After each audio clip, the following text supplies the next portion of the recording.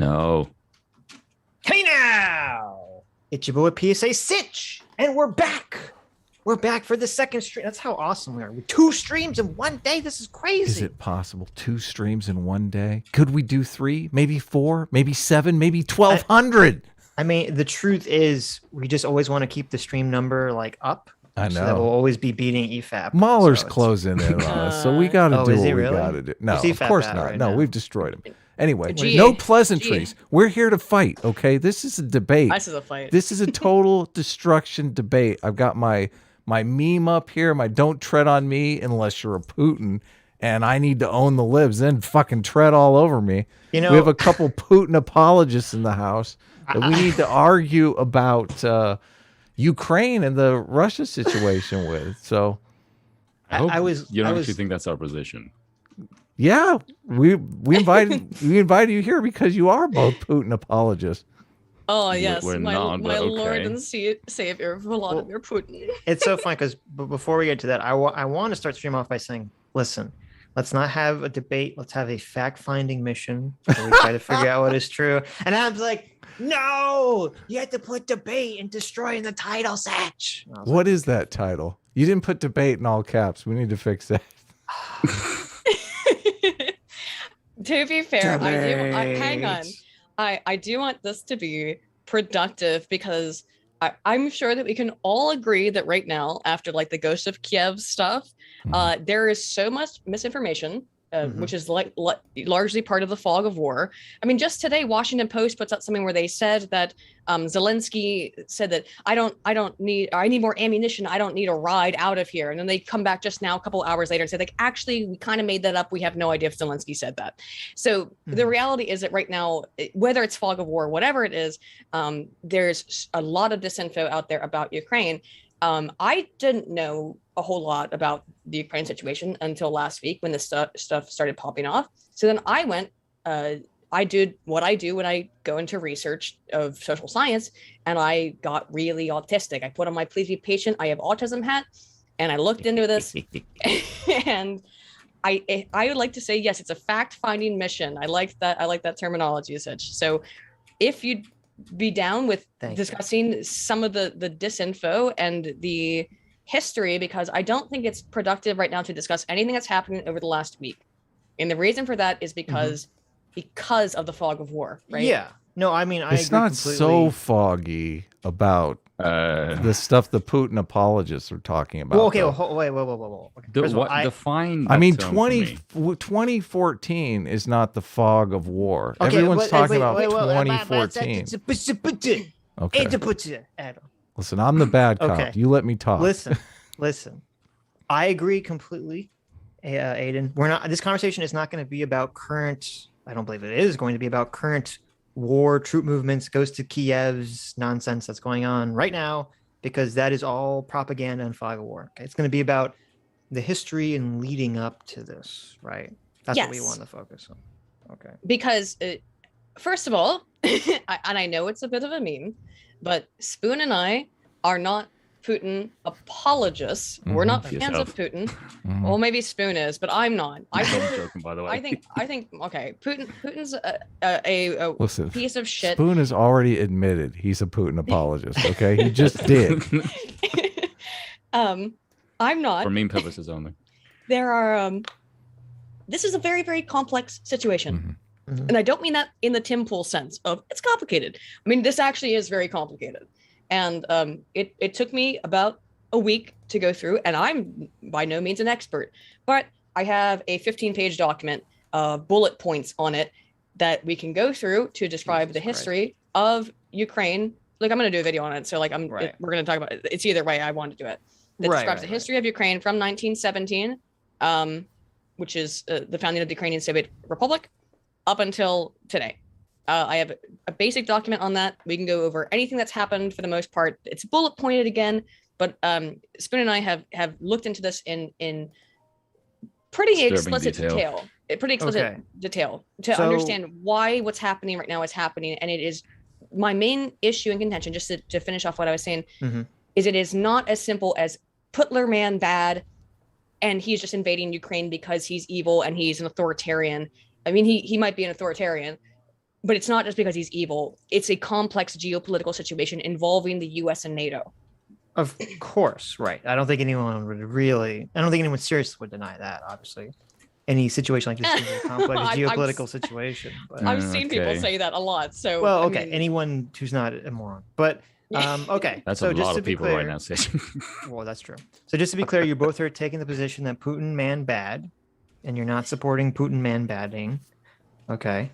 We are saying Putin man bad, but Putin man has reasons for doing what he's doing. Right. You're basically making a Okay. self-defense argument for Putin, and that's why people find it offensive. see. Yeah. You're No, it's not. basically saying Putin had no choice because he was being attacked by NATO. No, we're not saying attacked by NATO. It's more we like didn't say- aggressively posturing by NATO. Okay, so he had to do what he had to do because of the NATO posturing. No, it's more the case of he told the West several times, do not expand further east Right. towards our territory. And we And if you promised do, we wouldn't. you're going to risk an attack on And our we soil. promised. So he we told. So he promised we would basically not. told his neighbors, "Don't have those people over anymore. I really don't like those people you keep having over at your house. Okay. If you do it again, I'm going to shoot you." All right. So let's try to. All right. And Let's you're start making there then. excuses for the neighbor that let came me- over and shot the people let me- because they let me had try people over to- he didn't like. Let me try to narrow this. Do you N- think? Are you? I don't know if you're going to argue. Is Putin justified in invading the Ukraine? No. No. I don't think we're saying he's justified, but we're trying to explain. Well, I'm asking that you but. if you Oh, if you that think. but. No, don't. But- Please, may I please finish what I'm going to say? Yes. Maybe. But we're trying to explain from a Russian perspective Mhm. why they think they're in the right. I understand that. Right. Okay. But you can say, I don't think they're justified, but I understand why they would think they're justified. Is that what Does you're that arguing? make That's our yes? position. Does that make Oh, sense? okay. We're Right. trying to explain the Russian Gotcha. perspective, I and understand. if I Frankly, explain the in the West neighbor right now- perspective just fine. The neighbor doesn't like the people coming over to the neighbor's house. It doesn't make Right. it. It's not Well, justified. well, I don't Right. actually don't understand the metaphor. Let's start out, please, because I don't the metaphors don't work for Well, me. So why don't we start out with the promise of expansion? let's 'Cause you start with the brought that promise of expansion. up. Okay. So I'm going to go over a really short history, if you don't mind. It'll take me like 1 second, okay? So like 1 second or like One one with eighth that- second? yeah. take me a minute. Give me give me 1 minute to go over Okay, I'll this. give you 60 seconds. Let's. All right. What Okay. is this? This is involved the timeline. What is this? Yes, this They- is the Yes. I'm So going over the let's- timeline. Let's Give Sitch me- do the timeline, and you can. Well, no, object to I it or feel not. like it would be easier. I mean, I'm just not from my perspective. I think If there's I guess anything, it's- okay. May I think go if you front load the timeline, it's too confusing. I think Yeah, it's don't easier to do kind it. of focus on one specific thing and then work out. From No, there. I'm just It's gonna go not we're that just gonna- long. It's pretty easy to It's only a couple understand, points. I'm just going to go up to 1990 Okay. where this happens. Just up to 1990 where we get into this point. The Okay. main giant issues that happen in Ukraine. It'll take me about a minute and a half. Go forward. with Ukrainian your Soviet minute and a Union. half. Ukrainian Yeah, Soviet 30 Union is founded in 1917. Ukraine becomes part of the USSR in 1922. Ukraine annexes Romanian territories in 1940. Nazi Germany launches Operation Barbarossa against the Soviet Union in 1941. Stepan Bandera, a Ukrainian ultranationalist, serves as the head of the Organization of Ukrainian Nationalists in the OUN in Galicia. The OUN leader, Andriy Melnyk, alongside Bandera, is recruited by Nazi intelligence organizations to commit espionage and sabotage the Soviet Union. The OUN is supportive of extermination and forced relocation of Jews, Tatars, Roma people, and Poles in Ukraine. Bandera and the OUN issued an active proclamation of the Ukrainian statehood, which declared Ukraine to be an independent state from the Soviet Union. That's in 1941, June.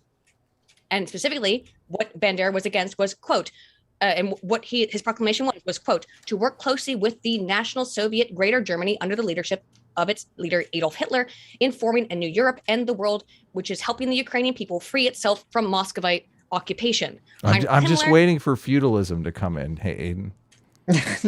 When are we going to start Why? talking I'm- about feudalism? I'm going up to 1990. Heinrich Himmler. Should we talk about the first speciation of Ukraine, or can we jump forward a little bit? This is all actually very important because we're going to talk about the longitudinal history of Nazi involvement in Ukraine. That's Okay. why it's important to set this up. But that's And- important for your argument. Is that important for your Putin apology? Please, I just want to. It's move on important from for this, it's please. important to understand the current environment in Ukraine in which there actually are neo-Nazis groups. Okay, Right. Heinrich Himmler forms the Ukrainian Auxiliary Police in July of 1941. Okay. There were It's split into There were two. Nazis in Ukraine in 1941. I can't imagine such a thing. I I mean, have it to was keep World War pausing II. the stopwatch, Adam, every time you interrupt. It's insane. Like, well, of course there were Nazis. They we're invaded gonna the country. Adam, I will get into the current information if you let me get through the background, so we can get up to 1990. Okay. The If UAP. you say feudalism, I'm going to lose it. I'm not going to say anything about feudalism. No one says anything about feudalism, actually. But The UAP is split into two categories. The first is known as the Schutzmannschaft, or protection team, which is tasked with carrying out anti-Jewish atrocities along with combating pro-Soviet partisan resistance throughout most of the Ukraine. The second group is simply referred to as the Ukrainian police, which operates under the guidance of the Nazi Schutzstaffel, the SS, and is given special autonomy under the Reichskommissariat Ukraine. The UAP were the major perpetrators of the portion of the Holocaust that occurred in Ukraine, in the region of Volhynia alone. And the Ukrainian police units exterminated 150,000 Jews in addition to the murder and deportation of countless other non-Jewish Ukrainian nationals. The Reichskommissariat Ukraine is overseen by the Nazi Party regional East Prussian branch under Erich Koch. Ukraine is admitted into the UN in 1945. The Captive Nations Committee is an anti-communism advocacy group that is established under the Eisenhower administration with the Ukrainian Nazi collaborator Yaroslav Stetsko as co-chair of that committee in 1959. Bandera, that guy who is a Nazi collaborator, was poisoned by Soviet agents and is now to this day remembered as a Ukrainian hero. He was killed in 1959. Now, this brings us to 1990. Who Are you ready? Who does he have like a Martin Luther King style holiday in Ukraine? Yeah, actually, he does. Unironically, yes, January 1st. He actually does. Yes, he Who actually does. Is it a national holiday or is it like they go out in the streets just this last year, Is it Adam, they a were out in the national streets. holiday? I asked you. Does the government recognize it, or does just this group recognize it? Yes, the government did recognize him as a Did recognize it, or does recognize God. it now? Okay. Please, Well, God. she's completely moving the okay. goalposts here. I asked her a I'm not question. moving the She's not goalposts, answering. because What do you want me to do? because I can't answer This it is in 5 completely seconds. irrelevant. It's Just- not completely irrelevant. How It's much? just Wait, completely okay. irrelevant. Please, first of all, Oh my all this God. Nazi shit. Wait, all this Nazi shit is like one of the least uninteresting part of this Totally. conversation. Why is Okay, it? Why? But wait, hold on. How much left do you have in terms of the? We're the now 90s up to 90. now? We're now there. That's what I'm That's saying. what I'm saying. How much do you have left? Now we're there. Now. No, but okay? how much of now is left? Is what I'm asking. Right now, it's my next thing I'm going into.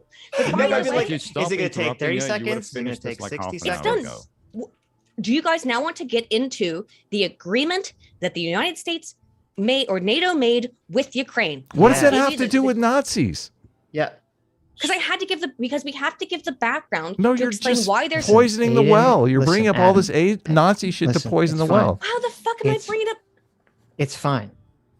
Let's talk about the agreement that NATO made. Can I please talk about? May I please really quickly, because it was brought up, the fact that Bandera was awarded the title of national hero of Ukraine Yushchenko. in 22nd of January 2010 by President Yushchenko. That's the Russian stooge, right? No, that's No, Yanukovych. That's the guy you think is. That's the guy after. Okay. So there's an issue here. So let's move into, because this is our okay. So I'm poisoning the well. Let's talk about Gorbachev meets with NATO, the U.S. Secretary of State Baker, yeah. with Baker, Yeah, and Baker right. promises Okay. not 1 inch east 3 times over on the 9th of February 1990. Baker promises Gorbachev that NATO will not move 1 inch east of Germany 3 times over on the 9th of February 1990. Okay. He's not talking about NATO expanding and absorbing countries to the east. They were only actually, talking I have about the they're document. only talking about NATO moving into East Germany. That's all that was being discussed in that conversation. That's actually not correct. You should read. Have you read the document? The full I document? haven't. I've read Mikhail Gorbachev literally say that though. Well, here, actually, because Gorbachev changed his opinion. So what I will be sending in the chat here is the full document. He changed his opinion after they signed the NATO agreement or before? No, yes, he There changed his wasn't any opinion. agreement, He first of all, formally. Yes, I He know. It changes was his- just like a oral but agreement or th- whatever. That Yes. agreement was made when the USSR still existed. Why Yes, would they but be when- having a conversation about whether current USSR countries would be absorbed into NATO. This is a very cute part of the argument is that well, NATO made that agreement with Gorbachev as part of the Soviet Union. We didn't make that agreement with Russia, so it's null and void. That's a cute argument. That's not what I said, though. Is that not what you said? Well, and I'm still struggling to figure out what all the preparatory Nazi stuff has to do with any of this. Okay, forget the Nazi stuff. Throw in the Nazi stuff. Well, then why do we even bring the Nazi stuff up if it's not pertinent to this situation? So stupid. Because it matters later. We'll talk about it later. It's just fuck. Okay. What I said was, why when they had this agreement about NATO and East Germany, the USSR existed. It still exists. It hadn't broken up yet. Yes. That doesn't make sense for them conceptually to be talking about whether countries that were part of the USSR then would be part of NATO, because no one thought USSR was going to break up at that time. That's why I'm saying this has nothing to do with that topic of moving east across Europe. Okay, so I have a question for you then. The whole point of NATO was to protect against the Soviet Union. If the Soviet Union is gone, why does NATO still exist? That's a completely different question. No, it's not really. Well, we're just talking about this one specific claim about did they promise not to move east? And by not move east, does that mean not have other countries that are east of Germany join NATO? And I'm saying that was never part of the conversation. May I read it? You can not once, but 3 times. Baker tried. This is from the declassified documents published by George Washington University. Not once, but 3 times, Baker tried out the not 1 inch eastward formula with Gorbachev in the 1990 meeting. He agreed with Gorbachev's statement in response to the assurances that NATO expansion is unacceptable. Baker assured Gorbachev that neither the president nor I intend to extract any unilateral advantages from the process that are taking place, and that the Americans understood that, quote, not only for the Soviet Union, but for other European countries as well, it is important to have guarantees that if the United States keeps its presence in Germany with the framework of NATO, not an inch of NATO present military jurisdiction will spread in an eastward direction. Yeah, we're talking about into East Germany. He said further European east countries. Of Germany. That's further past Germany. No, okay. Listen.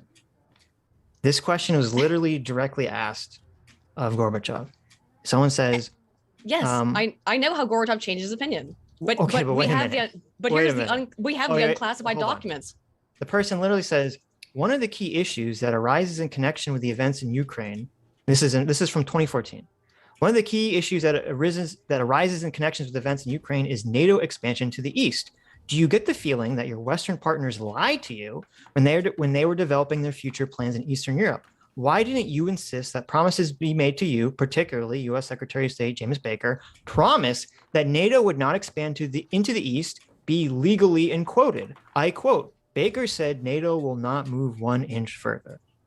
Gorbachev responds by saying, the topic of NATO expansion was not discussed at all and wasn't brought up in those years. I say this with full responsibility. Not a single Eastern European country raised the issue, not even after the Warsaw Pact ceased to exist in 1991. Western leaders didn't bring it up either. Another issue we brought up was making sure NATO's military structures would not advance and that additional armed forces from the alliance would not be deployed on the territory of then East Germany after German reunification. Baker's statement mentioned in your question was made in that context, the context of East Germany.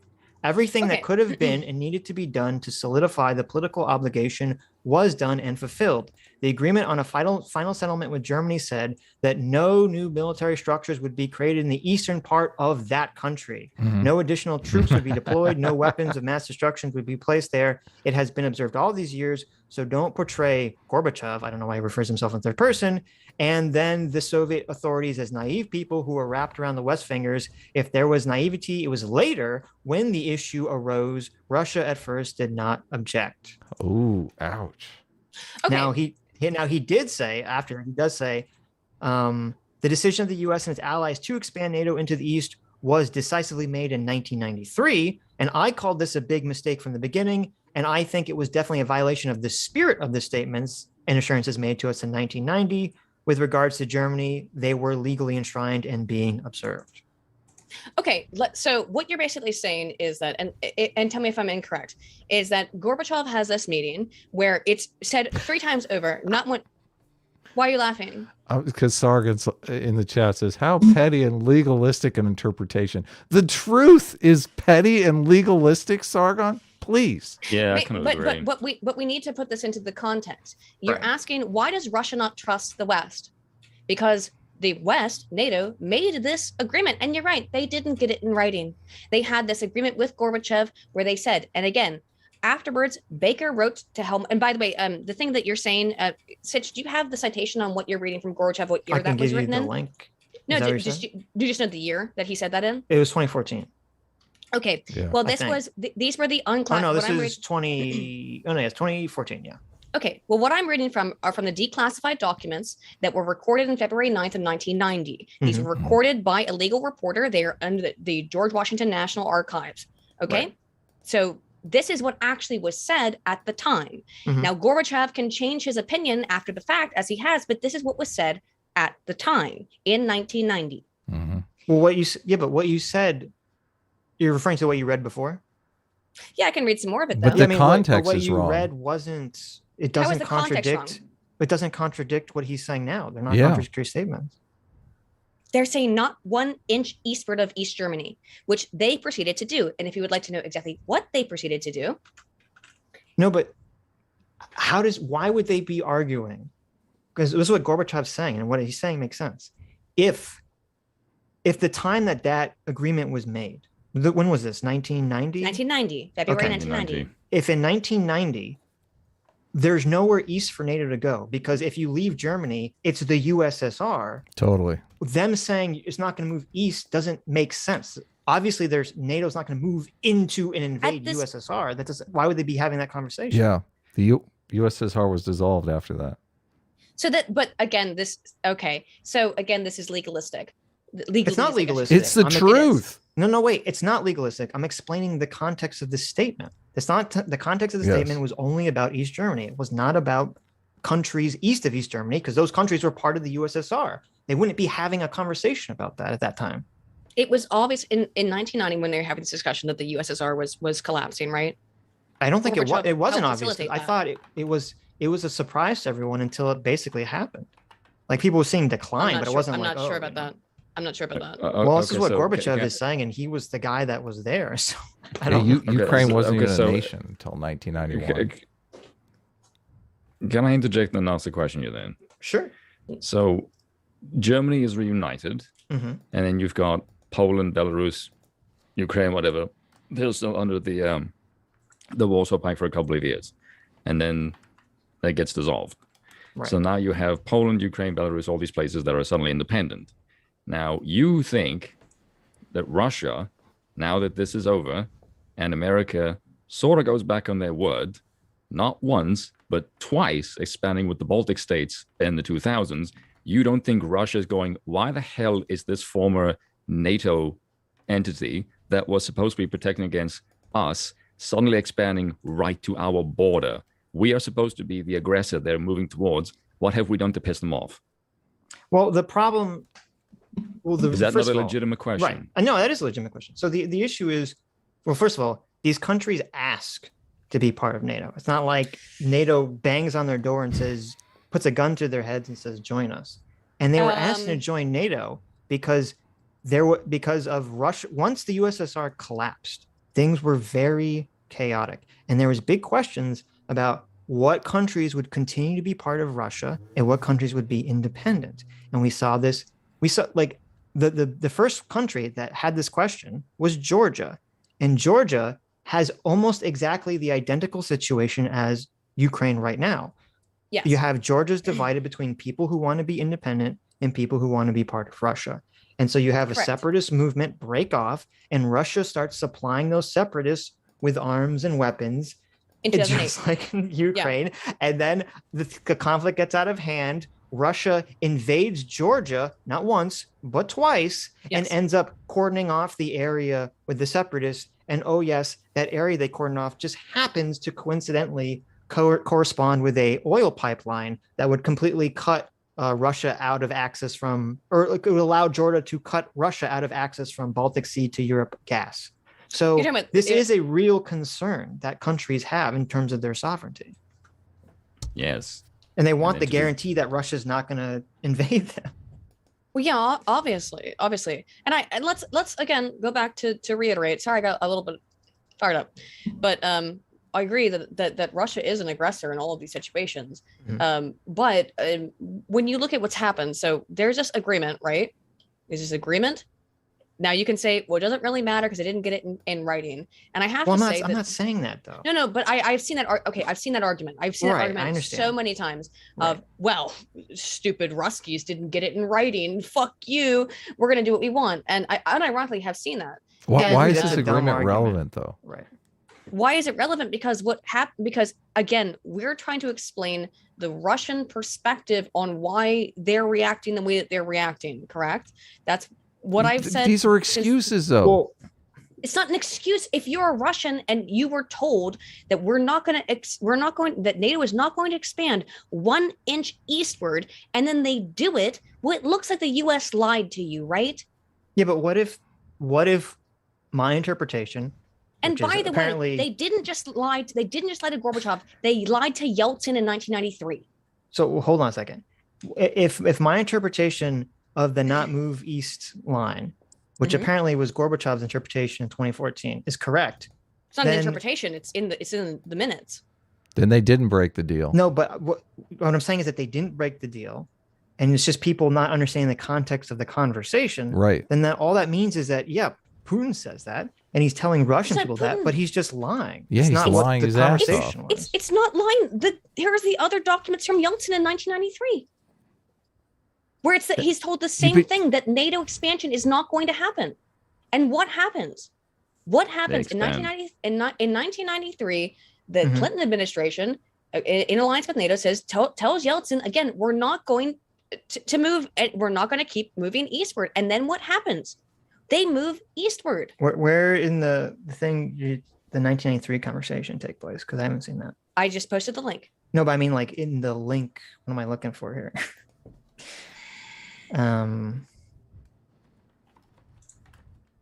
Because this is why I'm confused, because I have an article from 1993 and it says Russian President these documents were declassified in 2018.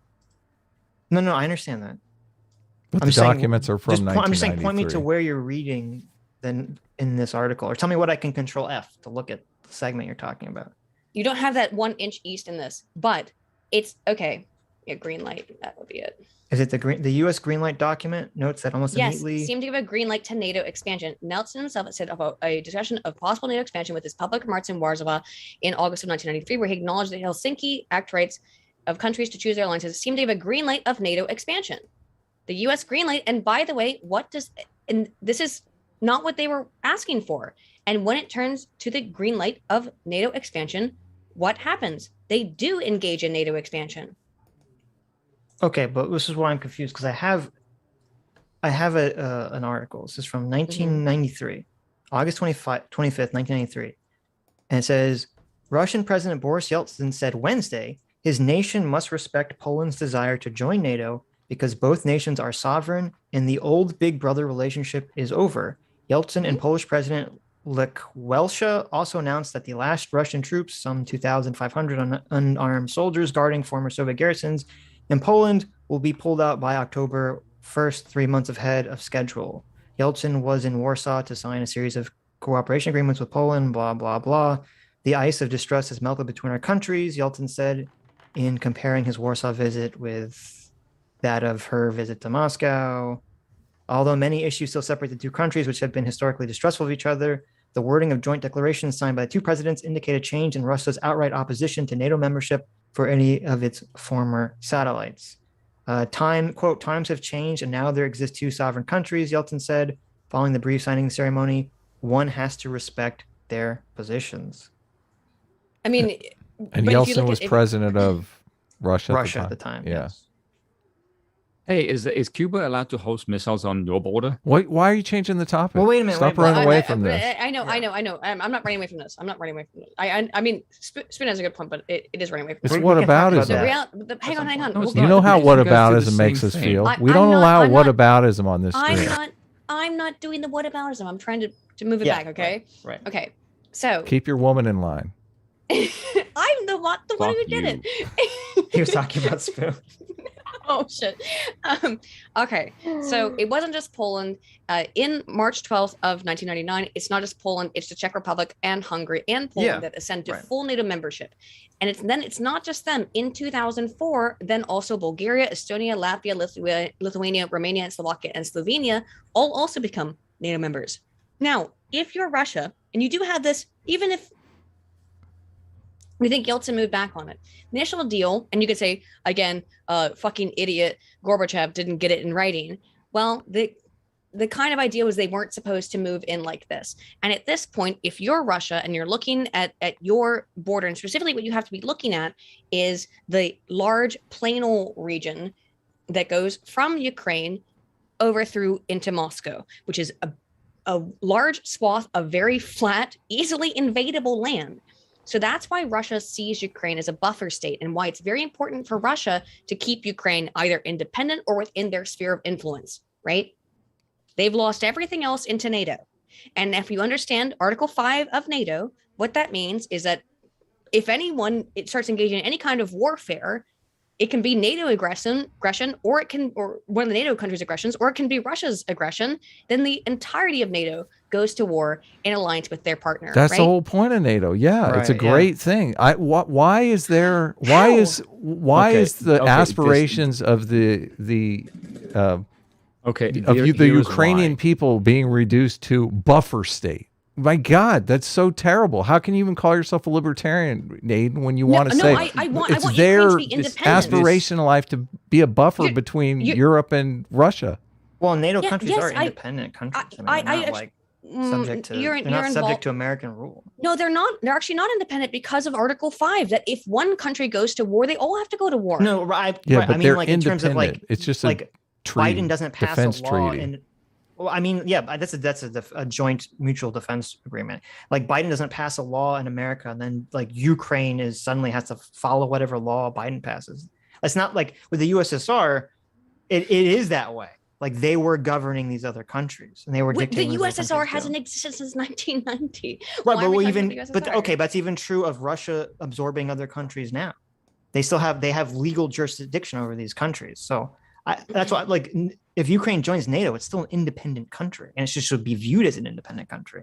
Yeah, what is your way, but Russia doesn't see it that way. Aydin, I'm curious. What is your argument for the Ukrainians' obligation to be a buffer state that doesn't join NATO? What is your argument for why that's their aspiration in life? Well, you're basically making the argument. You're making the argument. You're making the argument that Putin has every right to invade the country if they join NATO. That's basically the argument you're making. That's not what I said at all.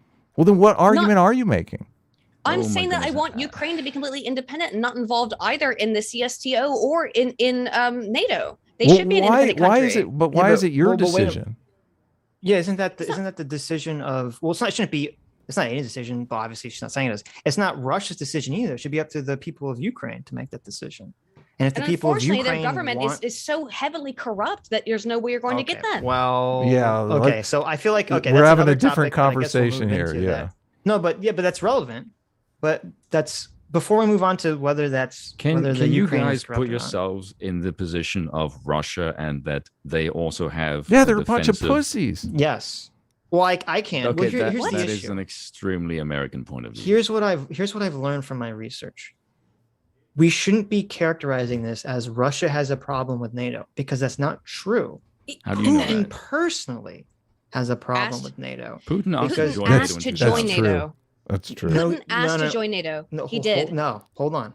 Oh no. And here's why. Okay, because when I look at and I'll read a thing. When I look at Yeltsin's comments and I look at Gorbachev's comments, and even when I look at President Medvedev's comments when he was briefly president in between Putin, even though Putin was still the puppet master, all these people had a lot more friendly views with the West and NATO, and Putin doesn't. Putin despises not just NATO, he despises the West and he despises America. And all of this stuff that's happening right now is really coming from him. It's not coming from this, what I would argue is a realistic concern of Russia to be invaded by NATO at some point. But you try to understand why, it's not just Putin, it's why a significant portion, not by the way, the majority, but why a significant portion of Russians don't trust the West when they see in their history, and that we don't see it this way, but they see it, and you can call it Putin propaganda, but I just sent you the documents of these agreements. Yeah, but we dispute. We're disputing the context of the statement. Yeah, but I'm saying What is the point? What is the point of you bringing up that they don't trust the West? Who cares? How is that even relevant? We're not asking for them to trust us. How is that even relevant? Are you kidding me? We're not asking. Military expansion right up to their border. You're asking. You don't think they have a right to think like, I'm kind of cagey. They have every right. They have every right to freak the shit out about it. They do, but they don't have the right to invade a sovereign country over that. Because okay, as I explained, or I tried to explain, if NATO takes Ukraine, right? And let's say you're Russia and you have seen the US in your perspective, okay, from your perspective, back out of its agreements that it made with you to not expand 1 inch eastward, and it keeps doing it, and it keeps doing it, and it keeps doing it. And wait, may I please finish my statement here? Mm-hmm. And now they're going to take Ukraine. And the reason why that's very important, because as I explained, there's this plain old region that goes right from Ukraine into Moscow. It's a straight march. There's no physical geographical barriers. And if you want to set up a bunch of missiles, if you're Russia and you think that NATO is aggressive, which it probably appears to be, considering that from your perspective, they've lied about not moving eastward, and they have. And now they want to take this barrier state, or what you perceive as a barrier state, and which, by the way, you also probably perceive as a fake government. And we can get into why they think that Ukraine has a fake government. that's covered by the West, then you would be terrified by having Ukraine become part of NATO, because it's like, okay, well, now they're going to set themselves up right at our last fucking border, right on a straight line into Moscow. That's terrifying if you're Vladimir Putin. I'm just saying. Well, let me ask you one question, 2 parts. Okay. Do you think it's realistic that at some point in the near future that NATO will invade the nuclear power that is Russia? And part 2 of that question, do you think it's reasonable for Putin to think that at some point NATO is going to physically invade the nuclear power that is Russia? Okay, but here's the problem with that. If you put the Ukraine forces with NATO, if there is any aggressive action on behalf of any of the NATO states, and Russia in any way fires on it, the entire NATO is called out upon Russia. That's his concern. That wasn't and the I don't think question that is an that he unreasonable asked. concern. Okay, but we can talk. That can be a follow-up. Okay, but US is part of NATO, so US would be obligated. He asked a very I specific that, question. But do you think it's reasonable to be afraid that NATO is going to invade Russia? Are NATO jets going to breach Russian airspace and attack Moscow? He's asking you a very specific question. Again, the issue is, and I'm not saying. By the way, I don't know what's going through his head. Hang on. Whose head? Well, Putin. But Putin doesn't control NATO jets. He's asking you a question about NATO. Do you think it's reasonable for that to be a fear? Yes. May I answer? Yes. I don't think it's necessarily reasonable. But okay. I've used this metaphor before, and I think it is apt. If you've ever played Civilization or any kind of 4X game, and who you see as the enemy, or who is aggressive towards you, and not necessarily. And by the way, particularly after 5 years of the United States media saying that Putin and Russian bots hacked the United States election, where it's pretty clear we're not very pro-Russia, and then you see them as amassing troops. That's how you have to see it. You have to. I am not defending Putin's actions at all. Well, you are. Invasion of. I'm not. Please, you're justifying them. You're very much justifying them. I don't know how you can say you're not. I'm trying to explain it from the Russian perspective. I'm not justifying it. We all understand the Russian perspective, okay? No, I don't think you do. I guess don't think you don't. Well, maybe what I'm arguing is, well, first of all, I don't think it's the Russian perspective. I think it's Putin's perspective, and I think it's propaganda, and I don't think it's valid. How is because that I think because I don't think it's based on reality. I think the main thing here is nothing to do with the physical safety of Russia. I think the main thing is this is about controlling Ukraine for economic reasons. It has nothing to do with being afraid militarily. And you've already admitted that Putin's perception deviates from reality, because you yourselves are saying that NATO wouldn't do that. I'm saying that. Okay, yes, I don't Putin think is NATO wrong. would do that. You've admitted Putin is incorrect. He is afraid of nothing. I'm not saying he's afraid of nothing. I think he has a realistic reason to be afraid. Because when you what is the realistic? So walk us through that. The realistic reason to be afraid is because of what? Okay, why is there a massive military expansion of the West on his border? I asked you already if NATO is going to invade. Answer that question. It doesn't matter if we're talking about the perspective of I am a sovereign nation and there's a massive expansion of military alliances moving towards my border. Why should he not be slightly worried about that? Who have also made it extremely clear that they hate you and they are blaming you for the hacking of the U.S. election. Okay, so first of all, again, this is in the context of Russia has already stolen Crimea and is attempting to steal parts of Ukraine. So it is completely valid for Ukraine to be afraid of Russia at this point in time, completely. But using your civilization, using your civilization 4K example, there's a difference between the closest city to you becoming allied with someone that you don't necessarily have the best relationship with, and them literally massing troops on the border. And I think that's very different. If Ukraine became part of NATO, and then they started putting a bunch of tanks and jets, and they started lining their army up around the border, then I would say, okay, well, then it looks like you're going to fucking invade. But that's not what anyone's really talking about happening. They're just talking about joining NATO, or actually with Ukraine, it's not even clear when they would ever join NATO, because it's the same reason they don't want Georgia to necessarily join NATO, and they kind of just dangle it in front of them, is because of the fear that you laid out earlier. NATO doesn't want to have a country that's having current territorial disputes with Russia be part of NATO so that they get drawn into a war. And that's part of, I would argue, exactly why Putin annexed Crimea, was literally to prevent them from joining NATO. Okay, so let's go into Crimea then, since that's a natural sort of we still, I mean, well, I still don't think I still don't see how Putin has a valid military concern from being invaded by NATO. Exactly. Because of Article 5. But that is a defensive treaty. That is a defensive arrangement. Putin has to invade them first. Right. Like if Ukraine invaded Russia on its own, the U.S. and NATO wouldn't suddenly say, oh, well, Ukraine invaded Russia, so now we got to go to war. That's not how it works. Okay, you guys might say, though, do you honestly think the West wouldn't actually try to sell at least weapons to the Ukrainians? Really? They have, by the way. You do that now. Are you honestly saying you think Ukraine would invade Russia? Is that the argument you're making? Let's be clear here. No, I'm saying if Russia went in, we're not not saying the Ukrainians. And we're not saying about Ukraine's either way, because, okay, so let's put it this way. If Ukraine had been accepted into NATO, right, which it has not, and they have now applied for immediate admission into the EU, and they may be accepted into NATO, I don't know.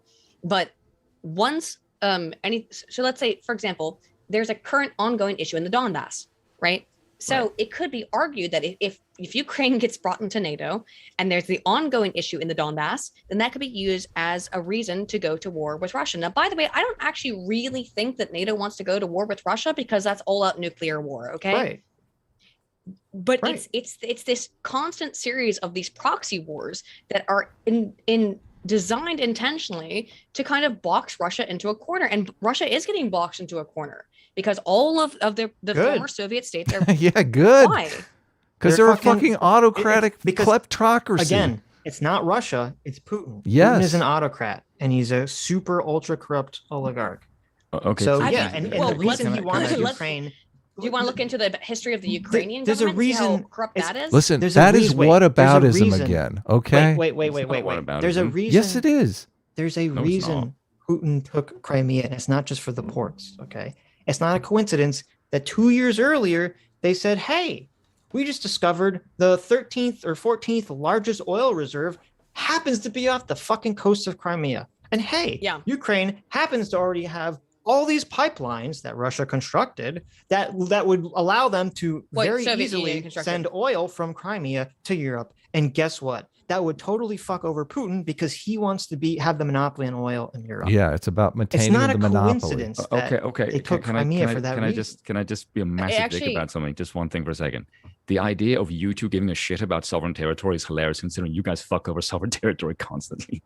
Okay. More whataboutism. Please stop. Okay. The whole fucking what about you? It's like a meme. I'm not doing that. I'm not doing that. Listen. There are two types of nations in the world. There are autocracies and fucking democracies. You're obviously, so if you do it for democracy reasons, it's totally fine. Well,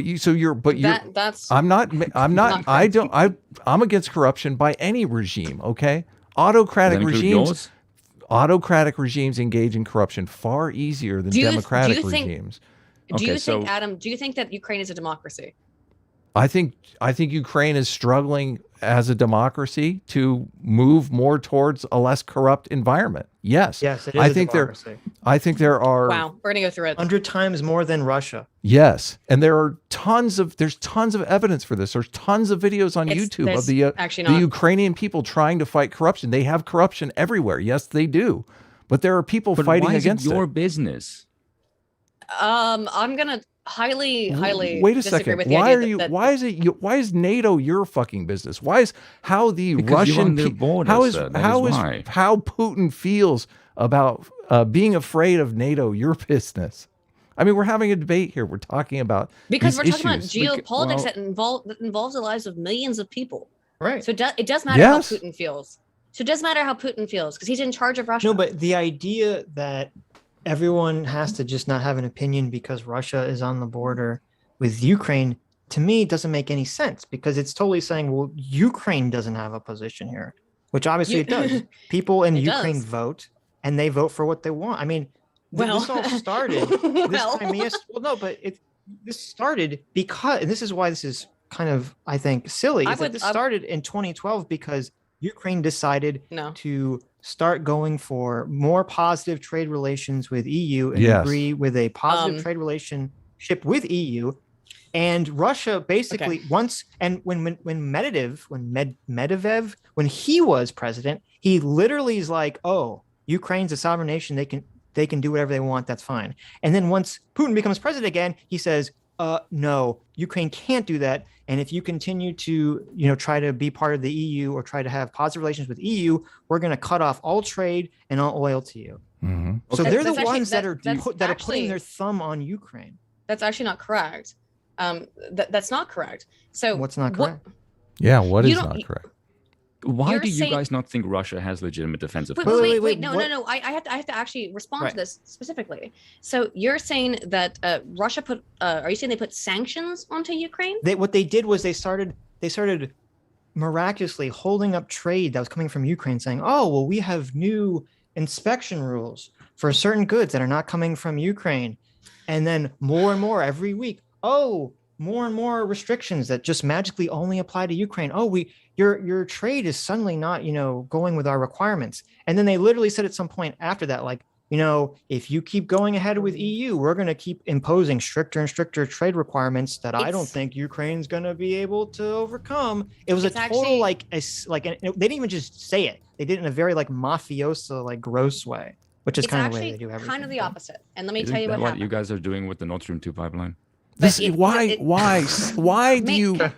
is whataboutism the only fucking argument you have? It's just a point of hypocrisy that you do the same things that you're accusing the Russians of. That's my point. Please respond to this. So let me just get this straight. Your argument that you're making here is because somebody else did it that it's okay for Russia to do it. Is that the argument you're making, Spoon? No, I'm not making that. Then why do you keep saying what about you?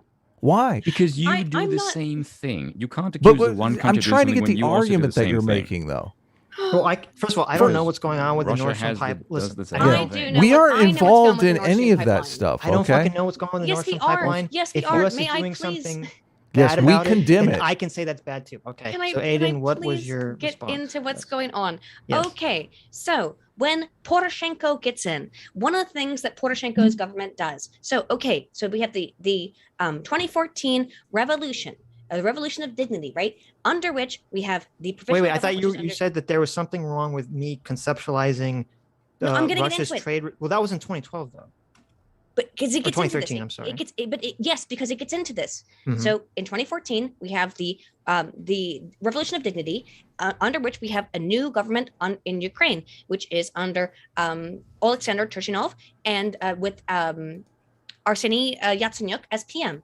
Now, after that, of course, Petro Poroshenko and Arseny Yatsenyuk become again president and PM respectively. Now, the thing that happens after this is that oh my god, if I just lost my train of thought, I'm gonna fucking shoot myself in the head. Oh, is that shoot, what was I talking about? I got Yanukovych. fucking no, not Yanukovych. It was about the trade deal. Is this 2010?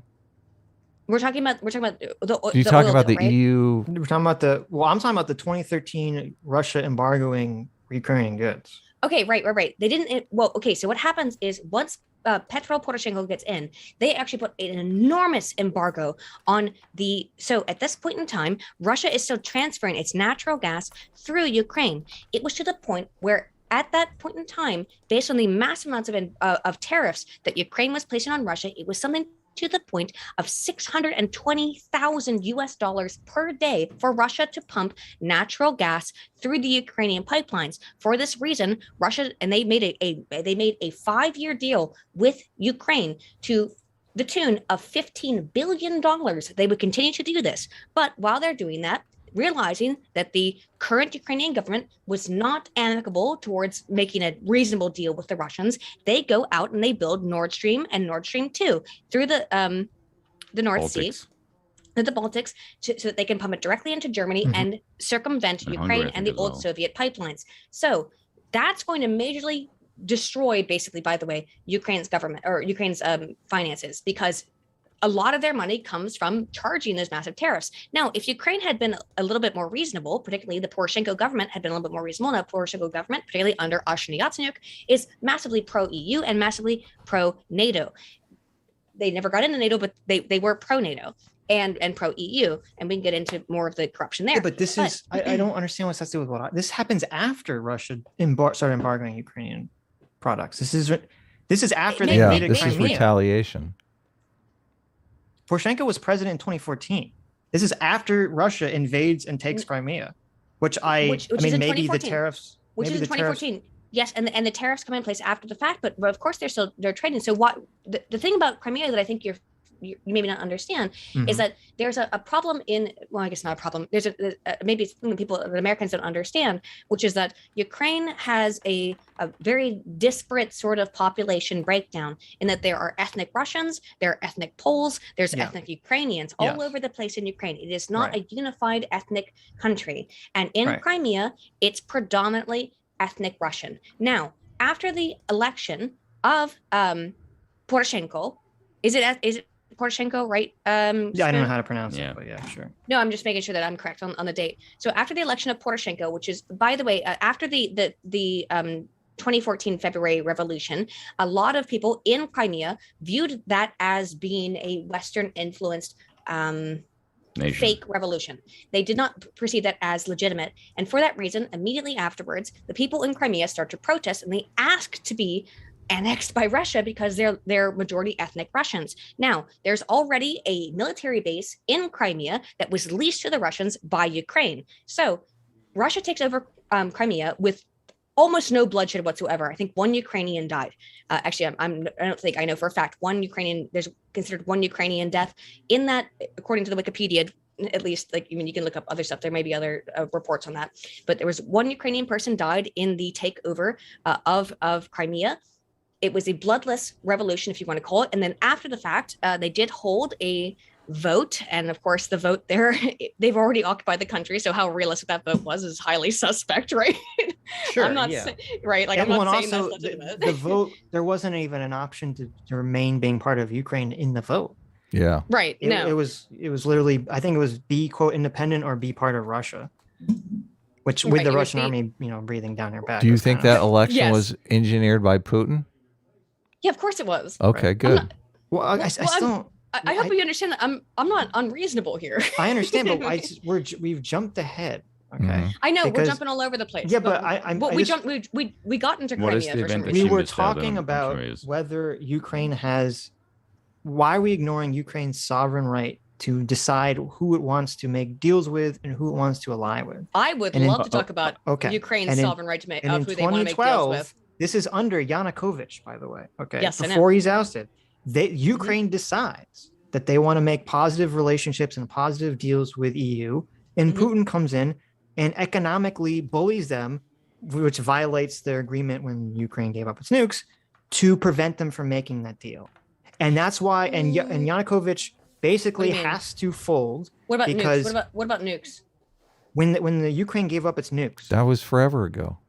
Yeah, but That was part of the forever ago. agreement, what was the name of that? Yes. That's the Budapest memorandum. Yes. Part of that Budapest agreement. memorandum, yes. Right. Exactly. Part of that agreement literally says that none of the countries will impose aggressive trade or economic pressure onto the country, right? To influence their politics, right? But the U.S. and the EU and NATO were doing that from the Russian perspective. They saw that as a violation. Oh my God. Again, when? Well, I know you can get upset by. Oh, let's get into it. How shall we get into how you can't Russia make would decisions based on the Russian perspective when the Russian perspective is wrong? I'm not making decisions. I'm not making decisions, Adam. I'm trying to explain to you. All I'm trying to explain is that people are just saying Putin man bad. He's little Hitler. He's double Hitler. He's Hitler 3.0. And it's like, wait a minute. You have to understand the entire history of this, and it's not so simple as Putler. Okay. Do you accept that Putin is an autocrat, kleptocrat, thief? Yes, but so is the government of Ukraine is also corrupt as shit. Now it is? It's always been. It's always been. And if you look into the history of the Ukrainian government, you'll understand that. Yeah, but that's but wait a minute. We haven't even began to look into that. Yeah. So much of I got all the information, so we can go into the conflict in Ukraine and in other former Soviet satellite countries is the population is divided between do they want to be more pro-European or do they want to be more pro-Russian? And a big part of that conflict is that the people who want to be pro-European see that, when we were under the USSR, we were fucking a corrupt shithole. And that why would we want to continue to tie ourselves to this sinking ship that is Russia and that further corruption? So, all this corruption stems from literally the history of being part of the USSR. The thing is, though, is that most of the more recent corruption has happened under the leadership of many of the people in Ukraine who have been pro-EU and pro-NATO. I understand, but I'm saying is we've talked about this a lot on the show in terms of institutions, okay, and creating institutions of trust in government and trust between people. These are things that take long periods of time to grow. And under the USSR, you have all these countries that basically had all their institutions corrupted and everything built around corruption. So of course it's going to take decades for that shit to wear off. But a lot of people, and I would say rightly do, see themselves as tying themselves to Russia, which is currently still engaged in mass corruption, as just making the situation worse. You think somehow being allied with the West is going to decrease their corruption? Very true. Compared to Russia, of course. I highly doubt it. I'm very suspect of. I'm very suspect of that. In Russia, they literally had under the law. Okay, we complain in the U.S. about how senators and representatives can engage in insider trading, which I think is really fucking bad. However, in Russia, Putin literally had it that by law, if the large corporations that were in Russia had to be owned and had to be boarded by government officials who were part of his cabinet. Okay, so if you're going it's like the most fucking corrupt thing. And all these companies are making millions and billions of dollars, and all of these people in government are becoming insanely wealthy. And Putin is believed to be the wealthiest man on the planet. The corruption level is astronomical compared to what's going on. But I don't think you understand how corrupt the institutions in Ukraine are. By the way, the difference is the direction that they're moving, though. There's literally a video on YouTube. I can show it to you. Argument. What are you talking about? So it's good at corruption moves in the direction of the West. Hold on a second. Yes. Do police officers regularly shake you down for bribes? I'm curious. Do you live in that kind of environment? No, but I don't see how you can. In the United States, do police regularly shake people down for bribes? Do they regularly take bribes? No. Are you saying though that corruption is fine as long as it moves in the direction of the West? No, I'm making a distinction between a corrupt environment and a non-corrupt environment. Wait. Let's not fall prey to the kind of socialist trap that our choices are reality versus utopia. No, yes. I wasn't. Right now. I was. Hang on. I was trying to right make now, sure because that's what it sounded like, and that was crazy. Okay. Right. Sorry. Right now, there's no utopian society. Right. Okay. There's no magic King Arthur Camelot for Ukraine to associate with. All we have right now is two choices: EU or Russia. That's it. There's no other magic alternative for them to join. Right. And is the EU and the West corrupt and have corruption problems? Of course it does. Of course it does. It's a system comprised of people that are shitty. Of course it has corruption.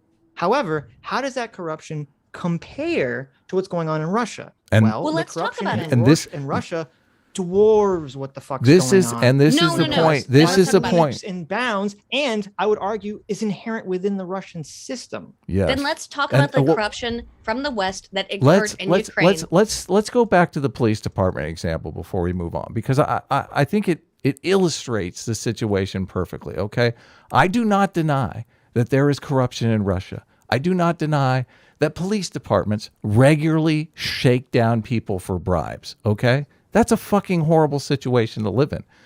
Does that happen in the United States on the reg? Is that like a regular thing that people have to deal with in the United States? I know you want to say that the United States is just evil, corrupt, and terrible, but just on this one point, Wait, what? Can you not, Adam? Can you not put words in my mouth? Well, I'm asking you. I'm asking you a question. You listen. Every time I open my mouth and I say there's a corruption thing, Spoon is going to jump out and say, but look at America. What about you guys? Okay. So I just want to, I want to establish, extremely calm. I want to just establish a baseline here. Is our Western governments, do their police forces regularly shake down citizens for bribes? Yes, I would say. They do? I mean, probably not to the degree they do in Russia and Ukraine. Listen, no, she can't. Sure okay, there's no point in having this debate, Sitch. If we can't, wait. if she's going to say that the level of corruption in the U.S. is the exact same as the level of corruption in Russia, can I just make a point here? That's not what I said at all. I said, do you think what? Okay, I'm sorry. Let me reiterate. May I? Please, I'm sorry. How many bribes have you given to police? I'm curious. In your 25 years of life, or however old you are. Well, I'm sure there's a corruption in England too, Sitch. Let her answer. How many English police have you had to give money to get out of a ticket? Down, for heaven's sakes, good lord.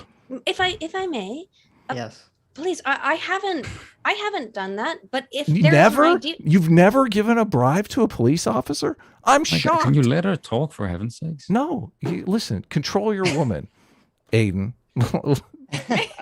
Okay, so if I may, please, Can you control your little bitch on the side here? Okay, please, if it's okay. I have never done that, but the idea that there's no corruption within the United States that involves bribing of the police. Tell me the story about your friend. Tell me your friend's story about your friend that was shook down for a bribe. Hold on. Let's not let's not fall prey to comparing zero corruption versus 100% corruption. Totally. It's not a realistic and comparison. By the way, I'm going to say that the Russian government's 100% corrupt and the Ukrainian government's 100% corrupt. Yes, but there's a difference going on in Ukraine, a giant difference. I mean, I'm not really sure there is. It seems like Ukraine, especially in its movement towards wanting to be more Western, is trying to move away towards corruption, and seems like moving towards Russia would only make things significantly worse, or at least stagnant in terms of. I actually don't think either one was a good option. I don't think moving towards the West is a good option for Ukraine. That's the only choices they have. And I don't think I think that if they were a pure independent state would be the best way, but the problem is they're being encouraged to be. It's not. I know. Totally. I know it's not realistic, and that is the problem. I would prefer a totally independent Ukraine, but they really do have to make the choice between NATO or CSTO. Let me give you a very concrete example, of why I think this way.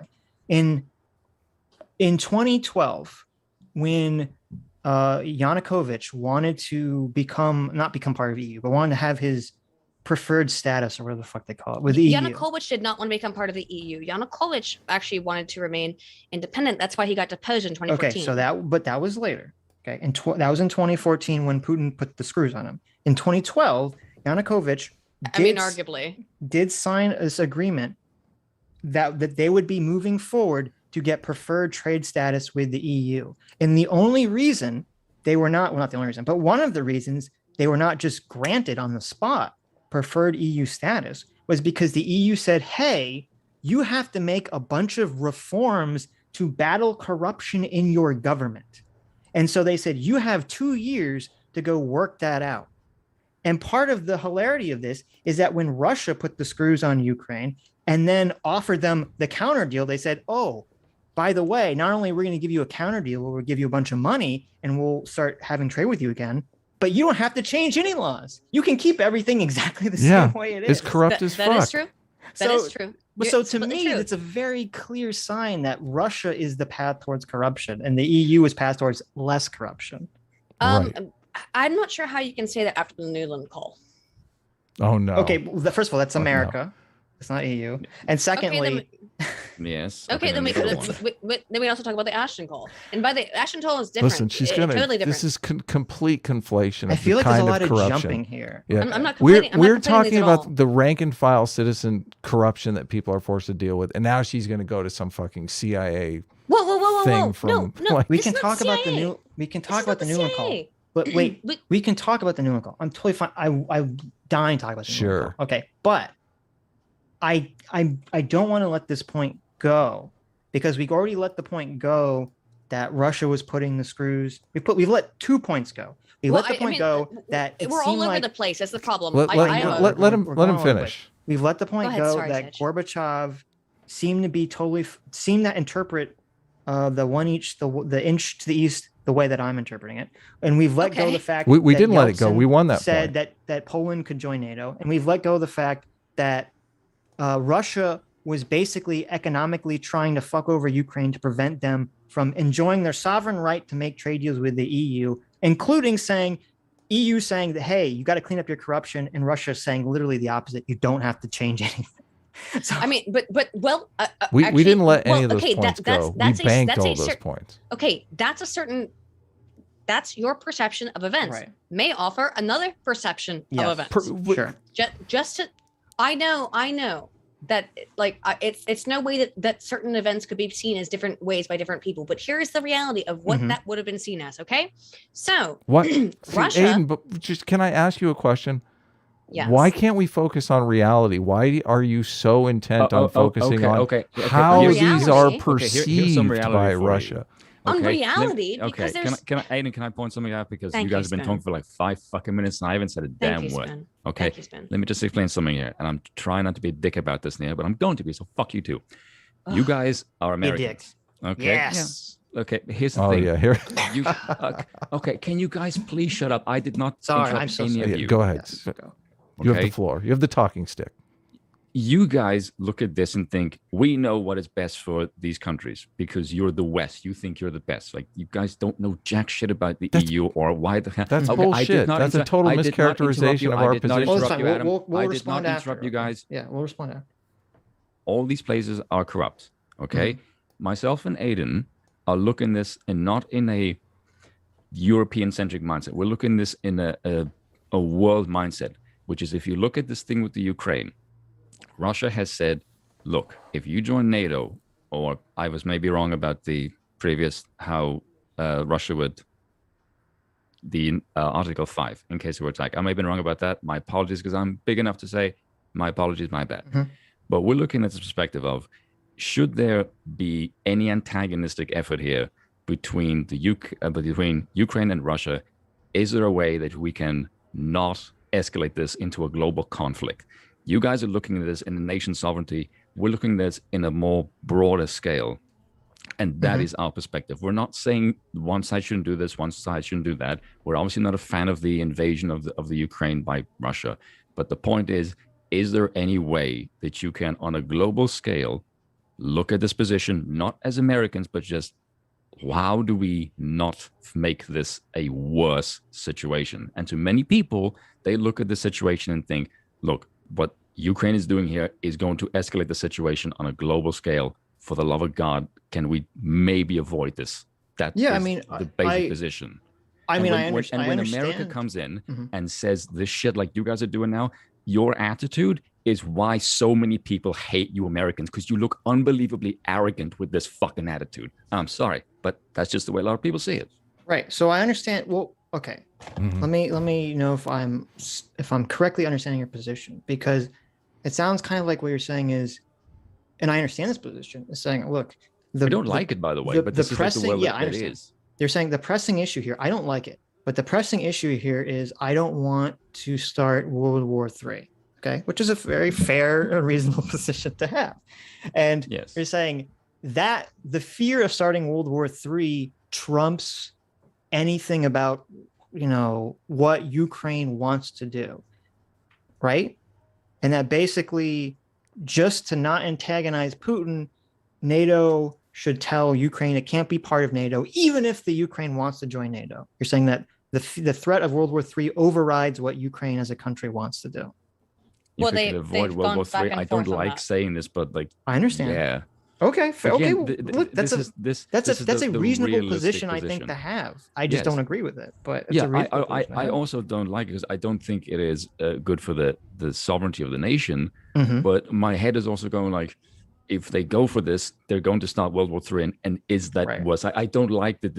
It's not a nice position to be in, but this is the situation. Well, yeah. And mm-hmm. Can we come up with like the argument from like Professor Wersheimer? He was get a neutral zone, and you can potentially avoid two nuclear superpowers having a go at it, because there's so much involvement now with nuclear threatening, and people are like, this is not funny. This is getting serious, and there may be a different way that we're not looking at it. That I hate. Which is I don't exactly like saying. I don't like saying offer up the sovereignty of a nation as a good thing, but like if you can come up with sacrifice a third, is there a third way? A third option. I don't like it, Adam, but if you can find me a way that you don't get two nuclear superpowers antagonists to each other, then we're saying it better. The conflict, it can't be avoided. NATO is just the manifestation of it. It's the thing that everybody's pointing to. The real problem is the fact that Putin doesn't want a first world, Western style, capitalist, thriving democracy right on his border, because he's an oligarch, he's a kleptocrat, and he's going to have his citizens looking over the border saying, oh my God, they have it so good over there. And the next thing you know, next 2014 revolution is going to be in Moscow. Yes, it's already happening. Sure. Right now, that Ukraine is a thriving. Well, before the invasion, Ukraine was a thriving capitalist system. No, but it's a fear of what the future will hold for Putin. Yes, I 100% agree with Sargon when he said that this little country will always be the puppet of someone. It's either going to be the puppet of the EU, so defeatist, or that's Russia. But wait a minute. That's what they said about America. Wait. I'm totally. That completely contradicts everything you just said. I said that Ukraine is always going to have to choose a side here. Okay. And you were saying, isn't there a third way? If you're saying there's no third way, then why are we having a hypothetical conversation about it? I think there is a third way. I think Ukraine should be totally sovereign. I think it should be its own nation, not involved in CSTO or in NATO. But the problem is there's no trust here, because say hypothetically, okay, it's the third way. If NATO and Joe Biden and Putin sat down, they said, okay, here's what we're going to do. Russia, you're going to give back Crimea. You're going to stop giving money to rebels in the east. That's a Ukraine's going to regain. I'm just saying. Let him finish. Let him finish. Go ahead. Sorry. Ukraine's going to completely regain its territory. Okay. However, Ukraine will make some 100-year deal with you. That's a fair use of their fucking oil pipelines or whatever. We won't put them in NATO. We won't let them join EU. And everyone has to fucking pinky promise swear to not fuck with Ukraine for any reason whatsoever. Okay. I would be fine with that deal. But the problem is no one trusts the other side. The West doesn't trust Putin to uphold that deal, and Putin doesn't trust the West to uphold that deal. Yes, so I don't know. That's not a solution. The neutral one. Well, okay, so hence the neutral zone. You're completely correct, Sitch, though, is that is the problem, is that nobody trusts each other. And it's because, well, both sides have reneged and have completely gone back on promises they made with each other, but particularly NATO has. And if you're in Putin's perspective, it looks like NATO wants to encroach upon your borders. And as I've explicated, if NATO has control of Ukraine, it's a straight shot to Moscow. So that looks scary to them. Okay, I'm not saying it's realistic. Right. I know that NATO is a defensive pact. I know, but if you are Russia, that looks scary to you. There's an element I don't know if you came across in your research, which is that a lot of Putin's feelings on this, which I didn't realize until recently, is completely a reaction to Libya, because apparently Putin was friendly with Gaddafi And he viewed basically when Gaddafi gave up his, Libya was being sanctioned and they're having all this pressure. And so Gaddafi gave up his nukes, which is like no one has ever, besides Ukraine, I don't think anyone has ever done that. And he gave up those nukes in assurances that he wouldn't be fucked with. And this was, I think, in 2003. Yes. And then what happens? 2011, Arab Spring, they revolt. The U.S. and the UN helps the people revolt against Gaddafi. And Gaddafi, dies fucking like in a horrific way. He's found in the hole and they shove a bayonet up his ass and like he just dies horribly. Wow. And apparently Putin saw this and was horrified by this. He thought he was friends with Gaddafi, and this became his fear about what he thinks is going to happen to him. So I think it has much less to do with NATO expansion and just that Putin basically sees himself as the autocrat who is afraid of getting revolted against, like in Libya. Because the French tried to help them overthrow the Gaddafi as well, by the way. French did. Right, the French did. One at a time, guys. One at a time.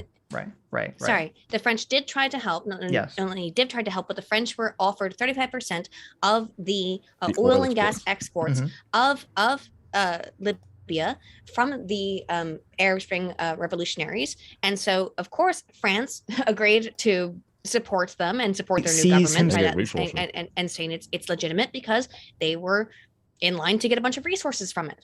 And it's a very similar thing to what happened in Ukraine, in terms of specifically the fact that there were, as we talked about the 2014 revolution. Okay, so it's and I could go into the precise details if you'd like to know exactly how much the West was involved in the 2014 revolution, because it's extensive. Okay, well we can talk about the phone call if you want to talk about it now. It's more than the phone call. It's way more. Well, we can start with the phone. The phone call will be the starting. Can I ask something random because it's funny to me? Yeah. Sargon told me to ask Adam, what does he think America and NATO have ever done wrong? I know, and I was going to respond. Sargon, whataboutism? You're above it, okay? Seriously. But that doesn't answer the question. It does. What is the argument you're making? Are you making the argument that because America is not perfect, that we can't have a conversation about whether or not the Ukrainian people want to move more towards a democracy or an autocracy? It's completely off topic.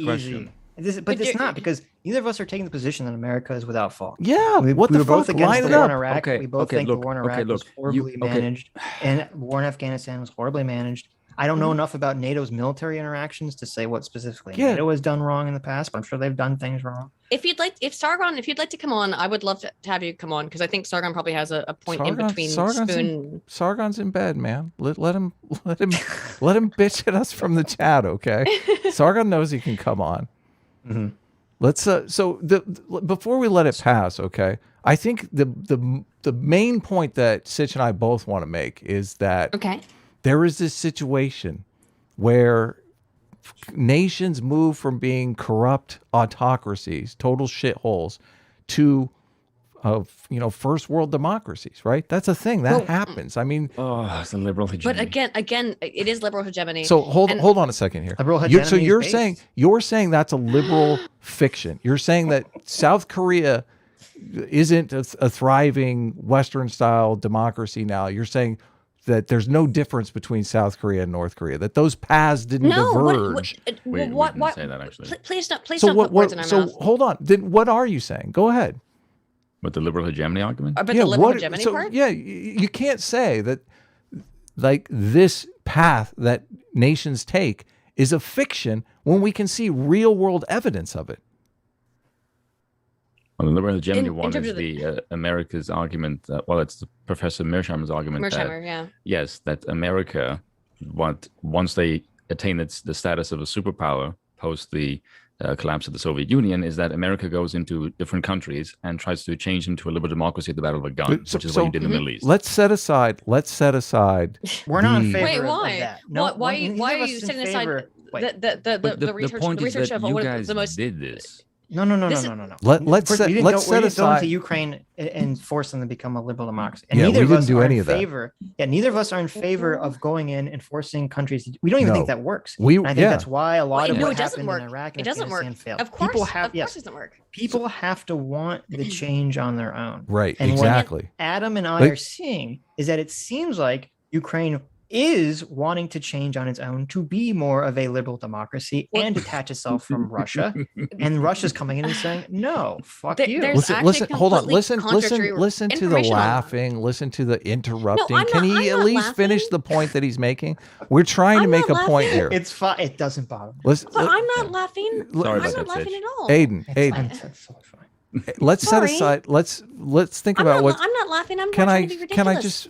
Oh, you want to Sorry, speak? Adam, Go I'm ahead. sorry. Go ahead, Aydin. No, Go no. on. Finish your No. point. Do we want No, I to talk didn't have a about? point. No, I Oh, didn't so have you a- didn't have a point. Oh, you're just Wait, interrupting. Okay. Well, can I make my point? I actually have a point. Okay, I'm so. I was actually trying to just apologize and say I'm not laughing. I'm. All right, Listen, never mind. It's how fine. long before the tears begin? That's what I want to know. Oh my I'm god. not. God damn. So, do we want to Eastern talk Europe about? is No, not liberal, so it's correct. I want to talk about this thing because it's so important to the whole debate that everybody is having here. Okay, Yes. we're saying that it's possible for countries to go from being a shithole puppet of other people to being, deciding the their own shithole puppet of the destiny. EU. Why must you interrupt? I'm trying to make my Do point. you think that NATO, hold on, NATO Sitch. Now countries- you're interrupting, Sitch. I just want to say, look, set aside the action because they're disagreeing with the action of that happening. They're saying that liberals want to say that they're the ones that are responsible for doing this. Let's set aside the action. You guys seem to be against the fact that that can even happen. That's an impossible thing. Okay, Adam, so it that's can not the point. happen. No, So the it can't. point That's is all I the want. organization- So it shut can. up, shut up. I don't give a fuck about that. Okay, you admit that it can happen. That's all I care about. Now we can move on. Yes, but this is not going to be done by an Yeah, organization I don't give like a the fuck. EU. I don't Well, give a yeah, fuck you have how to give you a fuck think because it this is happens. what you want to happen. Well, Right. No, it's no, you it's you not kinda what I have to want. care about It's how not what I want. Okay, happens. it's It's- what. Well, then it's- why do you advocate for the intervention then? Okay, well, wait a minute. I agree that U.S. or the EU or NATO can't militarily can't go force into them to do Ukraine anything. and say be a liberal democracy. But That what is a can straw happen man argument is that- of our right. position. But what can happen is that these countries say, "Hey, NATO, we want to join you," or they say, "Hey, EU, we want to join or have favorable trade relations with you," and then NATO and EU says, "If you want that, you have to enact these series of reforms to combat corruption," which is literally exactly. what was happening in Ukraine. Yes. Okay. Now can I? Do we just- want to talk about what was happening in No. Ukraine? Can I make a question? Just what Yeah. makes you think? Okay, I want to just a simple question. Right. What makes you think that's actually going to work? Because it has worked in the past. Yeah, it's worked in the past. I mean, Which how ones? else do countries? Yes. become- How do did South countries move Korea away- happen? Yeah. Yeah. Exactly. How do countries Because, move Korea is away not from Europe. Western, autocracies you need to- Western liberal hegemony to come in and tell other countries how to Oh, operate. see, you're just framing it. No. Again, No, I'm not that's saying that they true. come in and tell them. These countries want to join. They look at these organizations and they say, "We want to join that." And those organizations say, "Okay, here's requirements." Yes. You Okay, want it's to a be in our totally club, voluntary you have to thing. follow our rules. We don't say, hey, you have to come be in our club. We make our club. Right. I mean, We make our Ukraine clubhouse didn't have cool. to. Yanukovych could have said, "I don't want to be part of this EU deal. Fuck you." He could have That's what he made that. did.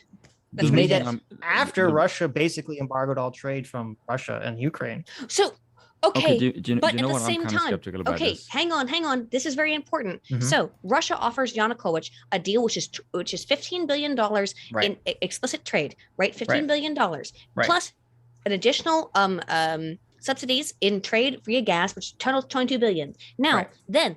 Very soon afterwards, John Kerry comes over and offers Ukraine $1 billion, and the government takes takes John Kerry's offer. You mean no? Was You mean it okay? Yanukovych or was that This is after Yanukovych is deposed. this is Poroshenko?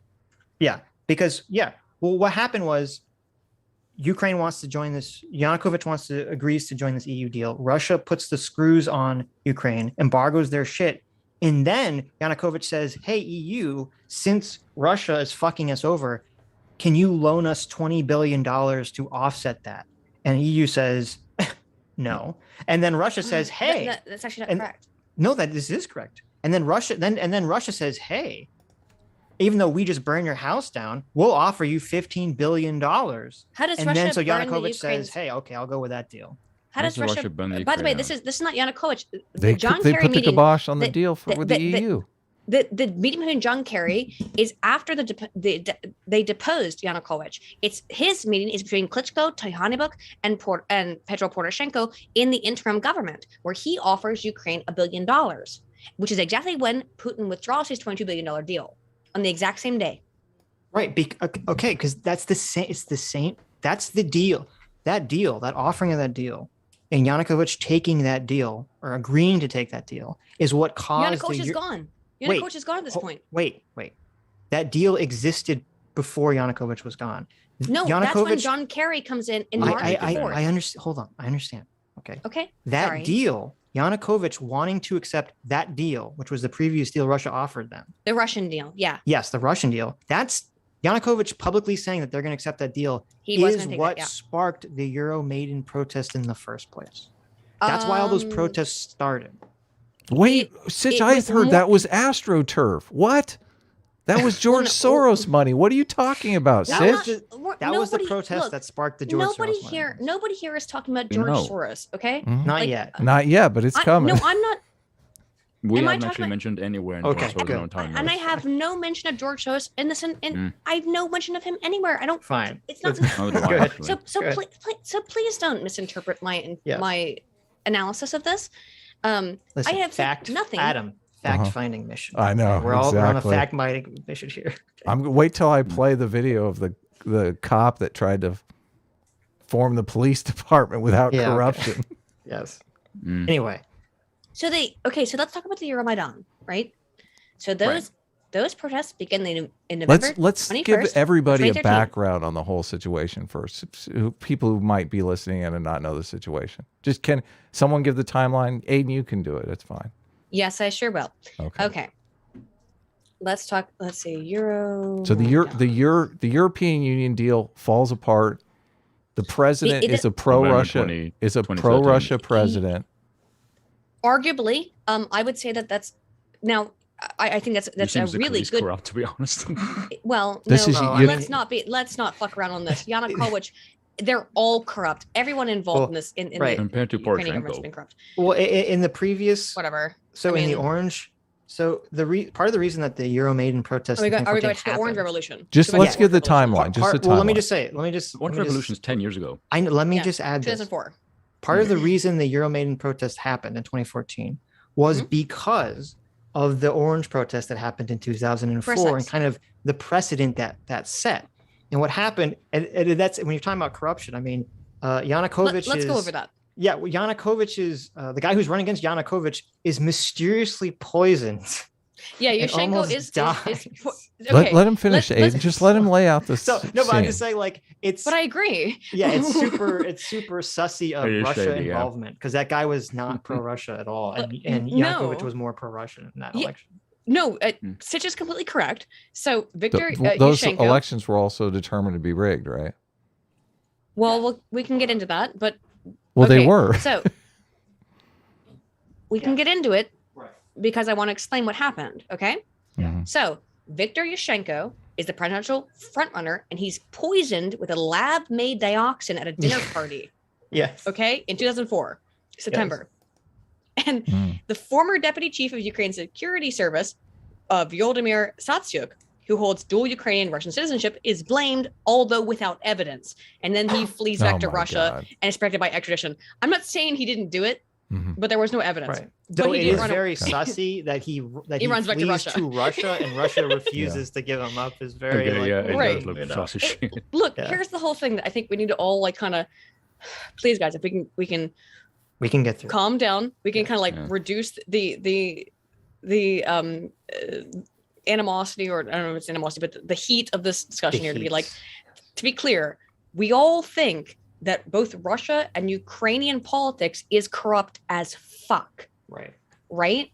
So it's almost impossible to make any real hardcore definitive determinations of anything that happened here. Listen, what year are we talking about? Are we talking about 2022? Or are we talking about 2004? Well, because you just said Ukrainian politics. We're trying to talk about the Orange Revolution right now. Okay. 2004. In 2004, agree. Corrupt as fuck.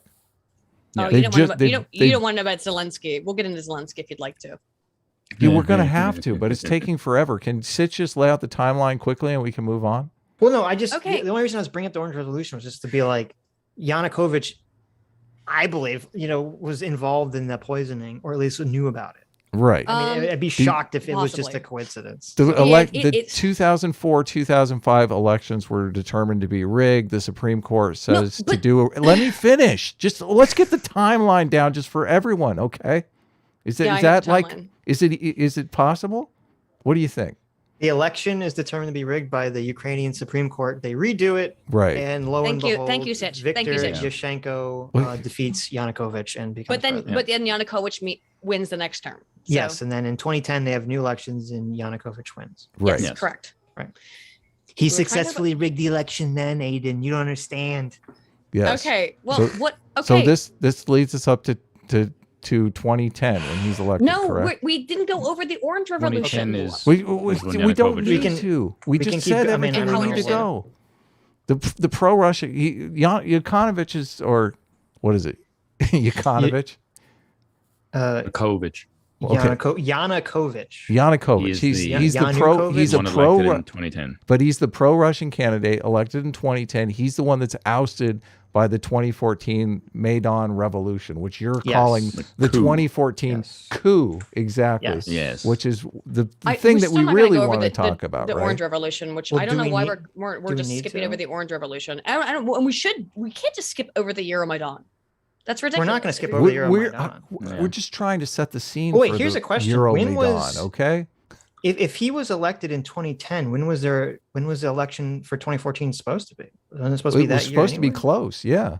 No, I think the terms are 6 years. Can I give my quick rundown on the Orange Revolution, if that's okay? 2004, 2000. It's the 2004 Orange Revolution because it is important. Okay. The whole problem that I think we're facing here is that it's people in the West who and it's no offense to anybody, myself included. I didn't know anything about this, so I had to go into it and look into it. Sure. Is that people don't know stuff about this.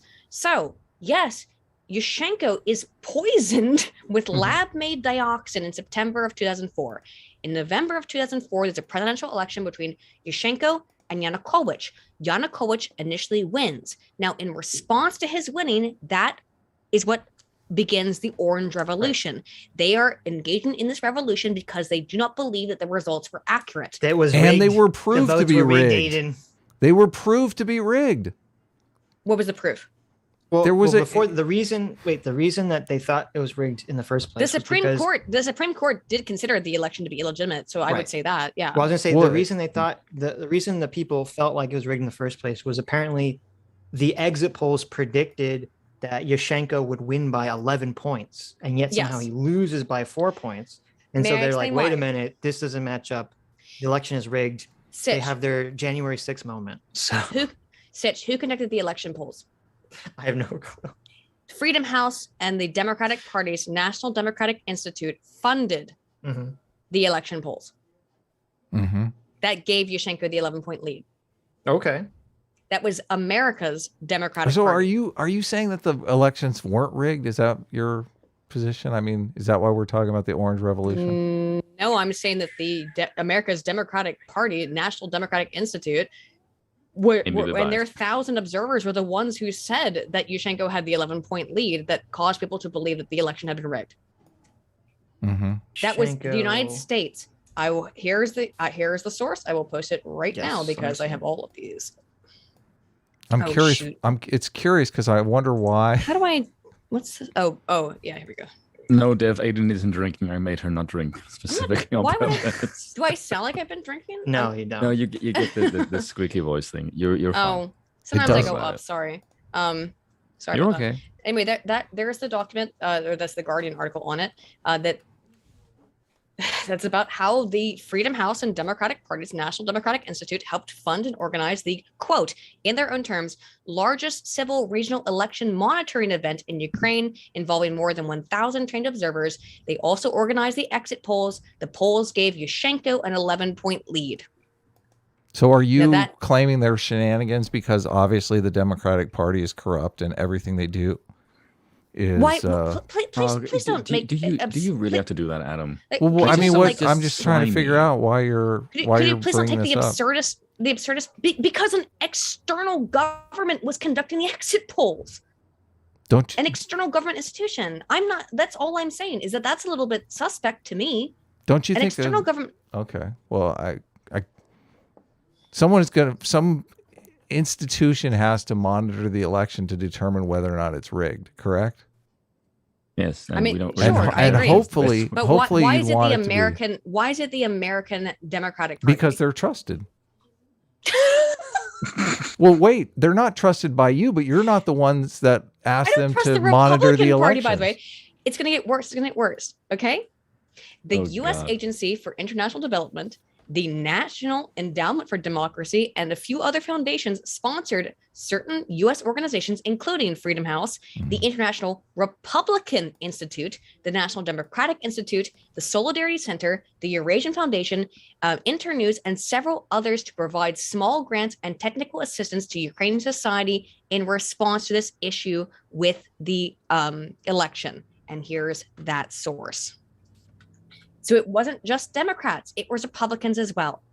And you are correct that the Supreme Court ruled that election in the 21st November 2004 as illegitimate, where so are you Yanukovych won. Are you Hang saying on. American Democrats and American Republicans were involved in this? 100%. Okay. Yes. So both parties in American politics were involved. It Yeah, says John McCain's deeply involved in this.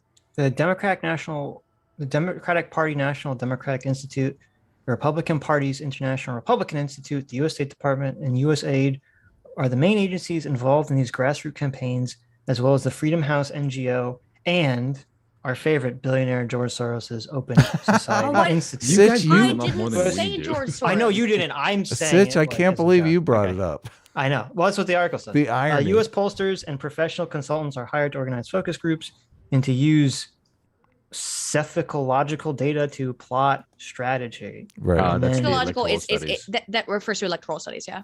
All right. Freedom way, House and the Democratic Party's NDI help fund and organize the quote largest civil regional election monitoring effort in Ukraine, involving more than 1,000 trained observers. They also organize exit polls. On Sunday night, those polls gave Mr. Yushchenko an 11-point lead and set the agenda for much that followed.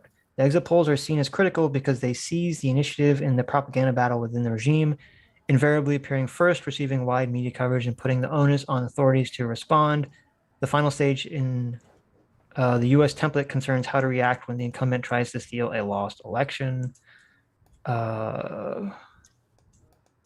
Mhm. Blah, blah, blah. Keep in mind the Article election that ends. we're talking about right now was deemed to be 2004. rigged and was redone. And when it was But, yes. redone, the pro-Russian What- candidate lost.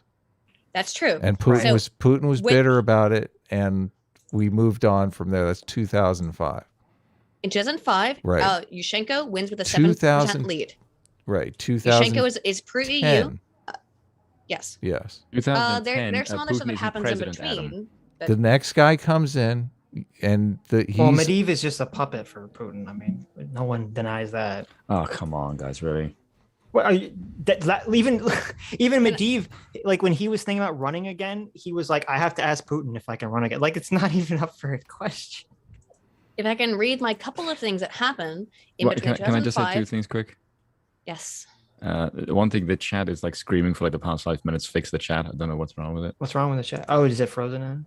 I don't know. Chat Apparently is it's stuck stuck with the on scrolling thing. screen, Adam. Oh, it is.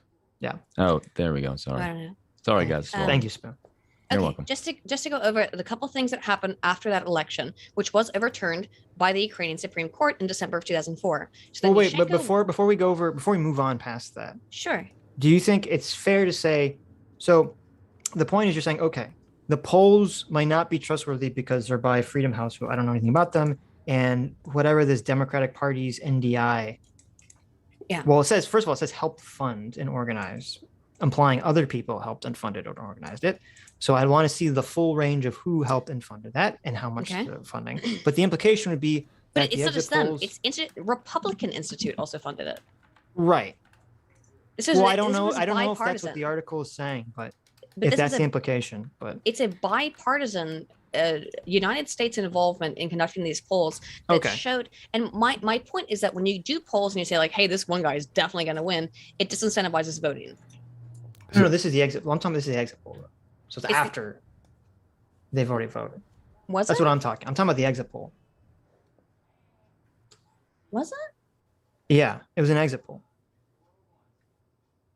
All right, it might have been. Okay, Right. I may so, have misread so that. Okay. the implication fine would be then. that because there's an exit poll that's in part funded by various U.S. forces, that the exit poll would be not trustworthy, especially if it puts the more pro-Western candidate ahead. But, and then I would counter that by saying you can imply that. However, the fact that Ukraine's Supreme Court said, we don't think that the elections are valid, and then they redo the elections, and Yanukovych loses by almost the amount, not quite, but almost the amount he lost by in the exit polls, seems to show that the exit polls were more right than they were wrong. Wait a minute. What are we talking about here, by the way? I've totally lost. Yeah, what? Here's your problem. The exit polls are conducted in December 21st. The election is on December 26th. Are you? Well, then it would be exit polls. Then I don't understand.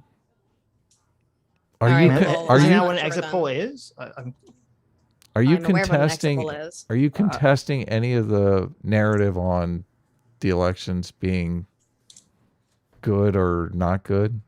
Why are we talking about this? I'm curious. Well, we Okay, can move I'm- on from this point. I All right, let's move on. Okay, so we're getting hung up on this. Okay, so the point is that whatever. The point is that Yanukovych loses in 2004, right? Yes. Yes. Or excuse me, that The pro-Russian candidate Excuse me. loses 45 to 52. No. Putin is bitter, and the pro-Russian candidate hang on. doesn't win again until 2010. And that is the president who is president when the in the second round Maidan of- revolution takes place in 2014. And the Yanukovych. Maidan revolution takes place because he nopes out on an EU deal that got people pissed. Right. Yeah, it got people pissed. But do you think that there was any Western involvement in the What? It doesn't Maidan? matter. It doesn't matter. I mean, it doesn't matter if another Well, government we- influences your fucking goddamn state. You guys go absolutely batshit crazy about this. So, Yes, do I 60, you think- lost your shit for this? right. Do I think that there is some amount of pressure from foreign A little bit. Let's go countries over it. into the domestic policies Let's go of over various countries? Yes, I do. Of course I do. That's just the way all this works. Yeah, what let's I don't- And let's it's funny. let's No, identify. I think it's funny to think that that's unusual. Yes. Well, and also, what exactly are you I mean, talking about? wait, Did they pay the citizens to go protest? Is that what you're insinuating? That Hillary they actually Clinton did. was out there writing checks to people to Let's show up and go be pissed? I mean, into it. there was like Let's go into it. there was Don't go- over Okay, do not at some bait point there her was over down because she will go 100,000 down a people rabbit there, hole. wasn't there? Okay, hang on. A couple of things that have gotten lost in the way of all of this stuff, right? Mhm. So, after 2004, Mm-hmm. again, Russian minister warns the Joint Chiefs of Staff that they should cease NATO expansion. That's in the WikiLeaks drops. Bush then immediately presses for Ukraine and Georgia to join NATO anyway in April of 2008. Okay. So even though Russia is saying stop this, the U.S. continues to push for NATO membership for Georgia and Ukraine.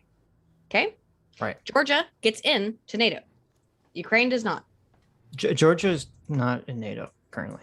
I Are don't they think. not? Yes. Oh, they're in the provisional. They're in the provisional thing. NATO was Yeah. offered, I think, in the 2008 or 2007 Bucharest summit at the end of it, where they said these yeah. three countries will be inducted, and Yes. it was specifically said by Putin, if you do this, you're going to see some shit. They're Yeah. in this. And They're all in this provisional state. Ukraine, where- yes, Ukraine and Georgia are in the forever limbo zone of well, but even the NATO someday. Maybe, yeah. Yeah, someday. Which is, but it's after George Bush presses for Ukraine and Georgia to join NATO that Mm-hmm. Russia invades Georgia in 2008. If Aydin, I have a question. Yes. If we're pushing, my question to you on why does it matter? The reason why it doesn't matter to me is because we're obviously pushing Ukraine towards a free, open, Western-style capitalist democracy. So that is my values. That's the way I want to push the entire world. Okay, I want to push them away from autocratic kleptocracies. I'm curious why you have this guffaw about American meddling if we're pushing the people in a direction they actually want to go. The elites Why do you don't think want they them. do? The elites don't want them to go into that direction because they're picking their pockets around every corner. Okay, obviously And the if elites West are going to goes be ahead, do the against same it. thing. What? Why do you? I have So to ask this question. that's Why, you answer may my I question. please? Spoon answered it perfectly. Spoon's perception of the situation is that our economic elites are just going to pick their pockets. That's your perception. They did. Yeah, that's my. So exactly, that's my. How did perception. they? What evidence do you have of that? How did Hunter get on the board of Burisma? Let's go into that. One elite Hunter. Just one. Okay, so How about Archer as well? So two. So only. Do you- so it's do only. you- It's fine that. It's fine that those Also, fuck do you? around I with mean, some I other would. countries' I would economic love. Also, I perspectives. would love to know. I would fucking love to know how Hunter Biden got on the board Let's at Burisma. go. Wait, So- wait. There's a huge difference here. Okay. Mhm. All corruption is not the same.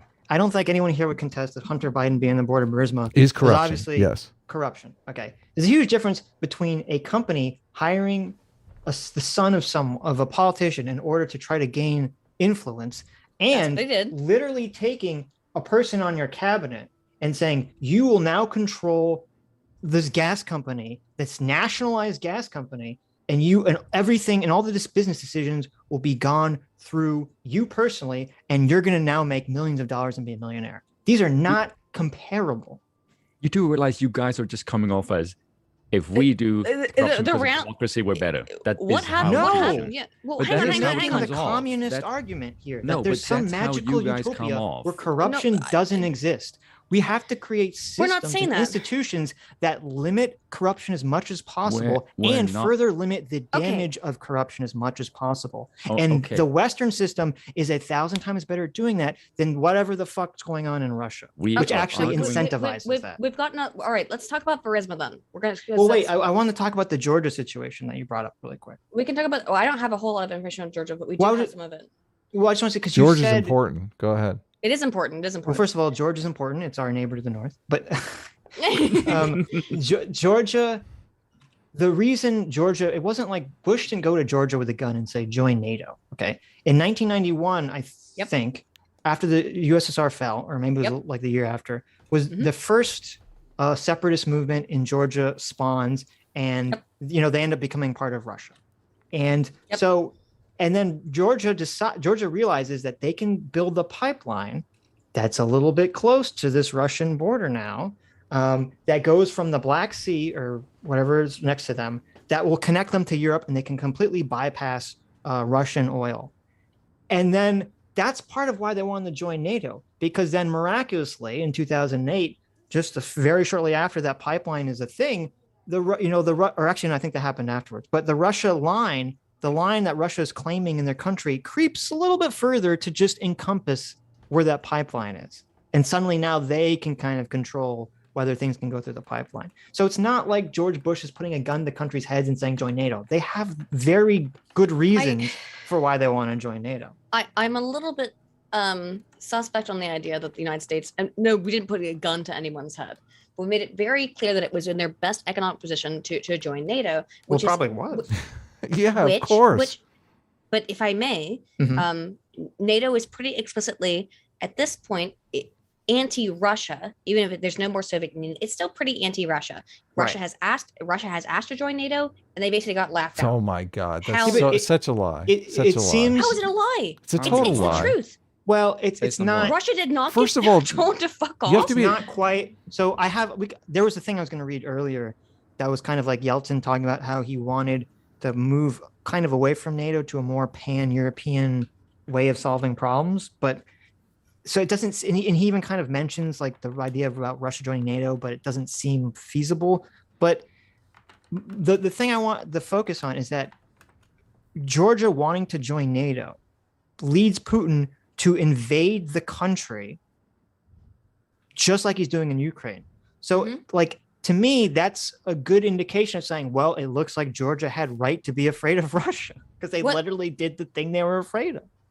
But from Well, Russia's because they were perspective, they told, have don't come encroaching on our territory because we are feeling kind of cagey about it. Please don't. And then you keep Well, they're not. encroaching on them over and over Georgia's again. Georgia's not encroaching. If Georgia Jesus. joins No, NATO, but they don't. NATO is. By the way, if you're not Yeah, but- aware that Mhm. that Putin tried to join NATO, there's the article on it. He tried to join in 2000. Okay. So again, we get into this weird situation where morally, now you might say in terms of preventing World War III, maybe, but from a moral perspective, Russia should not have the right to dictate whether Georgia joins NATO or not. I'm going to say something that's kind of controversial and maybe it's going to be dickheaded, but morals tend to go out the window when nuclear weapons are involved. I know that's not a nice take. Okay, but so no, that's fine. So you're saying none of that. Position. Again, another virgin sacrifice offered up for the Putin god. If this that's your Putin position, thing. But if anyone with nuclear weapons, I guess. If that's your position, that's fine. What? I just see that as basically the modern equivalent of appeasement. Yeah, say, total we have appeasement. a crazy guy. He's got nukes. You just have to let him do whatever he wants. Yeah. And I don't know if that's really the way to go. This is how Putin treated Trump. Why was Putin trying to join NATO? Because every single other ex-Soviet Union country was joining NATO at the time. You have to be a democracy to be in NATO. Are you saying that Russia is a democracy? I don't think he would have met the requirements. Yes. Are you? Oh my God. You're saying Russia is a democracy now? So question and I'm for saying you. neither Ukraine nor Ukraine are democracies. Neither Russia nor Ukraine. Oh my God. Okay. Are you telling me that in the 2008 when Ukraine was up for appointment, are you trying to tell me that the 2008 Ukraine is less corrupt or equal and is ready to join NATO as about as 2000 Russia? No, but that's why they didn't join. They gave them ultimatum. They said, listen, clean up your act or you can't come in. We already talked about this. And the Ukrainians were doing this? Yes, there's a million videos on YouTube spelling that out. There's a video on YouTube of a guy who literally tried to start a police department that was not corrupt, that did not shake down people for bribes, and was demoralized that the state wouldn't give him enough money to keep it running. The fucking corrupt police departments make more money because they can shake down the citizens. I find it a bit suspect when that's why you shouldn't defund the police. Comes into I find that a bit suspect when Poroshenko comes in and then Hunter Biden is signing the border Burisma. Listen, we're having even the Ukrainians. We're having different conversations here. You're talking about the elite, and I am talking about the institutions people are forced to deal with every day in their daily lives. And also, the judges, the police, the people around them. Isn't Burisma a private company? Okay, I mean, but the government can't dictate who a private company can put on its board, right? Like they can't say you can't have any foreign sons of vice presidents on your board. It looks a bit suspect when he's on the board. Yeah, it looks terrible. 100% corrupt. I'm just saying I don't know what you want the government of Ukraine to do about it. But why is the son of the guy who, well, depending on how you see it, helped install this government? Why is he suddenly there? Hold on. Because they want because they want to have influence because they're under investigation right now. Obviously. Yes, and then he boasts about firing a prosecutor that is investigating. Okay, we can get into all that. Oh my God. Okay, good. Let's talk about that. Well, before we get into that, because we still have to talk about the Maidan. The question is, we have a lot to talk about. Encroaching on whose? I want to read the article you sent me, Aydin. Okay. It says ex-narrowhead says... I went to go pee, and I didn't know what you guys were screaming about. You weren't... Oh, shit. It's totally fine. I want to read the first couple paragraphs of the article you sent about Putin wanting to join NATO. I made more than a little bit, but yeah. Okay. It says Putin wanted Russia to join NATO, but did not want his country to have to go through the usual application process and stand in line with, quote, a lot of countries that don't matter, according to a former Secretary General of the Transatlantic Alliance. George Robertson, a former Labor Defense Secretary who led NATO between 1999 and 2003, said Putin made it clear at their first meeting that he wanted Russia to be part of Western Europe. Quote, they wanted to be part of the secure, stable, prosperous West that Russia was out of at the time, he said. How dare the Labor peer recalled an early meeting with Putin, who became Russian president in 2000. Putin said, quote, when are you going to invite us to join NATO? Robertson replied by saying, well, we don't invite people to join NATO. They apply to join NATO. Putin responded by saying, well, we're not standing in line with a lot of countries that don't matter. Yeah. I mean, I don't know, it's kind of base. Seems super serious to me about so what he's basically saying is, well, if Russia seriously wants to join NATO, all they have to do is apply for it. Well, if Russia's not applying to join NATO, then they're not serious about it. That's what he's saying. But can you Aydin, see what why is Russia would not feel like they're invited? Aydin, what does Putin do? But Aydin, what does Putin do when he gets to that part of the application where he has to check democracy? What does he do? Well, he got voted in and out. According to like that, if Ukraine is a democracy, then Russia's a democracy. And by the way, I don't think either one is. First of all, Ukraine is not in NATO right now. That's part of the fucking problem. But Ukraine was also applying potentially. Yes, and there were stipulations given to them that if Russia applied, would probably get stipulations too. Correct. We're talking about two countries here tonight. We're talking about predominantly, and others. Aydin, I just want to make sure you're following along here. Okay. Do you think I'm retarded? I'm questioning. I'm questioning right now. Listen, we're talking about Russia applying to NATO, and you keep talking about Ukraine, who, was applying to NATO, but NATO came back and said, "No, fuck you. Get your act together about corruption." No, they didn't. Well, they didn't say "fuck you," but they said, "Get your own weapon." They said, "We'll dangle out in front of you. You can join us at some point in the future. Right. Get your shit together." Yes. Right. Sorry for my hyperbole. So if Russia applied to NATO, the same kind of thing might happen. Therefore, Putin said, "Listen, I got a good kleptocracy going here. I have a good time shaking down my citizens and being the richest man in the world. Why the hell would I apply to NATO?"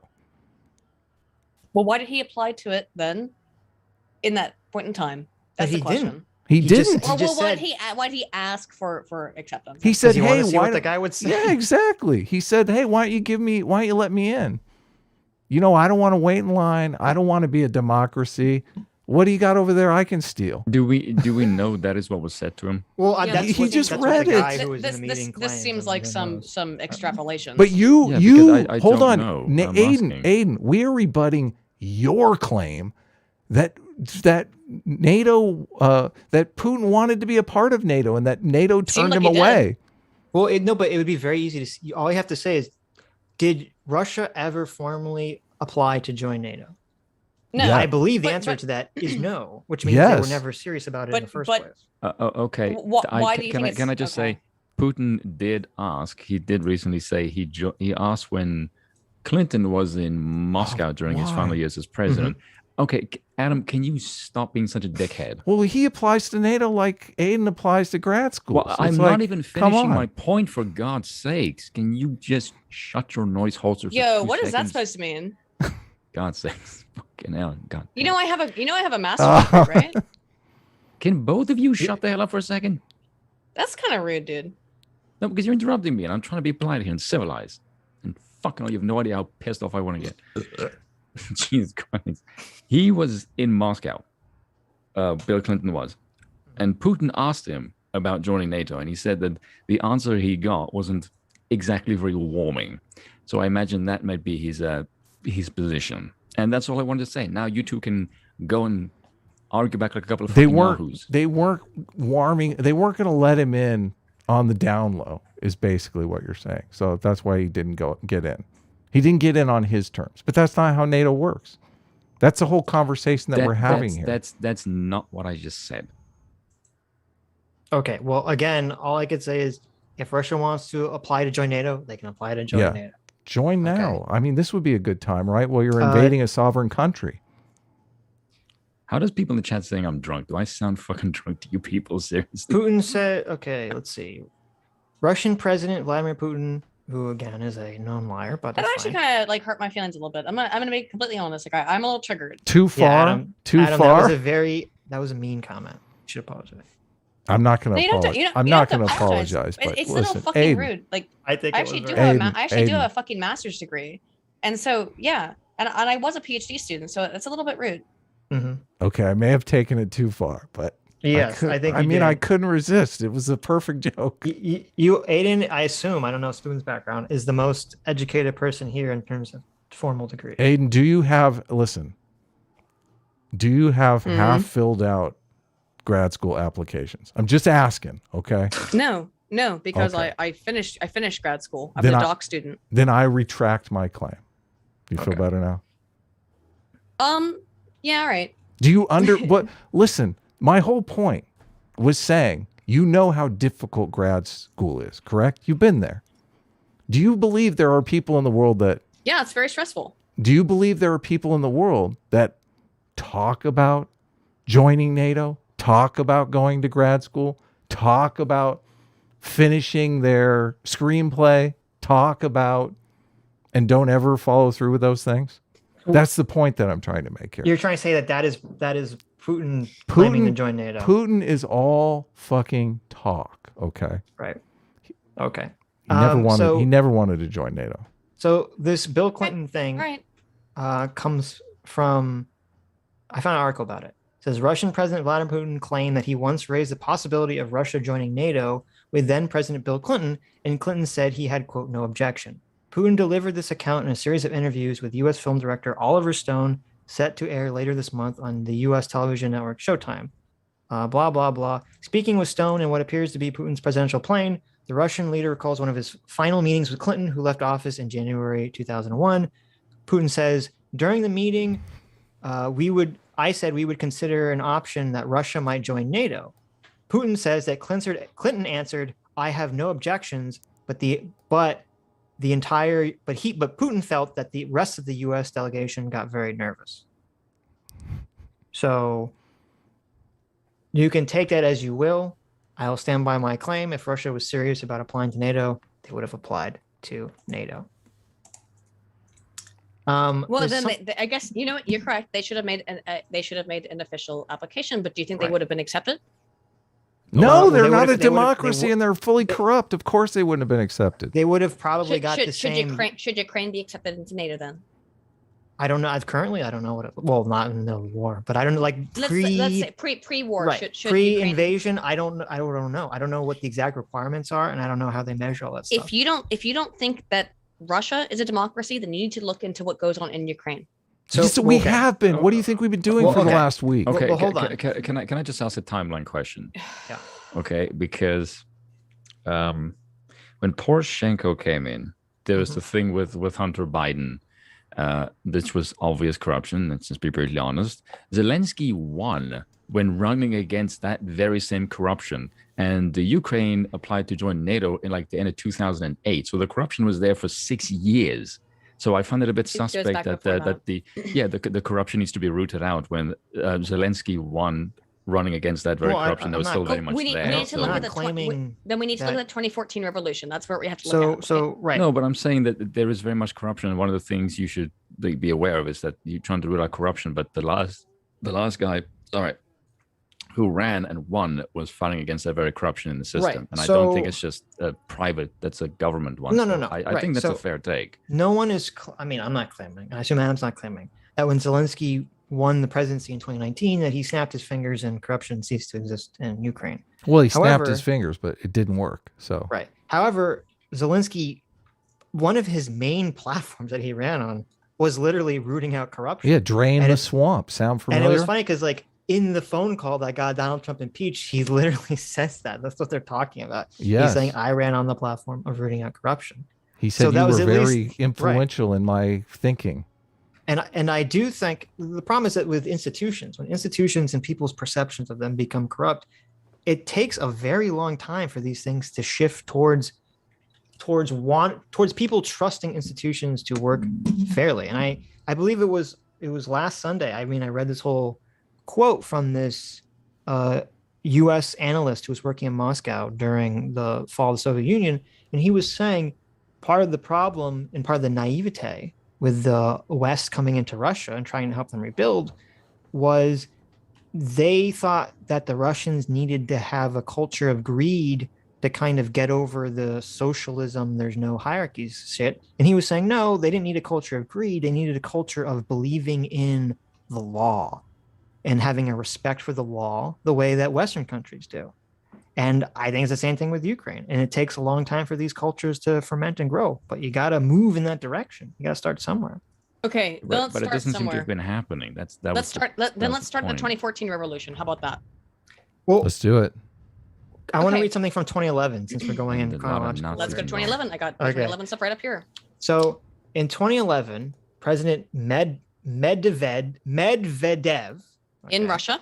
In Russia, gave his very first press conference.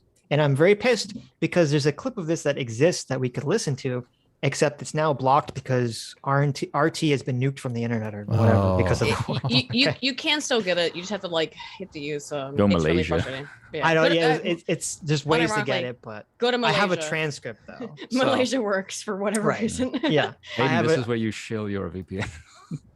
Buy VPN, Nordic VPN. Use code Aydin to get like I think like I don't know 80% off your 3-year plan with Surfshark VPN. And are you really? You have a deal with Surfshark?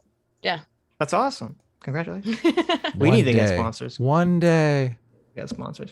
No, so Medvedev was giving his very first press conference. This is while he is president and Vladimir Putin is prime minister, and he's asked by the Ukrainian news agency.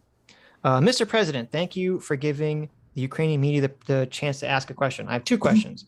What is Russia's position regarding Ukraine's integration into Europe, in particular the creation of a free trade zone with the EU? And will this step have any negative consequences for a future relationship with Russia? And then he asks something unrelated. Medvedev says, thank you for these questions. Ukraine is a very close neighbor that matters a lot to us. And so I will answer your questions, of course. I see no problem at all with the idea of Ukraine's integration into Europe. After all, Ukraine is a sovereign country and makes its own choices about who to integrate with. Integrate with the European Union if you wish, if they are ready to take you, or with other groups, it's up to you. The one thing I can say for sure is that if Ukraine chooses European integration, it will have a harder time finding openings within the common economic space and customs union that Russia, Kazakhstan, and Belarus have formed since it is a separate integration grouping. You cannot be everywhere at once, after all, but have to choose between one place and the other. Everyone, including my Ukrainian friends and colleagues, must understand that you cannot sit 2 chairs at once but need to make a choice. European integration is a perfectly normal choice. Ukraine is a European country, after all, as is Russia. We are friends with Europe, and we promote our projects on the European market too. Let me remind you that Russia's trade with the European Union comes to $250 billion. The European Union is Russia's most important trade partner, but at the time, we all still have to make our choices, either one place or the other. It's unlikely that 2 together could work out. So it doesn't seem to be a strong, we're going to fucking invade your country if you join the EU vibe that I'm getting from that answer, but... There's not really any indication from Russia from 1985 till 2007 that they're going to do anything either. Okay, so I'm just saying, like, if it's a defensive treaty and you keep expanding for like... Well, this is about EU. This isn't about NATO. No, but I'm just saying, as far as defensive reasons goes. Ukraine has also applied to join EU, and it's been up and down. And by the way, one of the reasons that the EU and the US do not always get along. Always keep that in mind. Of course. Well, if you're not aware of why the EU, one of the reasons that the European Union kind of cut ties with Ukraine is because Yanukovych's, not Yanukovych, excuse me, Yushchenko's PM, Yulia Timoshenko, was arrested for abuse of her office due to her involvement in a gas deal with Russia, and several intermediary companies that were involved with that. That shit's super complicated. I don't want to get into it into too detail because that will take literally like 30 minutes to explain. Can we move on to Maidan? We'll move on to Maidan, but I'll talk about this for 1 second. But this is in 2011. Timoshenko was sentenced to 7 years in prison. They thought that might have been Yanukovych overstepping his boundaries, and I think it probably wasn't. It was probably political corruption. But the jailing under Yanukovych also did not help the working with the European Union. So if you do want to say that Yanukovych is anti-EU, which he was, and Timoshenko is a pro-EU, pro-NATO PM under Yushchenko, but she wasn't only just arrested for that. She's actually had a whole bunch of issues, including her involvement with the Orange Revolution, where she was called the Queen of the Orange Revolution. And she was arrested in 1997 for forging customs documents and smuggling gas while she was serving as the United Energy Systems of Ukraine's president. In these situations, though, they usually, like, the system is everybody takes bribes and everybody knows it. It's just when your political rivals want to arrest you, then all of a sudden it becomes illegal. I agree 100%. Right. It's a problem. Ukraine is an incredibly corrupt country. Right, but they're trying to move away from that. That's the whole conversation that we're having here. So, but the people who are pro-EU and pro-NATO. But you're saying the pro-Russian the pro-Russian president, when Maidan happened, you're saying is corrupt. I'm saying they're all corrupt. I'm saying the pro-EU people are also corrupt. But that makes our argument. Right, everyone in the culture is existing in a corrupt culture. So do you have to astroturf a situation where you actually have a corrupt president, or are people going to be angry? Are you saying that it's okay if the corrupt government is pro-EU? No, I'm saying pro-NATO, and it's fine if they're corrupt then. As I said, that's kind of what it sounds like. No, what I'm saying is, as I said earlier, when Ukraine wanted to have closer ties with the EU literally says, here are a bunch of requirements that you have to clean up your corruption. And then Russia says, hey, if you go with our trade deal, you don't have to do anything about your corruption. And to me, that makes it very clear that the EU direction is the direction of less corruption and therefore better. And which is better for the citizens. But the EU direction is also saying it's fine for people like Timoshenko to be in charge. They're saying they respect whatever the local election is. No. You're saying it's fine for you to have corrupt officials as long as you're pro-EU and pro-NATO. That is not even remotely what I'm saying. That's what happens with Timoshenko. And we'll get into it. Let's go to the Euromaidan. Okay, well, let me just the reason I read that super long answer from Dmitry Medvedev is, again, this with Yeltsin and Gorbachev's comments. It really shows that this is not Russia versus NATO or the West. This is Putin versus NATO and the West. And that's why when directly asked, Medvedev is basically like, hey, Ukraine's a sovereign nation. They can do whatever they want. And then when Putin becomes president again, suddenly he starts putting the economic pressure and the economic screws on Ukraine. So it's very clear what's happening in this situation. Okay, Sage, I have one question. Yes. Why is Yeltsin pissed then when Clinton expands NATO? He wasn't even that pissed originally. He was only pissed because he got pressure from his own party. There's so much politicking. Okay, no, because I personally, that's why at first he's like, I don't really have a problem with Poland joining NATO. And then it's only when he gets blowback from his own party that he's suddenly like, oh, well, this is unacceptable. Okay, so that does not tell you that there's more than just him, that there's other people saying that we are not a fan of this? Right, but does their concerns not matter? I think it matters less in terms of if it's just it matters political... less than him. That's very kind of autocratic of you. It's very because if it's just like Posturing. If Donald Trump or Joe Biden do something that I view as the morally correct choice of action, and then his own party starts berating him because it doesn't toe with whatever the political line is at the time, because they all have their own political machinations, and so then he changes his opinion. I mean, I think that's shitty, but that's the way politics works, unfortunately. And I think that's the less moral direction to go. Yeah, I'm skeptical of that. Okay. I'm skeptical of that as well. I'm skeptical of the EU and US in general intervening. I'm not sure. I think that we're looking at it from a very Western perspective. And again, like where we came from in the beginning was to be like, let's try to explain it from the Russian perspective. What do you keep saying that? What do you mean we're looking at it from a Western perspective? That we like democracy and freedom and capitalism and...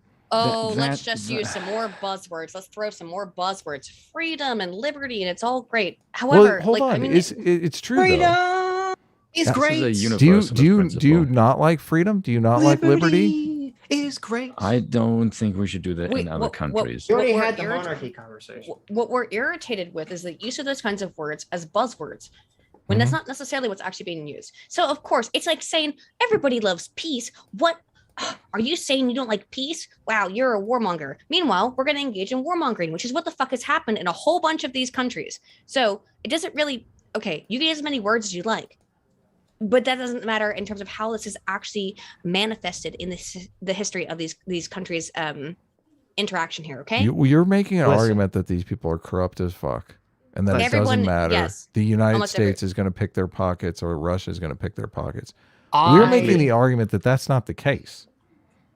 I love democracy. Mm-hmm. I love America. Okay. I know you guys love democracy, and I know you guys love democracy, no matter how corrupt it may be. I love freedom. I love democracy. The more corrupt, the better, probably. Mm-hmm. But there you go. Unlike I'm unlike joking. I'm Putin's, joking. yeah, I know. Unlike Putin's autocratic. So let's talk about 2014. Yeah, let's talk about it. Let's talk about the Euromaidan. Let's talk about Yeah. the phone call. Are we supposed to call it a coup, or can we call it the revolution of Dignity. dignity? Dignity, Yeah. hope, and change, and Obama riding on a white horse. So I will concede we can call it the revolution of dignity because that there's no kind of insinuations there whatsoever. We'll call it the revolution of dignity. We have to start before the Euromaidan. That's what the Ukrainians call it, right? It is. It's yes. what? Who's calling it the 2014 coup aside from some people online? Vladimir Putin is. Oh yeah, and other Ukrainians who don't agree with it. The Ukrainian separatists who want to be part of Russia are saying that. Yeah. Okay, so Mearsheimer's another one. Lionel Nation's another one. Mearsheimer and Western philosophers and scholars they're all evil. Okay. Noam Chomsky, I'm sure. So there's a clear narrative on two sides here. One side is saying the people revolted against what you've already called a corrupt president, and one side saying, "Oh, those dirty Americans installed a dictator." And it wait was a minute. We didn't say any of this. NATO, by the way. you have dictator. No. I'm not saying. Right Hey, wait. I'm saying those are the two narratives that I'm seeing floating around. If you guys want to contest those narratives, please do. Yes. Oh yeah, Chris Hedges is another one. Please. Okay. So first of all, if we're going into the Euromaidan, okay. So Yushchenko, by the way, Yushchenko is the president of Ukraine before this, before 2010. Right. Right before pro-EU Yushchenko president. He's the pro-EU president. Do you want to know one last thing he does before he leaves the office? He awards the Takes hero a piss. of you. Probably that too, but he awards the Hero of Ukraine award to Bandera. Oh, the Nazi guy. Nazi collaborator. Oh See, my God. Oh, finally. I've been waiting 3 hours for this fucking Nazi thing. Right. And one of the first things that Yanukovych does is he repeals that. Yeah. Okay? Mm-hmm. Yanukovych, the nasty evil Westerner guy. Well, that shouldn't be even remotely surprising. Yeah, of course. The Russian Bandera guy was an ultra nationalist. But Yushchenko is the pro EU guy. Yanukovych he's such an ultra is the nationalist. He sought love in the arms of No. No, you're confused. You're getting confused here. Go ahead. Okay. Wait, who you said Yushchenko, the more pro, I don't know if he's pro EU, the more pro Western he's president. He's pro EU, pro NATO, yes. Okay. You're saying he wanted to award Stepan Bandera. He didn't just want to, he did. Okay. He awarded him the Hero of Ukraine. Right. That makes perfect. Yeah, that makes sense because Stepan Bandera, according to their mythos, is an ultra nationalist, ultra Ukraine nationalist. And it makes sense that Yanukovych, who wants to continue having further ties with Russia, is going to say, I'm not going to support the guy who's big in favor of ultranationalism and independence from Russia. Stepan Bandera was a Nazi I like collaborator. the separatists personally. You might have been, but I'm just saying it makes sense within the narrative that's being pressed forward by both sides that they have the position that they have. It's not unusual. Yeah. Okay, so we're in favor of the Nazi collaborator. There you go. Mm-hmm. This sounds a lot like we need to tear down, we need to rename all schools because they're named after, Civil War generals argument. This guy was just from a, okay. So we're in favor of the Nazi collaborator. Why do you think he awarded the thing to the Nazi collaborator?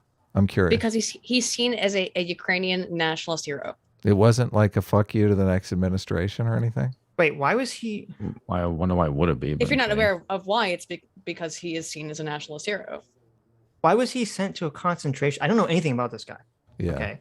But why was he sent to a concentration camp if he was a Nazi collaborator? He legitimately was a Nazi collaborator. How much do you want to know about Bandera?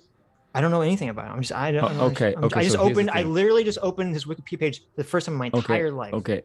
Here is why. Because I don't know if you guys have noticed this, but the Nazis wanted to expand in Operation Barbarossa. And if you have a guy who's an ultra nationalist and wants to maintain Ukraine sovereignty, the Nazis don't like that. So they threw him in. Why was he collaborating with the Nazis? I don't know anything about to commit espionage and sabotage against the Soviet Union. Yeah, they were using him to get destruct the Russians. That's I'm why. just the whole thing is the pro-West president going out of office, throws an award at this guy. The pro-Russia president comes in 2010, nullifies the award to the guy. Why is this towards the Nazi? Why is this relevant to whether or not there's corruption in the process? Do you remember in the beginning of the stream where I talked about how there are these? Yeah, you talked about it for like an hour. I was seething the whole time. Yeah, I do remember it. It made me very angry. I talked for about 5 minutes actually, Adam. Yeah. About the history of the Nazi collaboration in Ukraine. Right. Okay. We're gonna get more into it, I guess. So basically, you're just rationalizing this event. I'm asking, what does this have to do with the Maidan or any of that stuff? We're going to get into it. This is okay. If you look at the people involved in the protest, they were waving pictures with this guy's face on it. Yes. Well, they all look like hippies to me. I mean, I watched a lot of those protests and I thought, oh my God. That have to do with anything? You asked me why is this important, and I'm telling you the answer is because the military involved with the right sector and AZOV battalion, they worship this guy. That's all I wanted to say. The military or the protest side? Which side? They are paramilitary groups in right sector and Svoboda who worship this dude, Adam. Hold on. Let's put a pause. First of all, I think that bringing up Stepan Bandera is not the most useful topic for this conversation. I agree. However, it is related. However, now that he's brought up, I want to unfortunately be forced to address this. Okay. Just reading the Wikipedia page, you can tell me if this is wrong. Okay. It says Bandera, in 1941, he prepared a proclamation of Ukrainian statehood. For his refusal to rescind that statehood, he was arrested by the Gestapo, the Nazis, and was put under house arrest on July 5th of 1941. Later, between 1942 and 1943, he was sent to a concentration camp. When in 1944, when Germany was rapidly losing ground in the war and faced the advancing Allied armies, Bandera was released from the concentration camp in hope that he would be instrumental in deterring the advancing Soviet forces. He set up the headquarters and reestablished Ukrainian Supreme Liberation Council, which worked underground. He settled with his family in West Germany, where he remained the leader of blah, blah, blah, and worked with several anti-communist organizations. Okay. So it sounds like, to me, what happened is you have an ultranationalist who wants independence for Ukraine. He's arrested by the Nazis, as you said, because they're not in favor of that. Then when the USSR is coming, they're like, hey, let's release this guy. Let's release this guy. He's going to cause a whole bunch of trouble for the USSR. Yes, and that's exactly what he does. He's poisoned and killed by where's the Soviet Nazi agents. part? He was arrested by the Nazis. I thought this guy was a Nazi. He's not pro-Nazi. Stepan Bandera, he wanted to, quote, work closely with the National Socialist Greater Germany under the leadership of its leader, Adolf Hitler, which is forming a new order in Europe and the world and is helping the Ukrainian people free itself from the Muscovite occupation, end quote. What is that from? Yeah, what is that from? All right, here you go. If you ever think that I'm fucking around, I'm never fucking around. No, I don't think you're fucking around. Anyone can read Stormfront, okay? You understand. It's not Stormfront. It's an academic document. Oh, sure. I'm certain of it. Okay. Do you understand? Are you kidding me? Wait. Are you really? You think you, Adam? Are you fucking kidding me? That I would actually send you some kind of document from Stormfront? God damn it, dude! I don't know why you're being so bad faith. Bad faith. I am actually kidding, but now I'm getting a little mad. Sorry, I am getting a little mad. I have to calm down. I'm getting because I don't like being felt like that. I'm Aydin, trying to you realize do some this Stormfront is shit. Aydin, you realize this is a comedy. It's a comedy show. Right? This is a comedy. I actually, unfortunately, can't read. We try to make jokes. Through my I know, Aydin. I got a little triggered. I know you owe me for that grad school application thing. You can go ahead. I mean, if you have to call, unironically hurt my feelings a little bit. I'm not apologizing. I'm saying, I mean, you can do better than that, Aydin. Come on, up your game. Okay. Back to the subject. Okay. What? Back to the subject. Again, who gives a fuck? Okay. Okay. Wait, let me just say, I literally don't know anything about Bandera.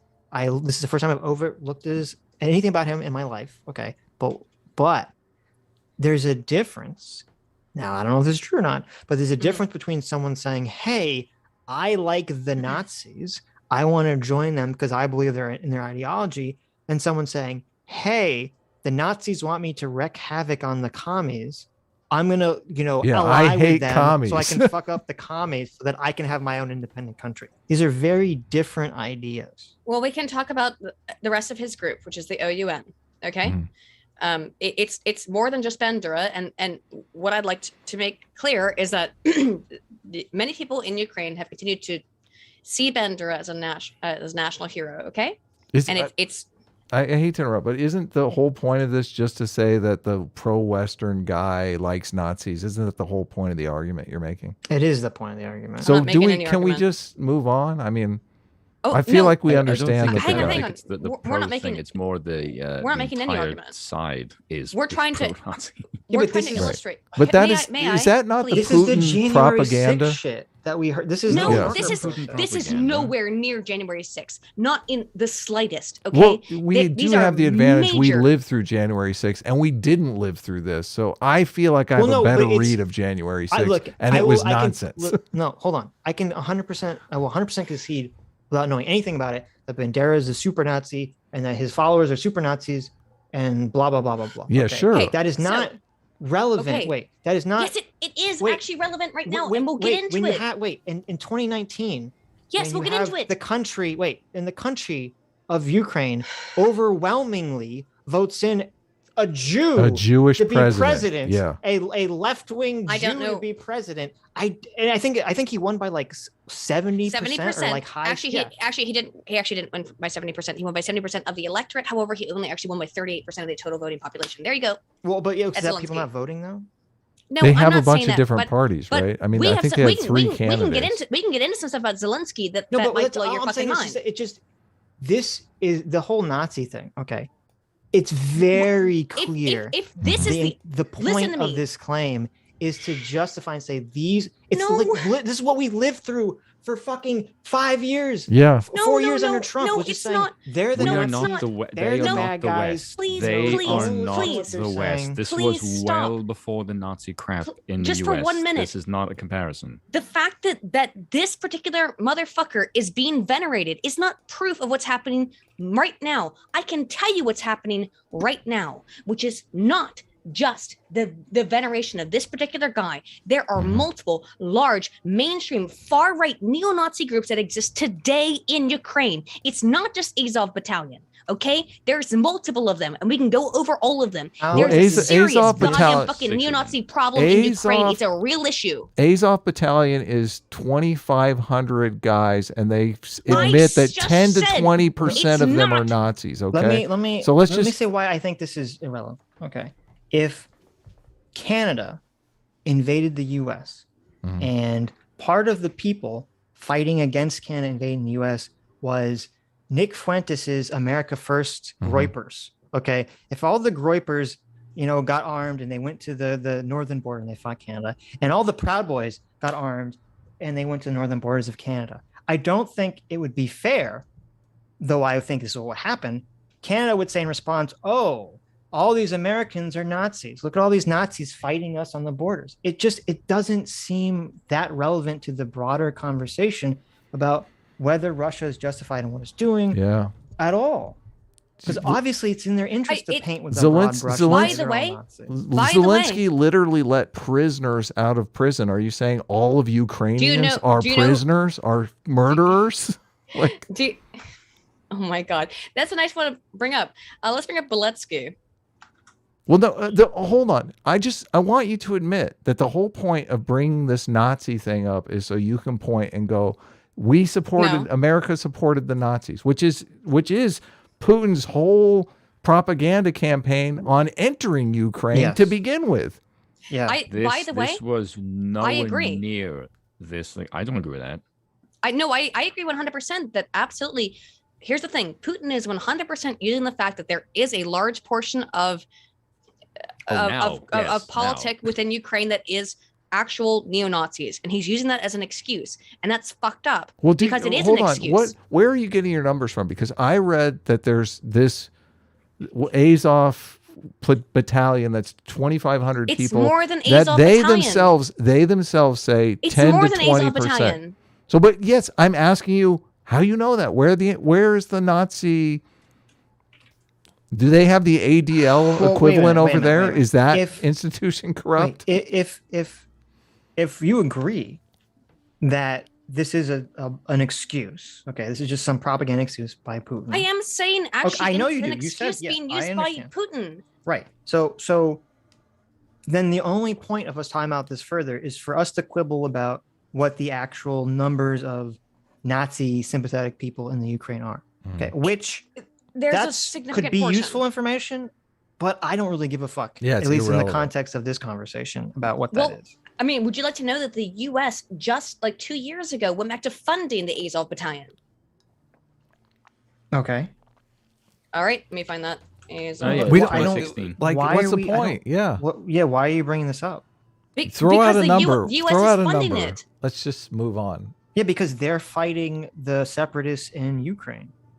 Yeah. But why are we here to fund them? In 2016, the U.S. Congress lifted a ban on funding them.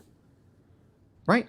Because The they're U.S. government is they fought funding Good. the AZOV battalion. Yeah. Funding Right. Nazis is horrible. I'm glad they did that. No, Can we they talk about lifted the Maidan ban. now? No, Did it no, again. no, Adam, you misunderstood it. They lifted the ban, so On they are funding funding them? them again. Oh. Yes. Listen, Well, that sucks. This is a God. genius. Who this did is, it? You're wrong. I'm voting This for is a them. totally I'm voting genius, against them. No, you're wrong. I This is wanna- a totally genius move. This is the most based move ever by the US. Okay, they're like, listen, we got these fucking militant neo-Nazi creepers running around in Ukraine. Mhm. They're like, oh, I had the perfect idea. Ship them to the front lines Yeah. to go fight the crazy separatists in Eastern Ukraine. They could all fucking kill each other. This is Right. the most. This is That's the best what they idea I've did. ever This heard is in my a, life. this By is the the way, same that's idea what- they had. I know that's what they did. That's exactly what You want they a fucking citation? did. Oh, you want a citation? Here's the fucking citation on it. By the way, yes, they did lift this ban. Here it is. There's a citation. And also, here's the goddamn fucking issue. That's exactly what they did: is go and fight the separatists in Donbass Yeah. Just- and smart. killed people. So, but Aiden, let's connect this to Maidan. And as people, We need to get back to the Abdi Euromaidan. Mohammed We wants me got to, out of to it. point out in the DMs, Russia also has a large amount of neo-Nazis. Yes, Oh they yeah, do. their of course country they and do. in their Absolutely, they do. military. I'm not defending Russia in any way here. I understand, I'm- but it just seems like so. I don't understand what the point of going into this continually is, except is to it- say Nazis bad, Ukraine bad. No, Mhm. no. No, you've completely misunderstood my point. Okay, It's I- more We're talking about- America bad, Sitch. You're not understand. You're not following. Oh. along. You're actually Yeah. correct. It is America bad. See, I I, see. told But- you. I'm following I see. along. Sitch falls Okay, I asleep every apologize. once in a while. Thank you, Adam. America bad because we're funding Nazis Mhm, as disposable We, people. we kind of are actually. Mhm. But more Well, you realistically, funded the Soviet Union before as well. So. true. That's To be true. clear, though, why I bring up the Nazi stuff is that Ukraine is not like this. You kept saying Ukraine is a democracy. Ukraine's a democracy. Well, Mhm. Ukraine is a democracy that has a lot of infiltration. And I mean this at the government level. At this point, right now, there's still a PM who is a member of Svoboda, okay? In the Ukrainian government. Now, I know it's only one, but also when the United States government was talking about who would they might want to make PM, Mhm. which we can get into the phone calls, one of the people that was up for debate was Ole Tihanebuk. Ole Tihanebuk is the founder of Svoboda, and he is an overt, outright, self-professed white supremacist and neo-Nazi. Is that Okay. the guy in the parliament? Yes. Do you think the Jewish president makes him clean the toilets in the Senate? I'm curious. would you- I mean, okay, I should we would just think have- I would should at we least just- think enough shit about to it clean if up. I was do you wanna skip- president. do you want to skip it? Do you want to skip ahead to the incredible amount of corruption with the current president Zelensky? No, I want to. No, skip to let's the skip to phone Maidan. call. Yeah. Let's go to Okay. Maidan. Okay, so Well, in first of all, I November- want to know what the point. Like, what do Nazis have to do with Maidan? The point Like, was, as you said, America. the US bad was for funding them, that's the Nazis point. or- Oh, okay. no, that's not Gotcha. actually what I Oh, said. that That's one. could you please? Okay, my point was so there it has is nothing a to do with Maidan. my Hilarious. point was there's an actual fucking issue Mhm. with neo-Nazis in Ukraine. Mhm. Not the way Okay. that it's like, hey, there's some people who are waving American flags and we're going to call them Nazis in the United States. It's not the same thing. There are Okay, actual okay, I active understand. Right. neo-Nazi groups in Ukraine. Does that make sense? Well, yeah, but my question would be, what environment are extremist groups like neo-Nazis going to thrive under? An environment where they become more of a pro-Western, pro-liberal democracy, or an environment where they become more of corrupt autocracy Authoritarian, under Putin and Russia. I'm gonna guess they go more with the authoritarians, but I'm just guessing. Clear to me. I can't imagine that a fake government put in place would inspire Nazism or anything. But what was the fake government? What are you talking about? Let's talk about the Maidan. Okay. Yes. Oh, I know you go with this. So, starting in 14th through 15th of November of 2013, there has been about at least the fourth, although I've seen up to 13 of these tech camps that are conducted in Kiev that are completely paid for by the United States United States State Department. Okay, what they teach people at these tech camps is a lot of things, but among them is how to basically conduct a revolution, how to create social media posts that are very compelling. Oh, nice. You added a little bit of personal embellishment when you say. No, I didn't add any embellishment. You can read the entire document right here. The camps don't teach people how to revolt. Okay. Yeah, it does. Like you can read the entire. You can read the document released by the United States Department of Defense or United States. Does it teach them how to fight, Sitch, or does it teach them how to persuade people? It teaches them how to persuade people. Oh my word! How dare they in a free society? On September by an external government. On September 12th and 13th in Kyiv, Ukraine. But this is, by the way, this is not the most recent. This is the most recent one that I posted the archive for. You can read what it says. Read about three paragraphs down and you'll see what it says. This is from October 3rd, 2012. Read the third paragraph. Okay. Well, let me start from the first paragraph. Sure. So I understand the context of this. And I did read this article, but I forgot it. Ukraine, on September 12th in Kiev, Ukraine, the U.S. Department of State hosted the 13th Tech Camp, a program initiated to build the digital literacy of civil society organizations around the world.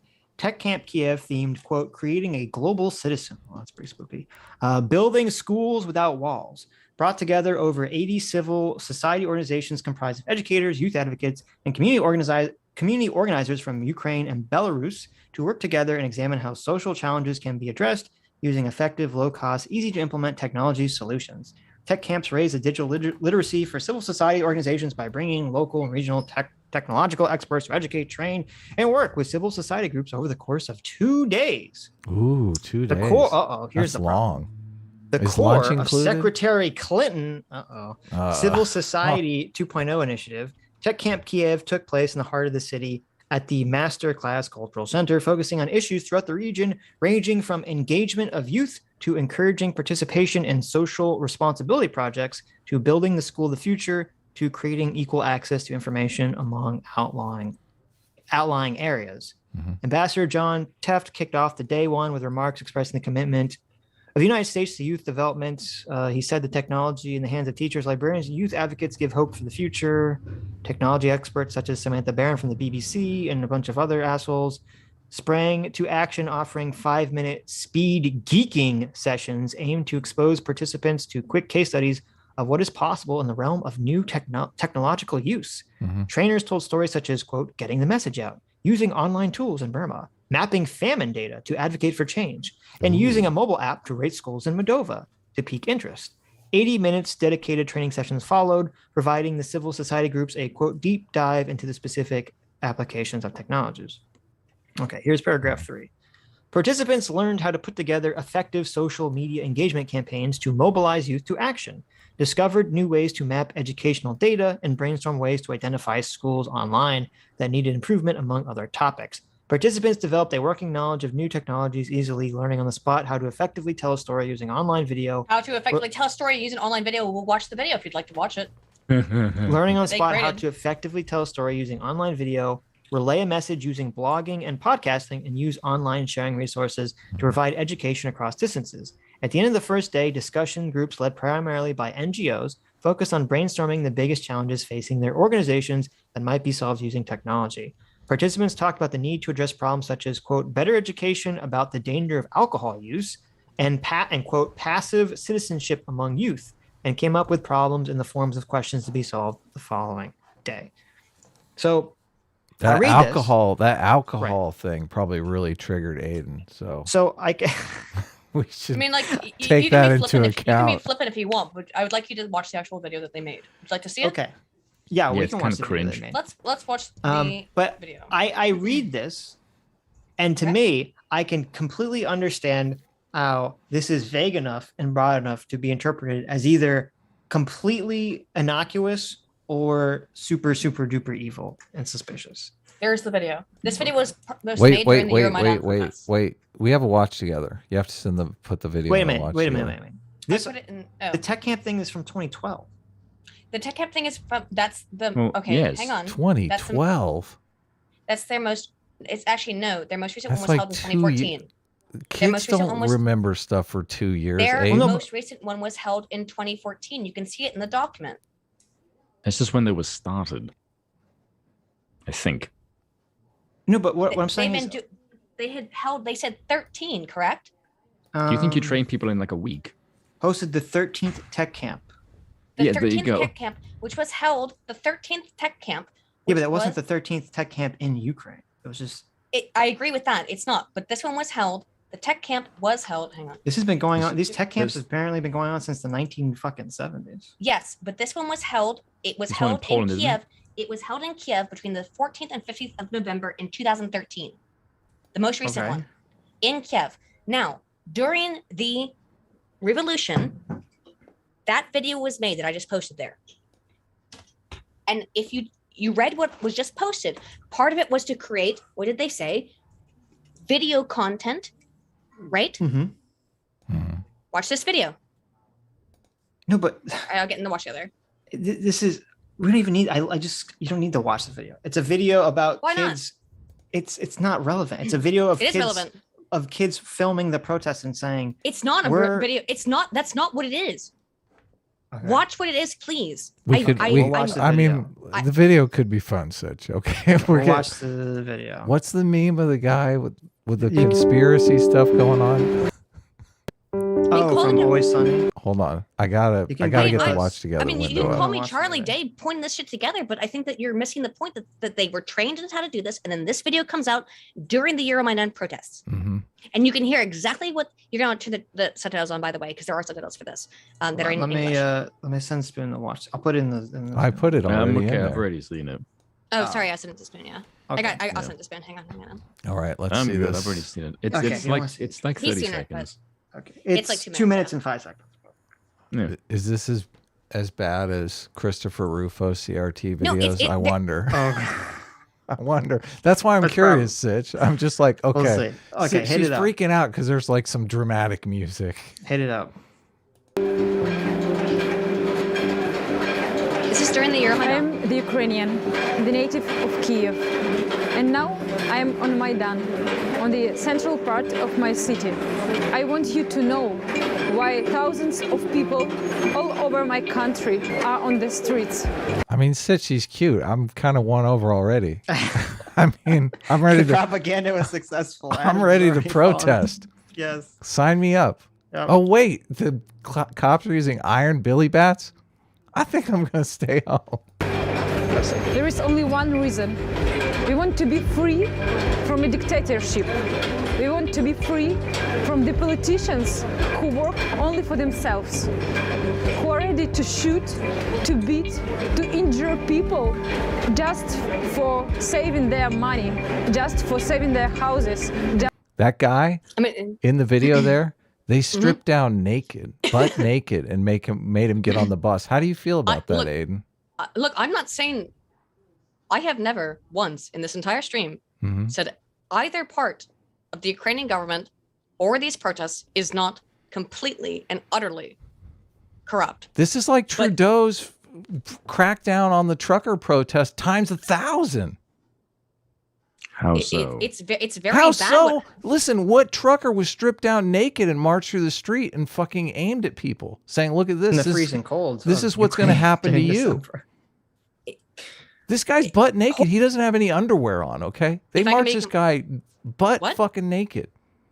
I mean, they did, and I'm not defending the government here, but I'm also saying that this was paid for, and I will show you who paid for this advertisement. Okay, let's keep Okay. keep going. just to saving their power. I want these people who are here, who have dignity, who are brave, I want them to live a normal life. We are civilized people, but our governments are barbarians. That's not a Soviet Union. We want our courts not to be corrupted. We want to be free. Oh my God, they want their courts to be uncorrupted. What a terrible thing to want. Aydin, I'm so glad you played this video. I feel your pain. I understand that you love the propaganda. Have no phone. No. What? Hold on. You admitted their courts are corrupt. Your whole argument is the whole fucking state is corrupt. The video, not the bloody thing. Well, wait a second here. Propaganda. Let's be clear about what propaganda is, okay? Propaganda. This is legitimate propaganda. I will show you who paid for this. I will show you who paid for this, and it's not the Ukrainian people. It's the U.S. government. Aydin. Propaganda is lies to sell to cover over the truth. From a foreign government to sell a narrative. And by the way, yes, the Ukrainian government is corrupt. A narrative that but this was paid for by the United States government. Aydin, you yourself have already agreed in this debate that this narrative is true. Yeah. Factually correct. How is that propaganda? Because this was paid for by a foreign government. So just because somebody pays for something, that's what makes it propaganda? I thought it was lying to the population to smooth over the corruption. That's what I thought propaganda was. Well, we'll have to get into more about the revolution of dignity. So let me so you don't dispute any of the factual claims made in this video. You just object to the fact. Yeah.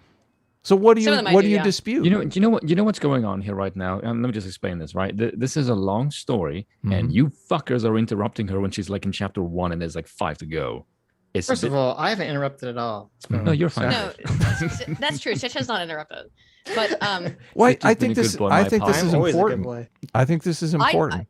When I talked about that, I want to start by talking about before the Euromaidan protests, or right when they're beginning, is when the last of these tech camps start. This video is produced. It is produced. This is not, if it seems to you like this is just made by some like woman with a video camera in the middle of Ukraine. No, it's not. Well, I mean, it's too professionally done to be done by like some random. For being able to understand that. Right. It's produced by Western interests. Okay. This is great stock footage that they've drawn up. Like, this is on point. This is key. This is not stock footage. Well, I mean, like, I'm sorry, B-roll. I'm sorry. This is great B-roll. The reason I bring this in immediately after talking about the tech camp is that you read, and by the way, to be clear, the article that you read, where was that from? It was from the U.S. State Department. Yes. Right. So bad. It's like, okay. Yes. Internet. So the U.S. State Department said they were doing this. Okay, we won't pause it. I just want to watch the end of this. I'm not going to. I promise not to pause. Okay, let's watch the end of this. Alone here, and maybe policemen will murder us one after another when it will be dark here. And terrible shit happened.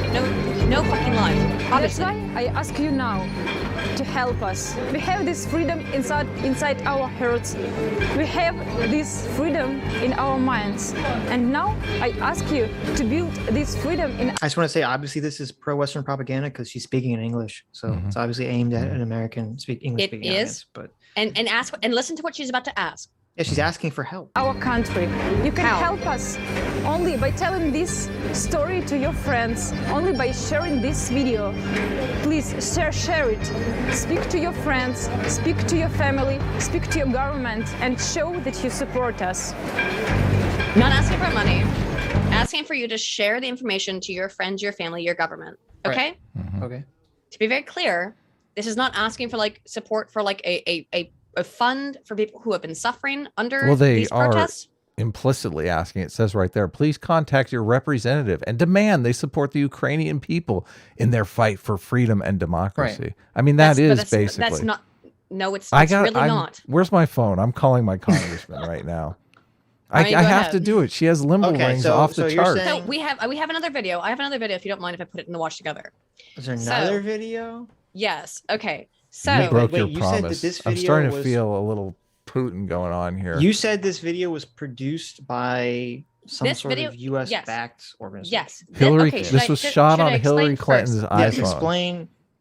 Well, Okay. I'm going to tell you. Well, let me before you go into it, I'm going to say that just because something is produced by the U.S. or they're funding something does not mean that the content of the video is not accurate. Mm-hmm. I don't Okay. I don't claim anything in the video that Okay. is not correct. So here's the people who produced it. It's an organization called Whisper to Roar. Right. Okay. It says This I'm is- Ukrainian. Whisper to roar in the yes. video. Whispering to Roy, yes. Whisper to Roar. And if you look at the people who are on if you go down on this page that I just sent you, Mhm. about 2 scrolls down, you'll see top L to R, writer, producer, director Ben Moses, inspiration, executive producer Larry Diamond. Now, who is Larry Diamond? I know this no. sounds conspiratorial. I know. but we have to I'm get gonna into bring it. up the meme, Aiden. I can't help it. Put my tinfoil hat on me. But Larry Diamond is an American political sociologist who has served as an advisor to numerous governmental and international organizations at various points in his life, including the U.S. Department of State, the United Nations, the World Bank, the U.S. Agency for International Development. He's a co-founder of, this is a very important thing about here, the National Endowment for Democracy, Journal of Democracy. He's a coordinator for the Hoover Institution's Iran Democracy Project. This is his Wikipedia page. Now that NED, National Endowment for Democracy, it's meant to keep in mind over all of this, right? Because it is actually kind of important. So if we look at the audit for the National Endowment of Democracy, which I have right here from the amount of, this is their audit for the money that the National Endowment of Democracy received as of 2019, 90% of it comes from the United States government. This ad was paid for by the U.S. Department of State. Mm-hmm. Okay? Wait, what you just sent says that? Look at this NGO. guy who funded this video. Well, okay, His- wait a minute. which is fun- He's one this of video- many producers on this project. No, he is the producer on this He's the project. producer. He is the producer on this project, and he is funded Mm-hmm. by the National Endowment for Democracy. It's on their webpage as well. Did they overpay, Whisper to Roar. Aiden? Is that what you're insinuating? Like they paid $100,000 No, I'm saying for this the United video States- and I'm that? saying- Wait a minute. I'm saying the United States fucking government paid for this ad. Mm-hmm. Wait, this. What is this film? And if you'd like some more, here's another one. Wait a minute. That clip you showed us. Is that that's not from a larger film? No, Is it? That's a specific film that was produced by Larry Diamond as a part of the Whisper to Roar project, Okay. which So- he is paid for, which Wait a minute. which is funded by the National Endowment for Democracy, which receives 95% of its funding from the U.S. State Department. I have sent you Mhm. another link that shows that documents reveal the U.S. spent $22 million promoting anti-Russia narratives in Ukraine in 2022. What is the okay? What is the I film? like how she spun a pro-democracy movement is this into an film about? anti-Putin. Is this film about Ukraine or is it about something else? Oh no, Not the Whisper to film. Roar. I don't care tells- about the film. It's an organization. Well, you Now, have to it- care about the film because Okay. you link me something that links this guy as a producer of this specific film. All right, okay, but it's a group of people. So go to the Whisper to Roar thing. All right, if that's what you're Yeah. caring about now. And now say organizations say go to get involved. Go to organizations supporting the film. Look at the organizations supporting this film. What you're going to see the NED, the National Endowment for Democracy. Okay, wait, hold on a sec. A Whisper to Roar tells the heroic story of courageous democracy activists in 5 countries around the world: Egypt, Malaysia, Ukraine, Venezuela, and Zimbabwe, who risk it all to bring freedom to their people. So this is a documentary called A Whisper to Roar. It's an organization, actually. Okay, but the film is called A Whisper to Roar too. Okay, and in this film that was made, Larry Diamond was a producer on this film, not this video we just saw, but this movie. Yeah, he was on Okay. both, actually. Executive producer? Because that means he's just a money man. Yeah, Which he was is an actually the executive whole issue. producer. The Yeah, whole that- issue. Yeah, this but doesn't Larry happen. Diamond is a private citizen. Who cares? So this is not. But they're funded by the U.S. government. Larry Diamond is not a U.S. government official. Larry Diamond is the CEO of J.P. Morgan Chase. Wait. Well, he's the producer. Sid just said he's the executive producer on the thing. On the movie. No, Larry J. Diamond is an American political sociologist. Okay, it's a different. His entire field is the field of democratic studies. Okay. So it makes perfect sense that a guy whose entire field is being pro-democracy would be involved in a pro-democracy film as an executive producer. That's funded by the State Department. How is he funded by the State Department? I just showed you. I literally showed you the fucking documents from their organization. This is the National Endowment for Democracy document they sent me. Yes, which funds Whisper to Roar. Okay. It says bring it up, put it on the screen. Is he a government official? No, but they're this is NGO stuff. Okay, so he's a member of a nonprofit organization. Where does it say in this document that they funded Whisper to Roar? Because they have funded the NED. The NED, National Endowment for Democracy, funds Whisper to Roar, which funded that video that we watched. The Do we NED. know that? Yes.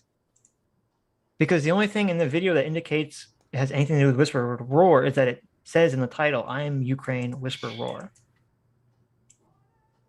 Okay.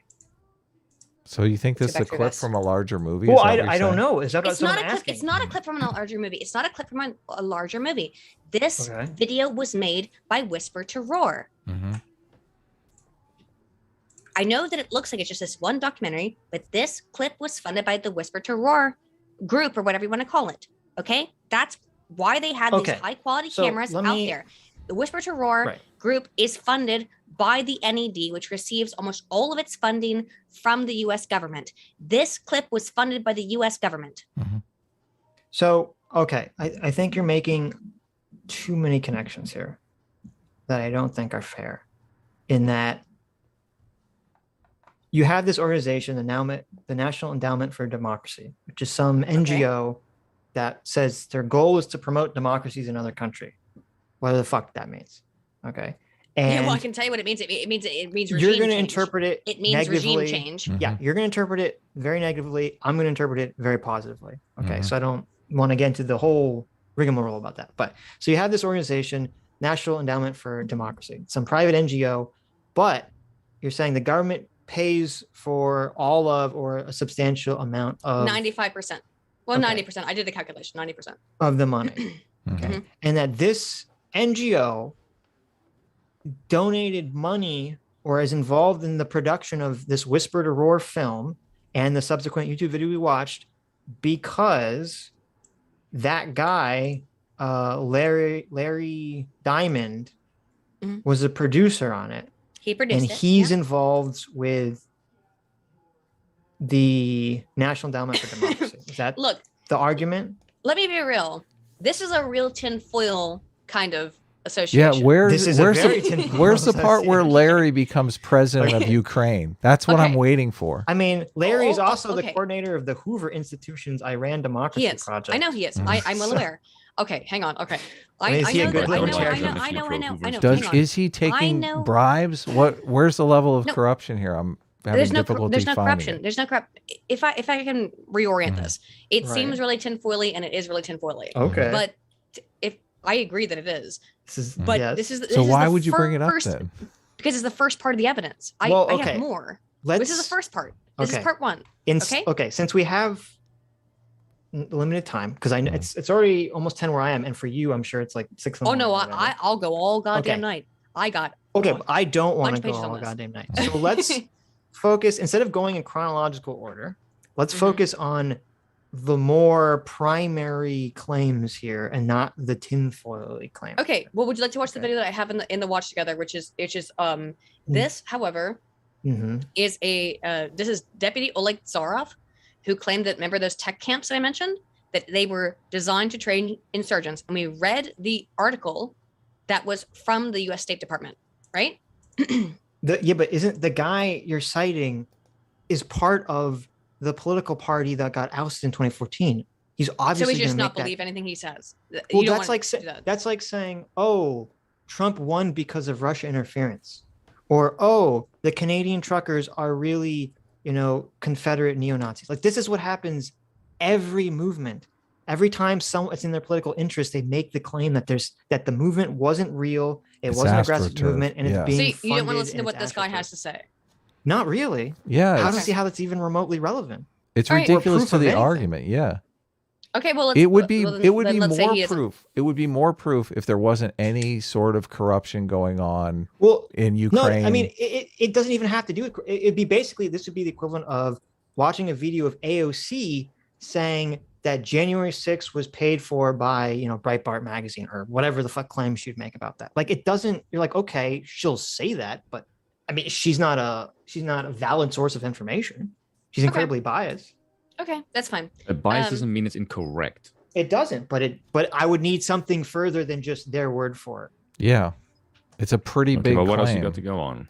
Well, we don't, but that's my point with the 2014 coup stuff. This is all speculation based on very biased people making very vague claims. I feel like the phone call of people saying who they want to have in power is kind of shady. Well, that's why I said let's get into the phone call. Okay, let's get down to it. Okay. Euromaidan.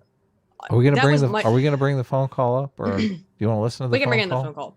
We can bring up a transcript. I don't know if you want to listen to it's like 6-7 minutes long. And I'm gonna be a massive dick and say something. I've been talking with Dev and we got to the bottom of this in like 5 minutes. Either way. Okay. So that is my only tinfoily bit in this whole thing is that weird connection.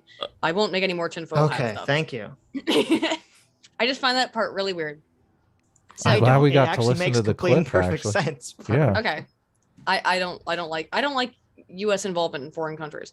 So the Euromaidan protests begin against Yanukovych in Kiev. Let me just add November one. 21, 2014. Yeah. Let me just add one thing about the U.S. involvement in foreign countries. Yeah, totally. There's this perception, I think, that if the way I was talking to Anna about this, the way we have to conceptualize the world is that we are all tiny people at the feet of giant monsters. And the giant monsters are our countries, except in Russia's case, where it's not the country of Russia, it's just Vladimir Putin. And we're all cheering for our monsters to win the war of global influence. Now, there's no world free of monsters. That doesn't exist. The world has these monsters in it. And I root for the American monster because I think it's the monster that brings us the most liberty. I know you don't. Yeah. I believe it's the monster that brings us the most liberty, democracy, freedom, and good old USA values. I don't think the U.S. represents democracy in any way. Well, that's fine. But yeah, that's your perception. I feel like there's a false perception here, which is that if the American monster were to go into its cave and just isolate itself and stop interacting, that all the rest of the world would magically become independent and would hold hands, and they'd all create their own independent sovereign nations, and they'd all get along huggy-buggy in the free market of ideas and trading. This is literally what you think. I don't think that. No, I think that's an This is literally position. America's foreign policy. No, if we turn the world into liberal democracies, they will never fight. This is why you have NATO. This is why you have NATO. This is why you think if these people are all liberal democracies, they won't fight. Perception that I feel. I know you guys haven't made this claim, but this is the underlying implication I hear often in these America's meddling arguments. Because if America retreats back to its cave and doesn't do anything, all the countries are not going to just magically become independent. What's going to happen is the big old Chinese dragon and the big old Russian bear monster are going to start coming in to the territory that was lost, because America leaving creates a power vacuum. And that vacuum is going to be filled by China and Russia. Okay. And I'd rather be filled by the good old US of A. I don't want America to be world police. I don't want that. God bless America. God bless. I've never wanted the US to be world police. Yeah, okay. Anyway. I have a question. Yes. If this is the position that you hold, why the hell is your country smashing the shit out of its own energy production and then buying Russian oil that's funded by the state? Why are you doing that? Because unfortunately, our politicians have gone into this whole climate change stuff, and so they're decided very stupidly that it would make sense for them politically to be like, oh, we're not going to drill for oil. and then buy it from someone else, which really makes no difference in terms of global climate change whatsoever.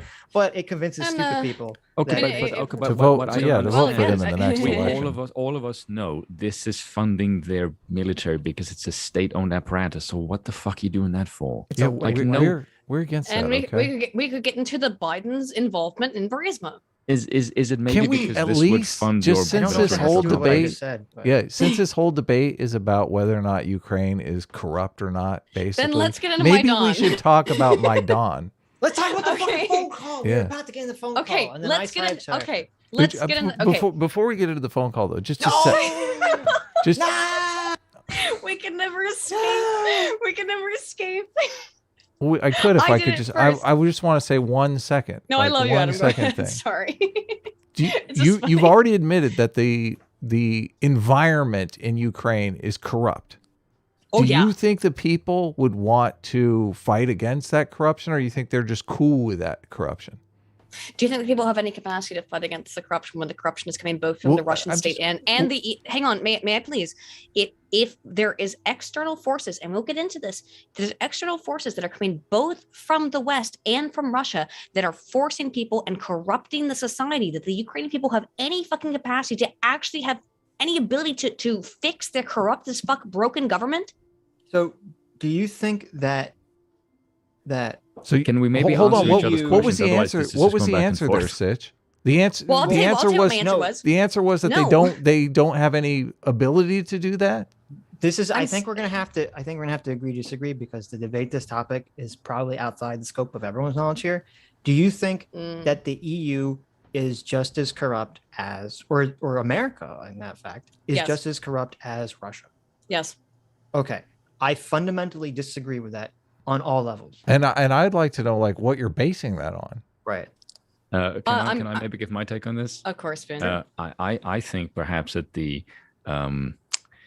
meddling by the not by the Europeans, by the Russians, maybe I might not start fucking World War III like it does with US and EU meddling. That would kind of be my position. Mhm. Like my position is, which meddling is going to get us closer to World War fucking III? So Right, America's so, involvement probably no. so your I daily understand. life makes no difference to you. All you do is think about World War III 24/7. That's encompasses No. your entire outlook. What the hell does that have to do with Well, anything? I'm just why you. This is such a weird claim. Go ahead, Sitch.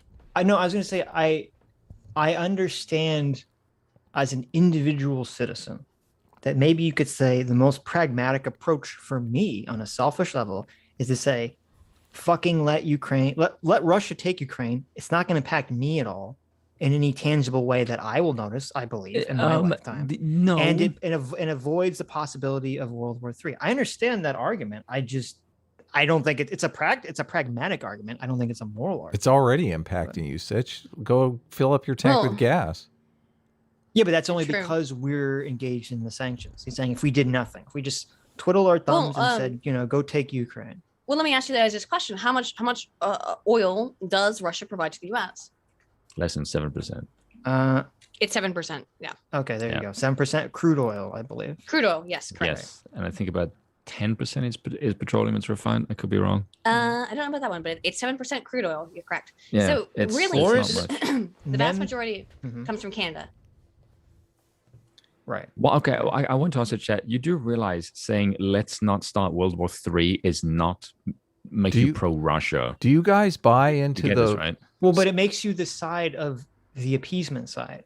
It makes us a side of let's not antagonize another nuclear superpower that and is then blow each other appeasement? shit up. That's the Well, that appeasement is side. appeasement. What are you talking about? Well, look, Listen, look. I just on the corruption thing. What do you do you think buy would be more Aydin, destructive? Aydin, do you buy Mm-hmm. into the Black Lives Matter argument that the police are fully corrupt and trying to kill black people indiscriminately?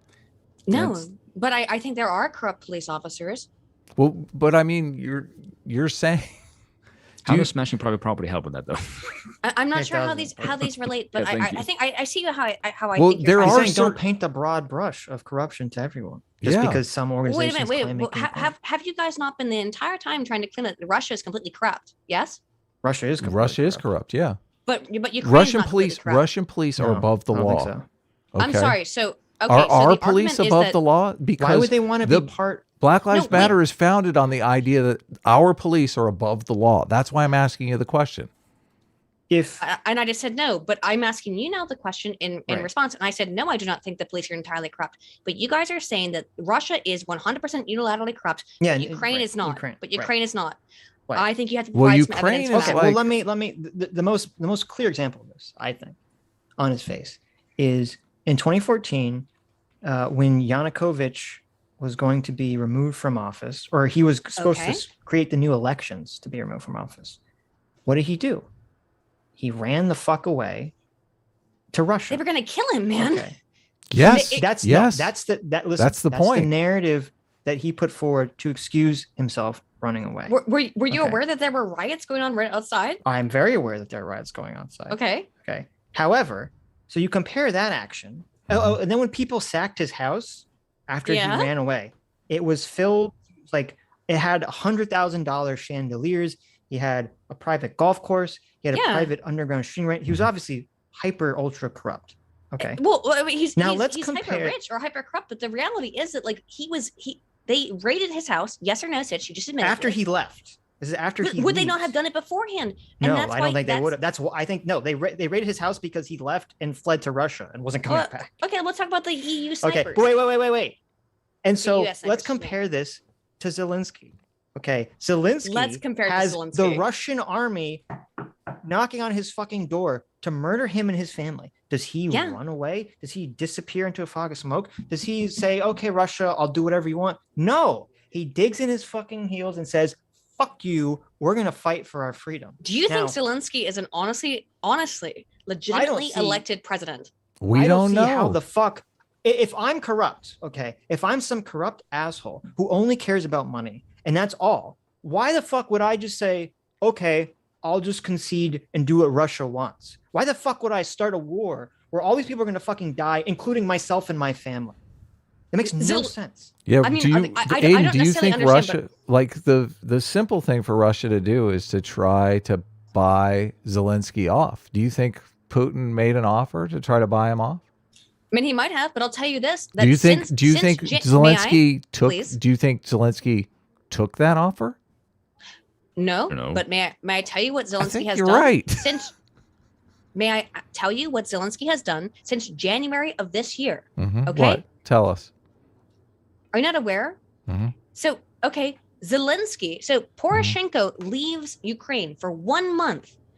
The previous president, Poroshenko, leaves Ukraine for 1 month to, in his opinion, I mean, you can disagree with this, to engage in meetings in the rest of Europe. Zelensky, at that point, and his government brings over 120 cases against Poroshenko for corruption and then threatens to arrest him. But the Ukrainian courts say Zelensky's not allowed to do that. He's fighting corruption. He tried. Oh, for fuck's sakes. He's draining the swamp. Yeah, it's like he's got half a dozen bills. Leaves, they had a guy in Parliament that was there was an assassination attempt on when they were passing an anti-corruption bill. In the 2nd of March of this year, Zelensky banned 3 television stations that were critical of him. Well, no, Ukraine. No. Okay. They were not. Wait. Those television stations. 1K, News 1 and 112 Ukraine. Those television stations were banned because they were sanctioning an individual who was being directly paid by Russia to promote Russia propaganda. And they sanctioned him, including all of his holdings, which included those television companies. Right. He was corrupt. Okay, so can I ask you guys a question then? Hey, when you fight corruption, you got to take the corrupt people off the playing field. Do you guys realize that? Okay. No. Let me just ask a question. So you can't have any. That's part of draining the swamp. Right. Okay. Remember the big line? You'd be in jail? No. Remember that line? Okay, everyone roared, oh, Hillary Clinton would be in jail. She's so corrupt. Okay, so you're in favor of him doing that?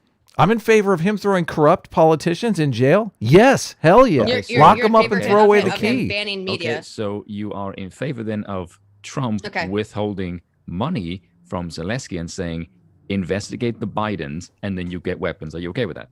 No, I'm not. I'm totally against that. Why one and not the other? Wait, what are we comparing this hold to? on. I was never in favor of Trump like withholding money. No. What's what we're saying, but you don't favor that, but you're fine with Zelensky banning media stations. You're fine with him. Listen, there is a huge huge difference between really. withholding aid to investigate someone that you believe is corrupt and someone that you've got the fucking evidence and His son was By the literally way, on the board they of don't have the Burisma. evidence because the Well, Ukrainian well. court Yeah, said he this doesn't is have the devolving evidence quick. Yeah. to arrest Wait a Poroshenko. minute. Wait a minute. Yeah. There's a huge fucking difference, and I know this pisses a lot of people off at the time.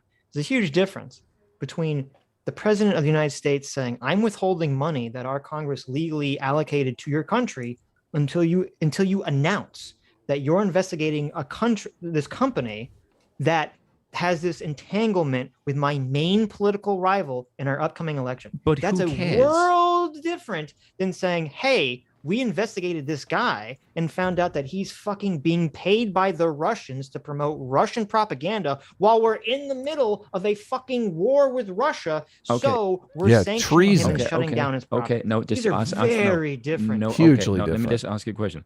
Is the fact that he is a political rival making him completely immune to any corruption investigation? If No. they found evidence on him, Okay, but his kid is Do literally you- on wait. the board of the Ukraine. I know. Okay, in Burisma. We can talk He- about. And the his- courts- his- the Biden courts said it was literally wrong. said The courts disagreed. Get this They said it was prosecutor wrong for fired. Zelensky to do what he was trying to do. So, We you're can- talking about the talking corrupt about- court said that. Oh, I wonder why. Okay. oh wow. Hold on. Okay, so now all of a sudden the Ukrainian government's corrupt now that it's convenient, right? They're weeding. They're Just say it's trying to interesting. weed out corruption, Aiden. That's what they're trying to doing. do- Trump did But this you with just said your the government was not corrupt until it's corrupt, and that's Listen, so convenient. there are two types of players on the field. Okay, Aiden. There are people who are corrupt that are getting rich off of the corrupt system, and there are people who want to fight against that corruption. Okay. Okay. We have to make the distinction between the two. Regarding Poroshenko, I don't know fucking jack shit about the charges levied at Poroshenko. I will say that I don't feel comfortable with a I don't president. trust Poroshenko, by the way, either. Okay, To be clear, that's fair. I think he's probably corrupt as well. I Right. agree. I don't. Zelensky ran against them. I don't want to live in a society where the president of the country is using their power, whether it be Donald Trump, Joe Biden, or Zelensky, uses the power of their office to levy investigations, especially false and bullshitty investigations or fishing expeditions on the main political rival that they're running against. That's super fucking bad. I agree. Okay. I'm not Speaking in of which- favor of anything like that. Just like how when Putin killed one of his main rivals. Yes, he Boris did. Nemtsov. but okay, Yes, he did. But okay, Sitch, here's the one I problem. just like to throw that in there. The he did. investigation, You're completely the correct. investigation of Hunter Biden was well before Biden was running for office. That's the problem. Was it? This was is- this- No, this wait, is no, just- does this have to no, do it with wasn't. Maidan? No, it I'm wasn't. curious. Okay. Hold on. We're- We can talk we're all about fucked Burisma up now. because that's one of the biggest fake news stories of our time. How And we is could talk Burisma about how fake it's news? How is that totally fake news? bullshit. How is it fake news? But I want to talk about the fucking phone call Let's get, first that let's we get in, never okay, let's get get in to. Maidan. All right, let's get into. Sorry. No, we don't just skip to the phone call. We're just only talking about the phone call. May I get into the? I'll just go through the very. I don't. No. I don't. No, we're no, gonna get it's- stuck if you go into It's the not, whole it's not. history of it. We're gonna get stuck. Phone call. But there's phone two phone call. calls. There's two phone calls. There's We can two talk phone about calls. both phone calls. Okay. Okay, we want to talk about both phone We calls. can talk about the okay? Nuland phone call, and we could talk about the Estonian or the EU the- phone call. Or The whoever problem is that there's someone in both phone call named Pyatt, or it's Pate and Pyatt, and it gets confusing. So Yes. on February 24th is the first phone call, which is between, I think so. Correct? Is that the first one? No, Or- the Nuland phone call is the in first one, January. the Ashton 24th. Pate, the Pate Ashton phone call is leaked in February 26, 2014. That's the Pate Ashton. Call. No. The Ash Payton phone call was in January, I think. No, it's leaked in February Yes. 26, No. 2014. No. Ashton. I have. Now I know why the Mm. confusion comes from. There's a Pate Ashton phone call, which is leaked in February 26, Oh, 2014. leaked, or when did it occur? It's leaked. The Nuland Okay, I don't know when it Pyatt- was leaked, Hang on. but- The Nuland-Pyatt phone call is leaked on February 4th. That's what. Okay, that's what I'm talking about. Yeah. When did that phone call? That phone call took place in January 24th. We actually don't know exactly when that, but it's somewhere probably in January. But it's leaked on February 4th. That's Okay. the Nuland-Pyatt phone call, where they discussed Sitch, you the may three want to roll candidates. back on the Hunter Biden thing. The three candidates to replace Yanukovych, which is Arseniy Yatsenyuk, Vitaly Klitschko, and Oleg Tikhonov, right? Okay. That's the call you're talking about? The Nuland-Pyatt call. I'm talking about, let's talk about the Nuland-Pyatt call first, because that's the one that happened first. Nuland, of course, is the, do you remember her exact position? Nuland was the Secretary of State. Secretary of State. Well, she was the deputy. Assistant Secretary of State. And then Pyatt is the ambassador to Jeffrey Pyatt is the ambassador to Ukraine. Yes. Okay. And this is the did you guys watch the video in full before? I've read the entire transcript. Let's watch the video. I have it here I'll put it up here in the watch together. Okay. We'll listen Why to not? the phone call. No, it's just the audio quality is garbage. Did you put in the watch together? Yeah, it's in the watch together. Just read it to us. What do you think? Listen to it. The listen will be quicker than the. It's only 5 minutes. It's only 5 minutes. It's very short. Okay. Yeah. Are you in here? Are you in here, Spin? Spoon is not in here. No. I'm good. No. Spoon, leaked get in here, you online. dipshit. Oh shit. What do you think? I've already bloody read this thing. I think we're in play. I know you have. The Klitschko piece is obviously the complicated electron here, especially the announcement of him as deputy prime minister. He's a former fighter. They're not necessarily wanting to go with him. He doesn't have any strong associations with any of the existing political parties. That's why they're not necessarily super fond of Klitsch. Klitschko is one of the heads of the protest currently, right? Yes. Okay. They said, let's go back. He says, the Klitschko piece is obviously the complicated electron here, especially the announcement of him as deputy prime minister. Mm-hmm. Who announced him as deputy prime minister? There were basically 3 people that were being potential opportunities. This is during, now you have to understand, for people who are not aware, to be very clear, what's happening right now is this is the Euro Maidan. There's this giant, that starts in November of 2013, a movement of the people to overthrow, at that point, the Yanukovych government. And so this is a call between Nuland and Pyatt, who are basically talking about who they would maybe put in place to replace Yanukovych. That is not what this phone call is about. Oh my God. Oh my God. That's the problem. This phone call has been completely misinterpreted. Debunked.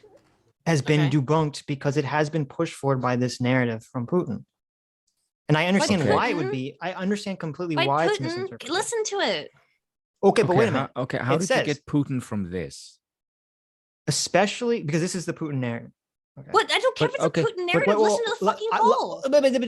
It says on screen, especially the announcement of him as deputy prime minister. Okay. Mm-hmm. So they're not saying the US is announcing him as deputy prime minister. No, they're saying somebody, some force outside of this phone call announced this man, Klitschko, to be deputy prime minister. Who announced that? We're nowhere near where the important part is yet. This is the important part. This is the context. Yeah, this is the important part. This is the most important part. It's actually not. No, you need to continue forward. The person who announced this was Viktor Yanukovych himself. Okay. Viktor Yanukovych, who is being deposed. Viktor Yanukovych, in an attempt to please the giant protest. Please play the rest of the call. Wait, we will play the whole thing, but this is the context of the call that is missing. Okay. Yanukovych, Viktor Yanukovych, in an attempt to appease and to calm down the giant protest that's been going on for 3 months outside the government building, has decided that he wants to announce this guy, Klitschko, as deputy prime minister and the Yeltsin, whatever his name is, as prime minister. That's that's what they're talking about in this phone call. They're not talking about replacing Yanukovych when he goes away. Yes. They are. And you already admitted that he's a pro-Russian candidate. How come he's announcing this guy that the West wants? That makes no sense. Adam, they throw. I don't understand what you just said. He announced the pro-Russian candidate. They throw announced Yanukovych out. This person. This is before Yanukovych is removed. He's still in office. He's still in office. The Maidan protest is going out. It's like he's like, Adam, oh my God, these people are going to kill me. They're shooting at my police force. My police force is killing them. I better appease them by announcing somebody they like as someone we can use in the government. Okay, but guess what happens? Klitschko does not become PM. Okay. Yeah, he instead let's listen. No, rejects hang on, please, his fucking invitation. Please No, that's not what happens. Please listen to the rest of the call. Please We will. listen to the rest of the call. We will, but For you fuck's sake. but you need to acknowledge who made the announcement they're talking about in the call. I don't give a He's shit saying about the he wants to announcement. I'd rather bring in just hear Klitschko, it but from it's their not two what happened. mouths. Why? It's not what Listen. happened. You've admitted that it's that the pro-Russian candidate is in office right now. Are you saying that the State Department called the pro-Russian candidate and told him to announce this guy? What you need to understand. Hold on, crap. 1 second. You need to understand. Are you saying that the Stop, CIA please, stop. did some sort Cease. of mind meld and Adam, made him my like some God. sort of hypnotism thing? Okay, And and how do you second. not understand For- this? for I 1 don't second. care who leaked it. I just give me the information and then I can decide for myself. I don't For need someone one- spoon feeding But to I'm me. asking second. you. No, I'm I asking know, you I a know. question. I want to know the I'm trying to answer. causal I'm trying to situation answer. here. How did And they? I'm trying to answer. How did they hypnotize the pro-Russian president into picking this guy? Okay, if you don't mind, Yeah. Vitaly Klitschko does not become PM. Okay. We He all turns the know position that. down. He Yes, turns the right. position No, do you? down. Right. Yes. No, he doesn't turn. No, he doesn't turn the position down. Well, he does in Yanukovych- record. He Yeah, does in recording Yes, he to, does. to Well, he Yanukovych does offering the because position. He because does turn it down. Yanukovych flees the fucking government. No. A month after this. No, Yanukovych offers this Okay. the position to Klitschko and Yats, and they both turn him down. Because Yanukovych is out and they're putting in someone else new because That's Yanukovych is later. This is a month out. before any of that It's happened. within. No, it's. Oh my god. Okay. It's literally a month, I think, to the day of this Yanukovych happening. isn't it? flees within. Okay, this is late February 4th. So- Yanukovych flees the country on February 22nd. Are you This saying? phone call? Okay. Go ahead. Are you saying that somehow Yanukovych had this all shit fucking played out and then he leaves the country like a month No. after this? No, no, not what at I'm all. saying Less is than a month? no. What I'm saying is very simple. Viktor Yanukovych, in an attempt to appease the protests, offered a peace branch to the protesters by saying, "I will appoint, because it's an appointed position, I will appoint the prime minister and deputy prime minister of your protest movement under me, and we will try to work together Yeah. to Weed out come to- corruption. to not to weed out corruption, but we'll come together to whatever to hear your demands." Okay. Klitschko and Yats, in response to that, say, "We do not accept that offer because we want you out of office." And a month later, happens. he's put out of office. Okay. Not a month later, within weeks. Well, no, this call, even though it was leaked on the We don't- 4th, we I don't- think yeah, was we don't- you're January right. 24th or something. But Well, we Um, actually don't know the exact date of recording. sometime but yeah, around then. You're correct. You're correct. 'Cause So yeah, do you think? Okay, so US that's the context of the phone call, and that's what Nuland and Jeffrey are talking about. Yeah, and thank you for calling him Jeffrey because this guy's name's Pyatt. and Yeah, then I don't know how to the- say Pyatt, and then the Peter Estonian Baelish MEP. and Nuland. and the problem is the Estonian MEP's name Where's is the phone call with It's the- very confusing. Where's the phone call with the American Catherine people Ashton. telling the pro-Russian candidate to pick the guy? That's the phone call we need, if that's what you're saying. This is the phone call where It's Nuland. this is the call. This is the Nuland-Pyatt call. Again, Did Let's go through it, America? please. Did Maybe, America? please. Let's play the rest. Let's play of it, the, please. Well, I can play. Probably gonna pause it again. But, all right. oh, as deputy prime minister, and you've seen some of my notes on the troubles in the marriage right now. So we're trying to get a read really fast on where he is on this stuff. But I think your argument to him, which you'll need to make, I think that's the next phone call we want to set up, is exactly the one you made to Yachts. And I'm glad you sort of put him on the spot on where he fits in this And scenario. Yachts just become the And PM, I'm by the way. very glad he said what he said in response. Good. So I don't think Klitsch should go into the government. I don't think it's And he necessary. doesn't. I don't think it's And a he good idea. remains in charge of Mayor of Kiev. okay. So, Yanukovych says, "Hey, he says to Yanukovych Yats." is not involved in this at all. You mean Nuland? No, Yanukovych, before this phone call takes place, Yanukovych offers these positions to Yats and Klitschko. And Nuland is saying, yeah. I don't want Klitschko to accept the position that is being offered to him by Yanukovych. But I want Yats to take that. I want Yats to take that position. This is a call between Victoria Nuland Yes. and Jeffrey Pyatt. Yes. Yanukovych is not involved in this call. I know that. Okay. Okay, can I just ask a question then? why is the Secretary or Assistant Secretary of State interested in getting Yatsenyuk as a PM? What's their take on that? Because they want the guy that they perceive is going to be more beneficial for the U.S. And why is the U.S. involved in Ukrainian government? In the U.S. politics in general? Why is any country involved in this? Of course. They want to have countries that are, wait, you asking me, why does America want to have a government that's more favorable to America? This isn't horrifying. But you don't consider that meddling in a foreign country for their own interests? Stupid fucking question. It is. It's totally I will 100% meddling. say it is. Yeah. Oh, okay. We're not fucking invading. It's okay when we do it? No, it's not. It's, well, if you're saying, is it like morally I'm just? actually kind of flabbergasted. No, because this is what I said about the monster situation. Okay. This is just like Putin saying, I'm going to squash your economy if you take this EU deal. There's meddling going from all directions. And the thing is, if America says we're not going to meddle, we're going to withdraw, guess what? That doesn't mean the meddling ends. It means the only person meddling is Russia, pushing the Ukrainians into the fucking dirt. That's the way world geopolitics works. That's yeah. You guys are either for the. It is horrifying, but that's the reality. This is the world we live in. I don't know what to tell you. Do you know why we entered the World War II? I mean, fuck.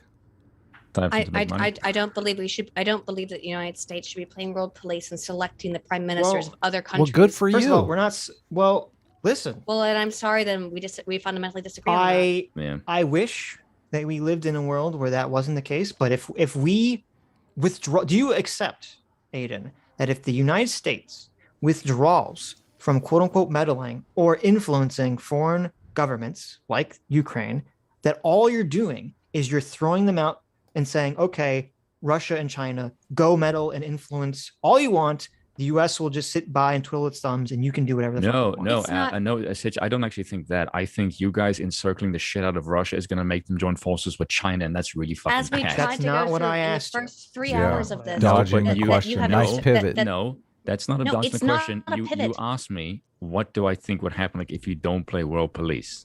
Okay. I asked you, what do you if U.S. retreats from influencing other countries, do you think the other countries are all going to become magical independent countries, or do you think they're going to be at the feet of Russia and China to do whatever the fuck they want? I think that might be less bad than what you are fucking doing. I'm sorry, Spoon. I'm sorry, what did you say, Aydin? I'm sorry, I didn't mean to interrupt you, Spoon.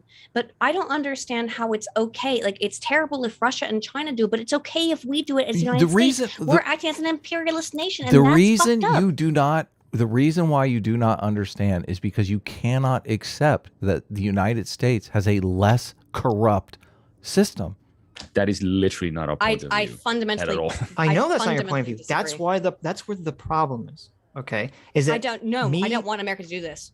And Adam, look at it like we understand that the world, unfortunately, is this battle of monsters fucking each other up. Yes. And you have to root for a monster. There's no you can say, I'm gonna go live off the hills by myself, and you're gonna get stepped on eventually. Yeah. Okay. You need a monster to protect you. And I'm looking at the giant American eagle monster and saying, this is the monster that seems to be the best for the world and for everyone involved. That least creates evil. That's the least evil, that creates capitalistic, pro-democracy governments and systems, or wants to create those systems. Has some level of fighting corruption. Putin literally assassinated one of his main rivals, like right outside the fucking Kremlin.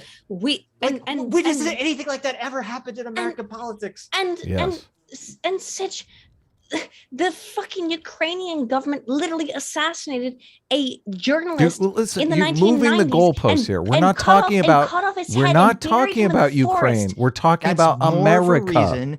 That's more of a reason to want Ukraine to be under the influence of the American monster and not the fucking Russian monster. But the U.S. does the same shit.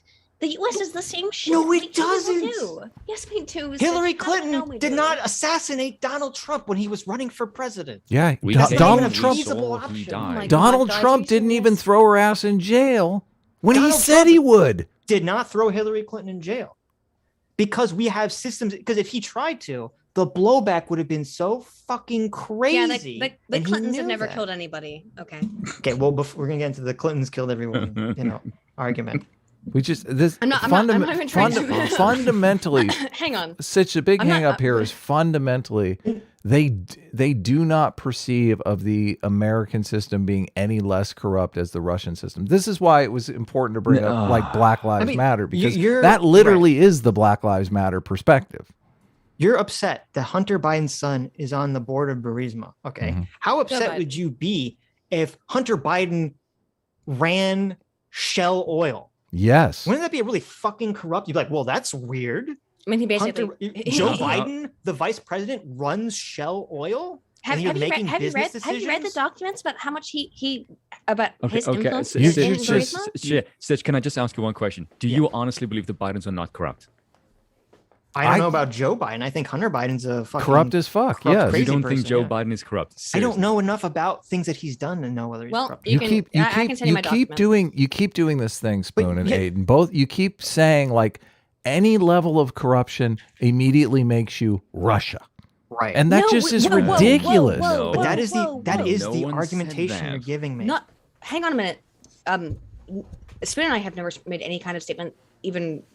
Actually, but if I ask you, to compare, if I ask you to compare corruption, and that is your response, that is the implication you're making. Totally. You've just said that we're accusing the U.S. of being Russia, which is incorrect. We're saying that there is corruption in every state. We are saying that over and over and over again. Then why do we not agree? You're making the argument that you think the level of corruption in the government between the U.S. and Russia is the same, and I'm saying they're not even fucking comparable. They're not even playing the same sport. I think that the corruption in Russia is far greater than it is in the U.S. That's true. I would agree with you. Okay. I mean, I just think making progress. We've had how many presidents have we had deal with Putin? We've had George W. Bush. We've had four of them. Well, no, started with Clinton. We had Bill Clinton. We had George W. Bush. Well, he was in office though. We had Donald Trump. We have Obama. I skipped Obama. We had Obama, Donald Trump, and we had Joe Biden. So we've had 6 presidents, 6 U.S. presidents. For some reason, all have to deal with the same one fucking guy who seems to be forever president of Russia. Okay. So how are we having a conversation about which country is more corrupt? Okay. Well, I don't. Insane. All right. So could we agree? There's another side argument that you're making that I want to just put on the table here. You're also saying that unless a country has 0 level of corruption, they cannot participate in foreign affairs in any way, shape, or form. No, we didn't say this. You are implying it. You're constantly implying it. We did not. We did not. But what I would like to say, if I could, is that, look, just because the U.S., first of all, the U.S. is corrupt as fuck, okay? It's less corrupt than Ukraine and less corrupt than Russia.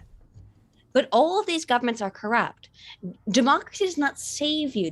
This holy halo of democracy does not save you from corruption. Because again, under your paradigm, well, Ukraine is a democracy. Technically, it's what you guys said. We agreed early on this that Ukraine's a democracy, and Ukraine's extremely corrupt. And we can go over more of the problems with the Ukrainian democracy. If you'd like to go over them, we could go over them in more detail. We're not making the argument that democracy is a panacea for eliminating corruption. We're not making that argument. Really? Of course we're not. I kind of feel that's the argument you're making. We're making an argument that's a system that tends to lead people towards less corruption compared to autocracy. But you still have to fight corruption, and if the people are not willing to fight corruption, sure, fucking democracy starts waning. Well, you said, okay, so you said that you agree, I'm sure we disagree on the exact amount, but you agree that the U.S. is less corrupt than Ukraine and Russia.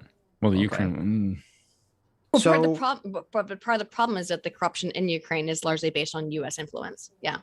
Well, okay, so... It is. Do you think it's better? Wait, would you like some more evidence? I have a ton of evidence. If I concede this level of, which I don't, but hypothetically, if I concede this corruption argument, why do you not think it's better for Ukraine to move towards the country that has less institutional corruption? Right. Because it's going to piss off a nuclear superpower.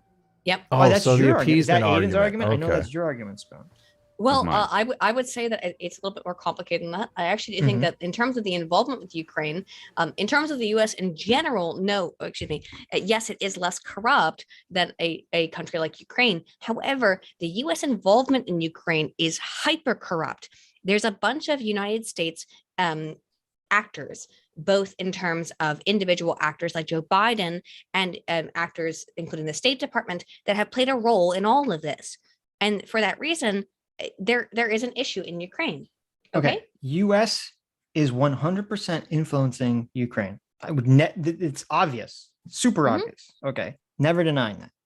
But again, as I said, and I think as you admitted, we would all love for there to be the magical neutral solution. But we all, I thought, agreed that that's not realistic, that's not feasible, that there's only one option. Okay. There's towards Russia or towards the West. Unfortunately, that's the unfortunate kind of, that's the unfortunate kind of. Or towards China if Russia lies. But I would even go a step further and argue that I think Russia's the one that's forcing Ukraine into the position of not being neutral. No, I think you are doing that. I agree. And may I explain why? So in part, okay, so because Ukraine has been increasingly encouraged towards joining the EU. We all know this, that's for sure. Now, one of the things that happens in 2019 when Zelensky becomes president, one of the things that he does is he increases the price of the tariffs on the natural gas pipelines that run through Ukraine. In fact, he increases them so much that it costs $620,000 per day that's a tariff on top of everything else that Russia makes for Russia to move oil or natural gas, through Ukraine. That's why Russia builds Nord Stream and Nord Stream 2. Right. That's why they do that. And in fact, by 2025, Russia is no longer going to move any natural gas through Ukraine. That's actually a horrible thing for Ukraine, by the way. But why is Russia doing that? Because Ukraine has not been able to make a reasonable goal with them, a reasonable decision with them. If Ukraine was able to make a reasonable decision on the tariffs, they wouldn't have had to spend the $9 billion that they spent on each one of the Nord Stream pipelines, right? Why is the Ukraine levying these tariffs on Russia? Because they make money off of them.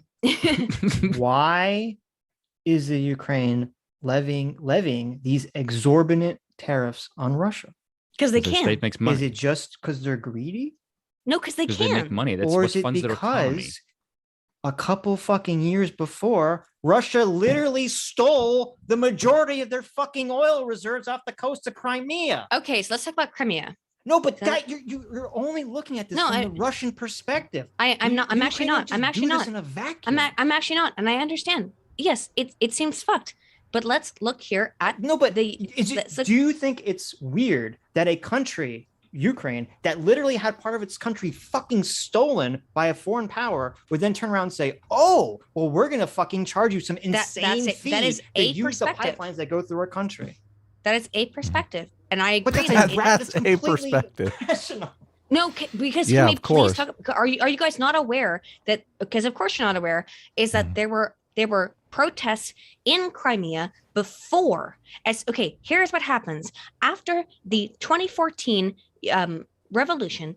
Immediately there starts a revolution and a bunch of protests in Crimea. And why are there a bunch of protests in Crimea? It's because what happens immediately after the new government is put into place? What do? They revoke the language protection laws on the Russian language in Ukraine.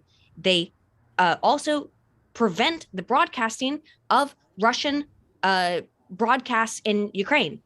So if you're by the way, Crimea, predominantly Russian in terms of ethnicity, they now have to see that as an act of aggression against ethnic Russians, right?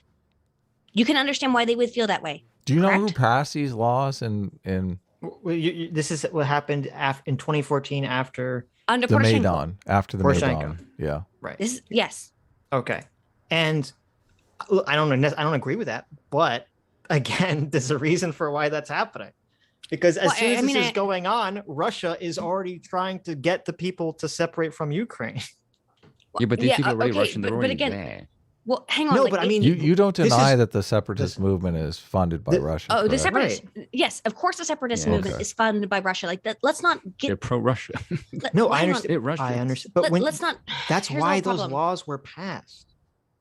The laws were passed, but they're overarching over the entirety of Ukraine. To fuck over the these laws. But Sitch, that's also why the Donbass starts to revolt. It's for the exact same reasons. That's why that's like Donetsk and Luhansk also rolled. Again, you keep doing this thing where you're pointing your finger and saying, I'm starting the chain of causation here. And the chain of causation starts with Ukraine doing something shitty.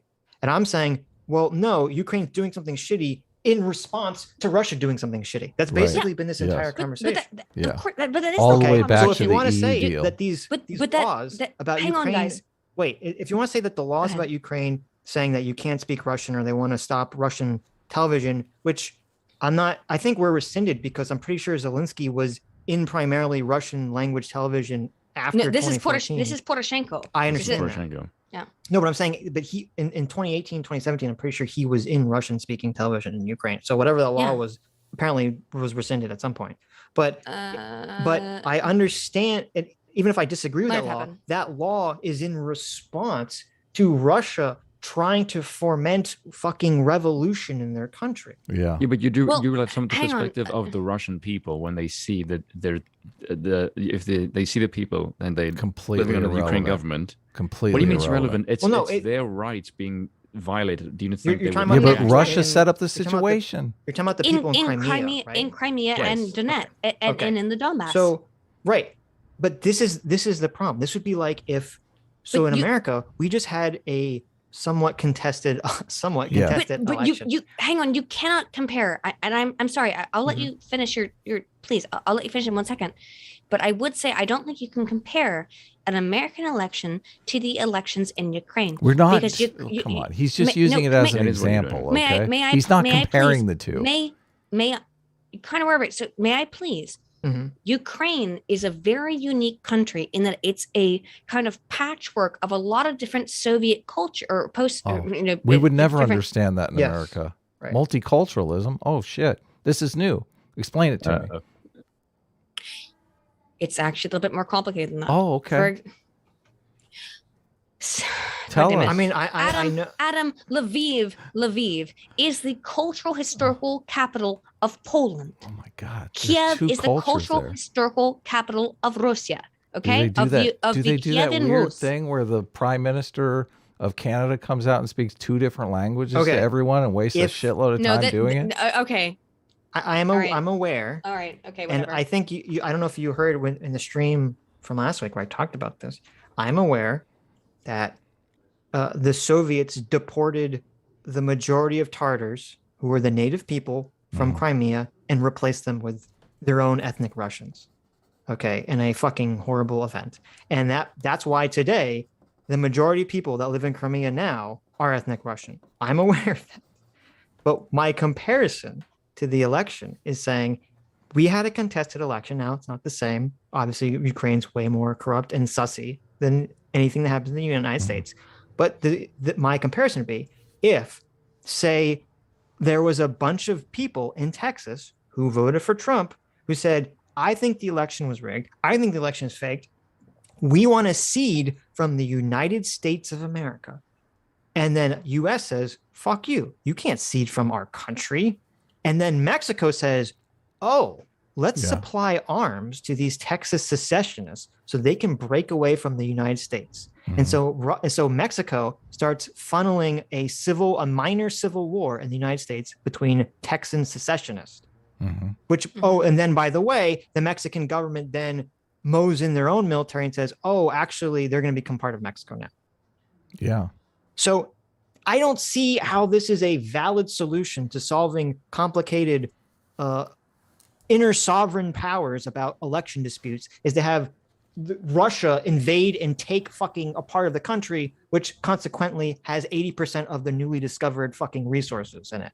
We're also playing a little bit of the Kyle Rittenhouse state lines here. Yeah. Where you're kind of continuing to try to back up more and more to say, no, the West is at fault. Russia has nothing to do with this. And Sitch keeps going, okay. No, I haven't said Russia has nothing to do with this. I've said that the whole situation is more complex, and when Westerners come in here and they're like, I know. We understand how complex it is, though. Right.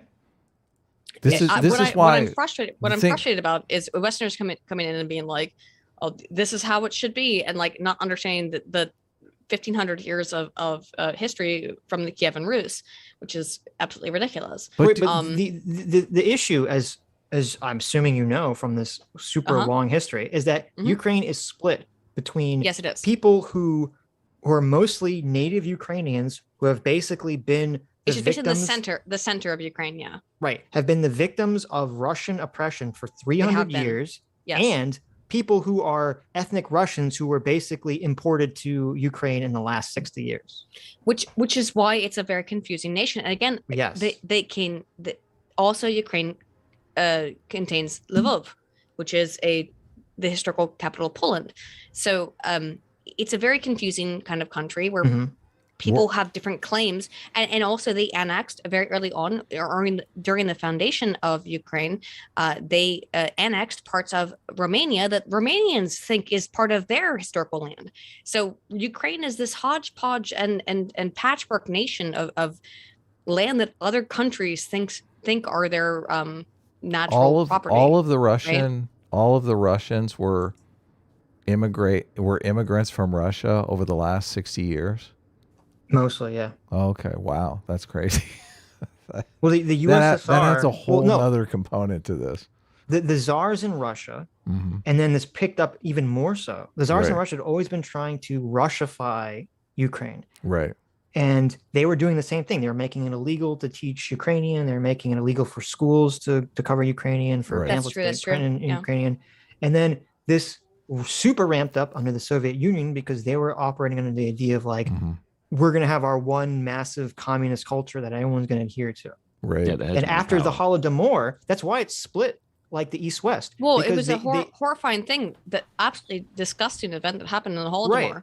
But because the East was the majority of the farmland, and that's where all the fucking people died. And that's where they killed everybody. Holy shit. And so after the Holodomor killed all these Ukrainians because they all starved to death, Russia said, well, there's all this fertile land and houses and shit, so let's start importing Russians in there to basically to farm the land. Free stuff. Yeah, right. Perfect So that's why communist it's in the utopia. situations it's in. And I understand that's an incredibly complicated situation. But from my perspective, and Putin can complain about how Ukraine got Crimea and all these lands, whether it was legal for them to get it from it all happens Stalin or whoever made this. It all happens under the fault of Soviet Union, so yeah. Right. To me, I'm saying with these global conflicts, you can literally always go back to, well, they did this first, and they did this first, and they did this first. And that literally goes on forever because everyone's always reacting to something someone else did. Right. And you have to draw the line somewhere. And I'm saying we draw the line when Ukraine ceded from USSR because the USSR fell apart. And that's the fucking line. That's a good place to draw. That's where right there. That's my starting point. I'm saying fuck everything else because you have to pick some place to start from. It's a good place to start. And I don't think it's right for Russia to be fucking with Ukraine so heavily. And any problems that Ukrainian government has should be solved within the Ukrainian government, including what to do about the people who are more ethnically Russian that feel like they're not being represented by the government after 2014. I agree with that. But the problem is the video that we got away from is that it seems to me that, first of all, I want ethnic Ukrainians and Ukrainians, anyone who is a Ukrainian or considers themselves to be a Ukrainian, to have the right to control the Ukrainian government. Same with people who consider themselves to be whatever, to control their government. But the problem with this video... Did you just endorse democracy? Holy shit. Here's the thing, you guys. If you're not aware, I love democracy. Unfortunately, I actually really do. My criticisms of democracy is that I feel like it doesn't... No, I really do. My problems with democracy is that I feel like it doesn't work. And that's why I get upset. And doesn't manifest the way it's supposed to. Right. So please, to be clear, I don't... my problems with democracy are not because God damn, I don't want anyone to have a vote. It's more like I'm upset that democracy doesn't actually work out the way it's supposed to work out. In fact, the way it's supposed to work out. Well, come on, man. Well, the ideal that we're all striving for. The ideal doesn't work, and it's disheartening, and that's my problem with democracy. Could we finish the video? We can finish the video. I totally forgot what we were watching. I know, I forgot too. Yeah, I mean, I guess you think What, in terms of him not going into the government, just let him sort of stay out and do his political homework and stuff. I'm just thinking, in terms of sort of the process moving ahead, we want to keep the moderate Democrats together. The problem is going to be... I do like how this video... Don't worry, like, this video. It's got all these stupid super videos. propaganda. Yeah, it's got like the CIA, and it's got like the Ukrainian Nazis. Did this person go to one of those tech seminars by Hillary Clinton? I feel like maybe they did. She went to the she went to the Putin tech But seminar. I will tell you this about Oleg Tiahanibuk. You cannot find a good picture of him. By the way, Oleg Tiahanibuk, legitimate neo-Nazi. I'm not joking about that. If you want some evidence, he is a legitimate neo-Nazi. If you guys have ever played Wolfenstein, he straight up looks like a villain from Wolfenstein. He is an unironic, legitimate. Look at his his leader, face. Swoboda. He is a legitimate neo-Nazi. He is an outright, overt. He hates Jews. He wants to remove all Jews from Ukraine. You wouldn't be able to tell from that picture. I know you would never be able to tell. Not but every picture you can find of him, it's just he's a real nasty. So it's a good thing. It's a good thing the U.S. government doesn't want him to be part of the government. I know. That's what I was going to say. I agree. Yeah, but totally funded their organization in 2016. It is a good thing that the U.S. Yeah, as long as they'll fight the. This is literally like the World War II again. It's like, okay, you're gonna fund the commies to fight the Nazis. Only it's the reverse. They're gonna fund the Nazis to fight the commies. That comes off really shady though. When you just go like, oh, it's a good thing they aren't funding them. As soon as they fund them, well, they're just gonna throw them in the front line and get them killed. And it's like, yeah, it's smart. But you're playing both sides. When the U.S. government is saying, but I'm just saying, it looks really sussy. Yes, you are. It looks like some sussy baka shit when the U.S. government is like, we're not going to choose the neo-Nazi. And when they say why, it's because they think they can't control him, which you'll see right here. Okay. And his guys. And, I'm sure that's part of what Yanukovych is. But they want them to work together, by the way. Wait a minute. Listen to the whole thing. The problem is going to be Tonybook and his guys. It's going to be Tonybook and his guys. And wait, you have to keep waiting. You have to listen to it's like three more I'm lines. sure I know. I'm that's just saying. Part of... He's saying, I'm sure that part of what Yanukovych is calculating all this. Which that's interesting. Yeah, it is super I'm sure that's interesting. part of what Yanukovych is calculating on all of this. I think Yats is the guy who's got the economic experience, the governing experience. He's the guy. And she's going to say what that he needs how is Cleach and Tonybook on the outside. He needs to be talking to them 4 times a week.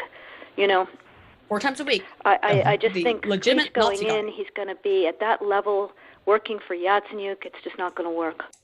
Okay. Yeah. No, I think that's right. Okay. Good. Well, do you want us to try to They set say up they a want call to put with Yachts in. him? Yachts becomes PM after this. My understanding from that call, but you tell Both me, under the was that the big three were going temporary into their government own meeting. and under the permanent Poroshenko government. So what he's saying is, do you want me to set up a call with him? He's saying, do you want me to set up a call with Klinsko for you to tell Klinsko what you want to tell him? No. With Klitschko, he's saying Klitschko first, but it's clear that it's a call with all of them. No, she already had a call with Yats. He referenced that at the beginning of the video. Yes, she's organizing with him. Because Yats is the person they want to be in power, and Yats does become the PM. Right, and he says, so you want me to set up a call with him, referring to Klitschko, because she's like, do you want me to? Klitschko. Yeah, do you want me to set up a call where you tell Klitschko you don't want him to accept the deputy prime minister? Klitschko removes himself from the nomination. Okay, you're jumping ahead. But he does. I understand, but you're jumping ahead. Okay. Just saying he does. Focusing on the time-space point that is this single phone call. Okay. Jeff? My understanding from that call, but you tell me, was that the big three were going into their own meeting. Okay, she's talking about Yats. Big three. Yats. Yanukovych. And no, Klitschko. not Yanukovych. Yats. It's going to be Yats, Oleg Tiahanibuk, and and Klitschko. I don't think she's talking about. No, the big three. She's talking about the big three who are the replacements for Yanukovych, which is Klitschko. Yanukovych isn't being replaced at this moment. He is being replaced at this moment. He is being replaced at this moment. That's a month down the road. Oh my God. No one knows that that's the future. Yeah, nobody knows that he's going to run. What is the point of the protest? Because right now the protests are overthrowing Yanukovych. It's to overthrow him. If this was about replacing Yanukovych. It's very silly. Why are they not talk? Wait, it's not. If this is about replacing Yanukovych, how come they're only talking about the prime minister position? How come no one's talking about the presidency? Because here's what. Because Yatsenyuk, he can be selected by the president. Right. But you yourself said that Yatsenyuk offered Yanukovych offered Yatsenyuk the position, and he said no because he wants to pass a constitutional no after this amendment. phone call, by the way. But he says no because they want to have an election, obviously to get him out because as the president, he has a lot of leverage over the PM. He can veto any legislation as far as I know. The president decides the PM. Aydin, swear to God. Sorry. Heaven's sakes. And also, he was told to make constitutional amendments, obviously to reduce the power of the president. That is why. No, but the president is not going anywhere as of this phone call, though. Right. But the whole idea behind the phone call. You're not. The president is literally being overthrown at the point. He's not. He's not. They don't have a crystal ball. He's literally making this offer so he can stay in office, Aydin. Yes. That's the whole point of making the offer. Is also given an election because we want to get rid of you. Are you actually not able to understand what's happening during You do not understand what is happening. You seem to think that people in the past have a crystal ball and they can tell every single thing that's going to happen in the future. These people do not know the future having this conversation in this. Yes, that's why it's called at this moment. I want you to try. I want you to try hard to think about. I mean, try to think about what's happening. I'll try my hardest. I promise. I know. Try your hardest to think about what's happening during the period when this phone call was recorded. Right. This phone call was probably recorded at some point in January in 2000.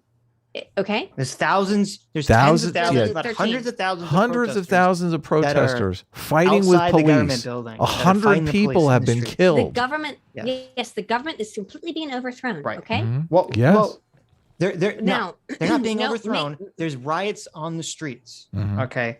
May I try to put things into perspective for you two? Yeah. No, it's like this is not like January 6th all over again. Okay. Let's say it's relevant. It is relevant. By February 22nd, Yanukovych has to flee to Russia because he's been ousted. Because this deal falls apart. Do you not seem to understand that? What? But then why does Yatsenyuk become PM? Because whoever won the presidency, because he was still not. Wait. Because but they say the guy they want to be in power is Yatsenyuk, and he becomes PM. Do you think it's suspicious that Yanukovych offers the prime ministership to the main opposition leader? Do you think that's suspicious, or do you think that just makes logical sense? The current president is and his entire government is deposed. No. Nobody knows that. Wait. Pause. January 25th. Yanukovych is the president, okay? Do you think it's suspicious that Yanukovych, as president in 2014 of January, says, hey, Yats, you're the main opposition leader of the protest. I'm offering you the prime ministership. Do you think that's suspicious or weird? Dates fucked up. You got your dates. I don't have my dates fucked up.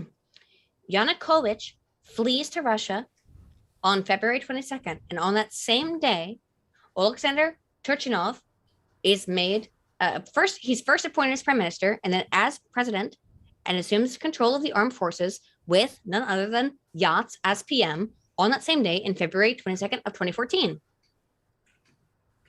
Okay. And then elections are held. Do you not accept that Yanukovych offered Yats a prime ministership? But he was being deposed. Before he's deposed. You accept that happened, right? Okay, yes, but for whatever reason, you accept that it happened in January. Because he's trying to avoid Aydin is disputing that. No, I'm not. I'm saying because he's trying to avoid being deposed at that point when it becomes very obvious that the West is supporting Yats. Okay, so you agree that it makes logical, rational sense for Yanukovych to offer the prime ministership. Oh my God! Some people are asking me to kill myself in the chat. you agree that it makes logical sense for Yanukovych, in an effort to quell the protest, to offer the prime ministership to the main opposition leader Yats, right? That makes sense. That's not like a weird thing to do. That makes sense, right? You Yanukovych is gone literally the next day. So. Well, the next month. If he's gone. But wait, hold on. Just you agree that makes sense, PM, right? Yes or no? It makes sense. Okay. It makes sense. So then a month later, Yanukovych flees the country and is impeached. Okay. Yep. Do you think it's strange that in the new government brought about primarily by the fucking protesters, that the main opposition leader would end up becoming a central figure of that of the government? Is that like a weird thing, or is that just completely logically make exact sense? Yeah, they got their leader in charge. Of course, they got it. Okay, so then I don't understand what the conspiracy here is, because this all makes complete sense. Well, the reason, and also it makes sense too, because the guy turned down the position because he was like, no, I don't want to be besties. We're going to lead together. You're the pro-Russian candidate, and my hands are tied. I can't do anything. He's going to say, you're completely correct. You're completely correct. He's going to say, go fuck yourself. Yeah. They oust the guy who is pro-Russia, and then they put in the United States. Where's the conspiracy here? US no, the United States does not. He's the main opposition leader. Okay. If I assume, Aydin, that you could, let's imagine a hypothetical world where the United States doesn't exist, but this situation still plays out exactly the same. What a ridiculous! Why would you want? But the problem is that the United States was involved with this. No. But I know it hurts your feelings, but that's the reality. It hurts your feelings. It doesn't hurt our feelings at all. You're like, America was involved, so you're looking. America was involved. No, wait. You're looking at Yats becoming prime minister, and you're jumping to the conclusion this is because of America. And I'm saying this guy is the head of the fucking protest movement. Obviously, he's going to have a central fucking part in the new government that exists because of the protest movement. Yeah, actually, he's not involved in the protest movement. Tyenbolk is involved. They all were. But no, it was mostly all Tyenbolk. Yats was a central figure, and he was one of the main voices for the protest that was currently in the government at the time. The violent part of the protest, that's the Oleg Tyenbolk. Well, yeah, he's not part of the violent protest, sure. It's a protest of like 100,000 people. There's lots of different factions involved.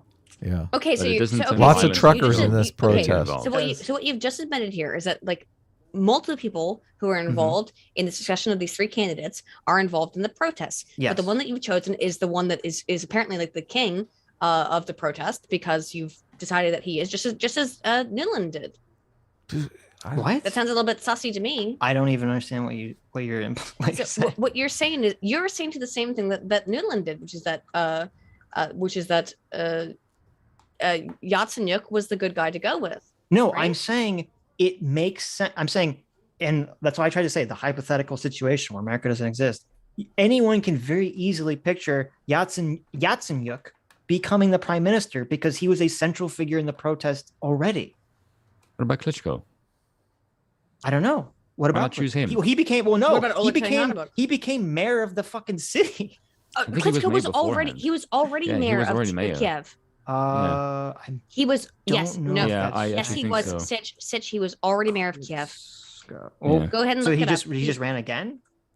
He was already mayor of Kiev. He was potentially lined up as he was already mayor of Kiev. This is so weird, Sich. No, it says mayor of Kiev. Klitschko was confirmed on February 28th, 2014.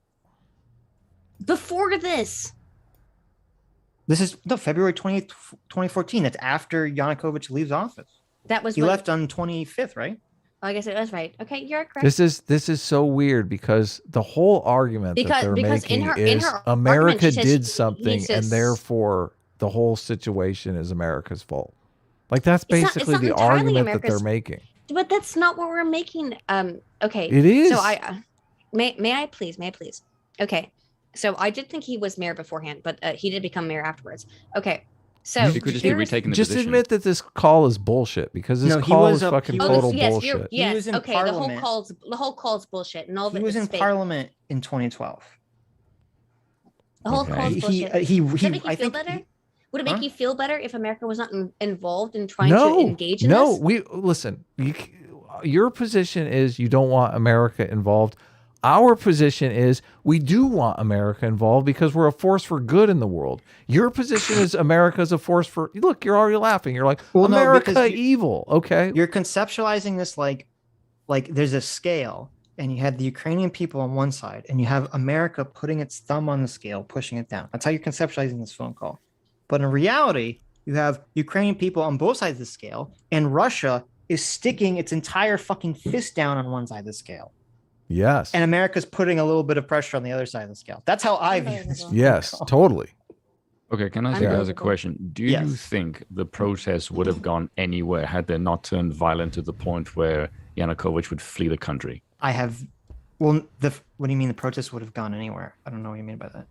Well, the protests turned violent up until the right sector and they would have overthrown the government. I mean, the protests were violent there was violence in the protest for months before Yanukovych fled, let's right? talk about the violence. No, it's only a couple of protests. Weeks before. Well, are we going to should we finish the call? I mean, which we have to. We have to then talk. We have to finish the call.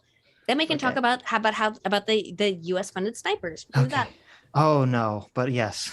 Okay. And that Yacht's going to offer in that. Before we go there, Sitch, do we have any evidence for the U.S. funded snipers? That's pretty much. I don't know. We'll see what Aydin is. Oh, because America would never use violence to depose leaders. Just post some links. Can you post some links so Sitch can look into this thing? Go to the bathroom. We'll wait till you get back to play the phone call. Spoon knows everything. I've heard a lot about these U.S. funded snipers. So. All right, hang on. You go ahead and go with it. It's just it's funny. Why does U.S. have to fund snipers when there's so many fucking pissed off people in Ukraine? Okay.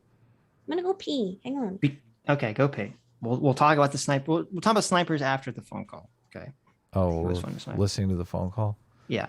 I think we were getting more out of it when we were dissecting it from people who didn't believe time travel was possible. Oh, but you tell me was that the big three were going into their own meeting. And that Yachts was going to offer in that context a three-way, the 3+1 conversation or 3+2 with you. Is that not how you understood it? No. So they're just talking about how they want to set up the conversation. Yes. Oh, I mean, that's what he proposed. But I think just knowing the dynamic that's been with them where Klitschko has been the top dog, he's going to take a while to show up for whatever meeting they've got. And he's probably talking to his guys at this point. So I think you reaching out directly to him helps with the personality management among the three, and it gives you also a chance to. Who are the types of people that you're worried about personality management with, Sitch? It's funny because I didn't think about it until you're hearing this and you're like, this is like some fucking Hollywood producer talk. Oh, I understand this. I definitely understand this. Anyone who's put together a project that you have to work with a lot of really important people, right? Or at least people who perceive themselves as very important. I mean, they don't really actually have to be important at all. Right. Yeah. But you understand what that means, right? That means he's difficult. Yes. Move fast on all this stuff and put us behind it before they all sit down and he explains why he doesn't like it. Okay, good. I'm happy. Why don't you reach out to him and see if he wants to talk before or after? Okay, will do. Thanks. Okay, I've now written. Oh, one more wrinkle. So it sounds like what? Mm-hmm. Are you back, Aydin? Yeah, I'm back, and I'll also tell you something about this guy in particular. The phone call with Pyatt. He actually is not as necessarily corrupt as he seems here, because he called for more investigations against Poroshenko. Mm-hmm. A couple years later. Okay. That's just saying. Good. Right. Well, U.S. has a position of wanting. I mean, you might not like it or accept it, but I think U.S. wants a position of less corruption. Yeah. Because they don't want to have. The U.S. is giving these countries loans, and they don't want, even for the most corrupt reason, a politician doesn't want to sign off a loan to the Ukraine that goes that goes into some asshole's pocket. And then that comes back to bite him in the next election. Because someone says, "Oh, you're just pissing away American tax dollars." I agree, but specifically where Pyatt calls in is when he has an issue is over the issue with the General Prosecutor's Office, which at that time was led by Viktor Shokin. In that he thought that Viktor Shokin was not corrupt, and he wanted further investigation into Zlochevsky, who was the former head of Burisma. Corrupt as fuck, though. You know that, right? He was the guy investigating Hunter Biden on Burisma. Well, He was the guy He that was not investigating Hang on. Hunter No, Biden. He was not. Zelensky, He was not. sorry. Okay, so Viktor Shokin is. No, he is was the a- guy that they wanted to investigate, but wouldn't. They want. He So was the guy who investigated the head of Burisma. Victor Shokin. Okay, if I Yes. may, Viktor Yes. Shokin was the prosecutor general Mhm. at the Okay. time. Yes. at the time. Yes. Right. Very famous prosecutor general. I'm not saying that Viktor Shokin is not corrupt because I think he probably is too. Okay, so I'm not sure like who we can because this is the whole problem with all these people. Like, there's no I way to know. know who's corrupt and who's not corrupt. And No, it's a there complete is. fucking There's a very clusterfuck. easy way to know No, that he's there's corrupt. really not, Adam. No, there's there really isn't, not. Adam. Well, we know he's corrupt because he appointed his chauffeur As to be a chief state prosecutor. lawyer, Yeah. to be a state Right. prosecutor with no previous legal expertise. Chauffeur turned prosecutor. I like that. and then But and then his if I may. chauffeur started coercing business people, saying, "Listen, I'm going to investigate you unless you bribe me." right. And when they raided his apartment, they found like I forget how many, like 70 diamonds or gemstones and rare Oh, there's all paintings kinds and of all look, sorts of shit that he used. Shokin's do you think? for I mean, bribes. corrupt. No, hang on. Shokin's Okay. completely corrupt. Let's just be Right. clear. I mean, But so is prosecutor Lochet- Binger is pretty corrupt, Sitch. But I don't. Exactly, but- Is he threatening to shake down people for bribes, for diamonds Hang on- and stuff hang like on, that? though, I'm hang on, not though. sure. He might That's be. true. He's a Can we fucking dick. try to be It's a good fair here? comparison. Mhm. Shokin, corrupt as fuck, completely like Okay. ridiculous. But so is Lochevsky, the guy in charge of Burisma. Okay, I'm sure. Yeah. Oh, There- the guy in charge of yes. Burisma's corrupt as fuck. Yeah. so Or we have what's the guy? What with is the Z name point? Yeah. Who was in charge of? because I thought he was in Burisma Jeffrey too. Pyatt is the guy who calls Viktor Shokin in order to investigate Lochevsky. The guy in this call, he is the one who also calls Shokin. Zlochevsky? Zlochevsky is the guy I who don't is know, in is it- fact who is the head of Burisma. He's head of Burisma. Right. Mhm. And they wanted, Okay. and they wanted Shokin to investigate that guy, and he wasn't. That was the contention. He said he had been doing it, and in fact, there was evidence that in fact Shokin had been doing it that since 2012. But Mhm. Shokin is corrupt as fuck, so who knows? The There's Ukrainian lots of evidence government. that he wasn't, though, as well. Well, the Ukrainian government came out in like 2019 and said he had been doing like the whole time. They said in 2019 that he'd been connecting the evidence the entire time. Actually, and he had not been was not. This testing is the research on prosecutor, the prosecutor that appointed his chauffeur as chief prosecutor. Shokin is the prosecutor Shokin- general. Yeah. Yeah, Shokin Yeah, is the And he- guy and he- that and I agree Trump with you, said he's is a corrupt. very Like, good prosecutor. He said, But I'm agreeing with you that he's corrupt. Right. I don't Yeah. trust Shokin at all. Okay, like we have to admit that Shokin's okay, corrupt.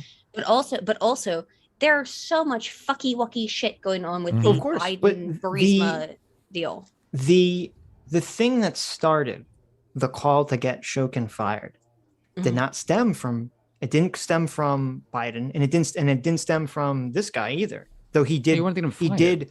This guy Jeffrey did tell Biden that he should press to get this guy fired.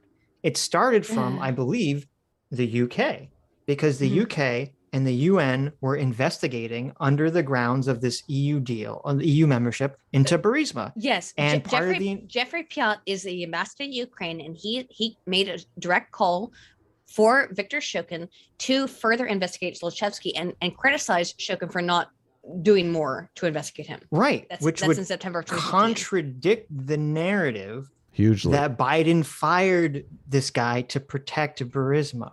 Mhm. He happens a fired little this bit guy later. because he's corrupt. Well, Okay, can I just put it in a different way, right? Mhm. You guys realize is that corrupt, there's Pu- a Wall Putin Street perspective, Journal- please. That's what we want. There's a Wall Street Journal ad that said that the appointment onto the board of Burisma, because Biden is the guy selected by the Americans to head a sort of anti-corruption thing, and then for his son to be on the board, and then anyone investigating, I'm saying they could be corrupt, could be true, but from the outside perspective, you do realize that that guy being his kid being on the board of an energy firm, and then someone investigating him gets fired, that looks really shady as shit, right? Of course, that's what they even said that at the time. They said this looks like a giant conflict of interest. I mean, Yes. it's more than that. Yeah. Like you have to look at this. It's called Blue Star, I think. Blue Star. Yeah. So Blue Star Strategies is actually this group. It's a international government relations firm that's hired by Burisma to boost their image. And let's continue with the phone call. What do you say? Why are we going on this? Yeah, go ahead. Sorry. Okay, we'll get out of it. I will come back to Burisma. It's just, well, I don't know if we should, because we're already in the thick of it. And I just, continue with Burisma. You're completely correct that Jeffrey the Jeff guy here. Right. Pyatt, he wanted Biden to pressure Shokin, or to pressure Ukraine, really, to get Shokin to investigate into the guy who runs Burisma. This seems to completely contradict the notion that Biden wanted them to fire Shokin to protect Burisma. It is that's why I brought it up, because it is a little bit weird, right? Yeah, it's contradictory is weird. But that's usually what we call it. That's why I'm saying the idea that Biden fired or pressured Ukraine to fire him to protect Burisma is completely not founded on anything other than the implication that, well, his son was on the board. The reason I bring this up. Why is his son on the board? Because, as Aydin said, there's this group that's a lobbying group. What was it, the Blue Star people? Blue Star Strategies. They say, hey, if you want to, keep being corrupt pieces of shit, you should hire Joe Biden's corrupt asshole son to be on the board of your company. Which is true. Maybe he can talk to his dad, and that will help you out. And no one will investigate your corruption in any way, shape, or form. The Americans will pull off. The Americans are friends with the EU guys that keep wanting to investigate your corruption. This will be good for you. It's in the emails. He smokes a lot of crack. We can persuade him to go to bat for us. Yeah, I mean, it all makes perfect logical sense to me. I just want to put the Jeff guy involved here is also involved in some of the Biden Burisma stuff, second-handedly. So, because he's the ambassador to Ukraine. So where do you want to? I brought up the Washington Examiner article, Sitch. If you want to, I don't know how deep you want to go. Well, let's finish the phone call before we get into the cache of diamonds. Okay. Yeah. I can't remember if I told you this or if I only told Washington this, that when I talked to Jeff Feltman this morning, he had a new name for the UN guy, Robert Seri. Did I write you that this morning? Yeah, I saw that. He's now gotten both Seri and Ban Ki-moon to agree that Seri could come in Monday or Tuesday. Okay. Are they just setting up? They're just scheduling here, right, Sid? Yeah, they're trying to set up meetings between. Which is totally irrelevant to any of this fucking nonsense. Well, they come back to it. So they do. Hang on. So that would be great, I think, to help glue this thing. Yeah, but a lot of people are listening to this and they're hearing, help glue this thing and all this stuff. They're like... And have the UN help glue it. And, fuck the EU. Who cares? That's my favorite part. I don't care. She says it so, I don't care. matter-of-factly. Fuck the EU. What I'm so angry about with this entire thing is that people they fucking ignore everything else that's made in this call and they focus on that goddamn line. It's the least important thing she says here. What? Why? Why does she say fuck the EU? It's the least. Well, she doesn't care about the EU. No, but hold on. The context of why she's saying fuck the EU is important to understand. It is. But people just get so upset and focused on the fact that she said fuck it. But tell us why. Tell us why she says fuck the EU. If you hear this phone call, because the U.S. is way more important in terms of their perspective than the EU. No, so it's a little bit more than that. But the problem is this is like if you took a random scene, if you just took the scene of Pulp Fiction where they talk about dead N-word storage, you'd be like, this is the most racist movie I've ever seen in my fucking life, right? But it's like, okay, that's my problem with this. Right, you just took this completely out of context situation. You don't understand anything. I get very upset by that. Right, but that's what's happening with this phone call. Totally. The context of this phone call is incredibly complicated. And people just hear Secretary of State talking about person to be prime minister. Person becomes prime minister. Fuck you. Thank you, Sitch. That's exactly why I have a problem with this exact. Explain it, though. Explain it, Sitch. So explain the reason she's saying fuck the EU is because, and what she said before this, she said, it would be nice if that guy from the UN came to glue this all together. And that's because she appears from this phone call wants Yats to accept the prime ministership under Yanukovych. Right. Which I would assume would do wonders to helping quell. I highly doubt that Adds because stability. they know Yanukovych is being deposed. So I highly doubt. But wait, but that's why she's saying fuck the EU, because the EU, it seems like the US is saying, I mean, listen, it's possible. we're fine with Yanukovych continuing to be president and having Yats under him as prime minister, where the EU would prefer if Yanukovych was completely deposed. Is it so fucked that it's like we get to pick who the fucking PM is? It still seems fucked to me. Oh my God. Well, it's not good. Well, first of all, we're not picking. We're not picking. We're saying pressuring. Okay, but we're pressure. Okay, but does that make it better? No, I'm not really sure it makes it better. But it maybe does make will it better. It makes it maybe giantly better. What are you talking about? Like I we don't could believe go, we that could you- go I have the don't- CIA go in and rig their elections. I'd say that's Right. much worse. Well, would it make you feel better to know that Yats doesn't do what Nuland is saying? Because he doesn't. Yeah. He doesn't accept the position until after Yanukovych is already gone. But he accepts yeah, under because he wants Turchinov. someone else who he can act under properly. He Because immediately- Yanukovych would fuck him over if he Yeah, was but so PM. he's doing the opposite of what Nuland No, he wanted him to doesn't. do. He immediately accepts it under Turchinov, and then he becomes PM under but- Poroshenko. The concern here is you're saying So I don't excuse like. me, he becomes don't PM like- twice over. You're saying I don't like that Nuland is coming in saying I want so and so to be the prime minister of Ukraine. Okay, But he becomes PM Wait. of Ukraine. and she's saying I want Yats to accept this position. Yats tells her, I don't know what he tells her, but Yats turns around and doesn't fucking accept the position. He does the opposite of what she wants. Dude, I can't believe everybody. because the Yanukovych entire government's collapsing. But why doesn't Nuland say that? Why doesn't Nuland say, Yats, I want you to not take the position because the government's collapsing? Why didn't she say Because they knew that? a new government was being put into place. No, but she's saying the opposite of that. If she wants that what you Yanukovych think? to go down in flames, she should. The way that There's this no phone mention, call, but wait, there's no mention of Yanukovych at all in this call. the way this phone call would be very damning is if it was the opposite. If Nuland said, I want Yats and Klitschko to say, fuck you, Yanukovych, we're not accepting the positions. And then we see in reality, that's exactly what happened. They say, fuck you, It is what Yanukovych, happened. we're not taking the position. But no, she's saying, I want him to take the position. And he doesn't. It's the opposite. But Sitch, he does under Turchinov.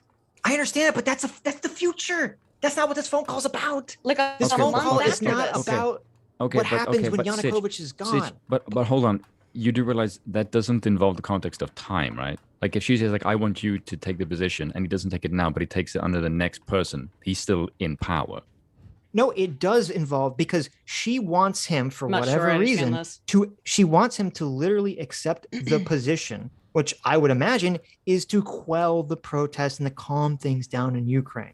But then That's he why she wants says- him to take the position, But then he says no, right? and then I want elections as well. no, he maybe says that I'm is- not going to take the position because I want Yanukovych out of office, which is Yes, and- directly Yes, contradicting and what then- and then Nuland he is but takes saying. the then he says reaction under I Turchinov. want elections.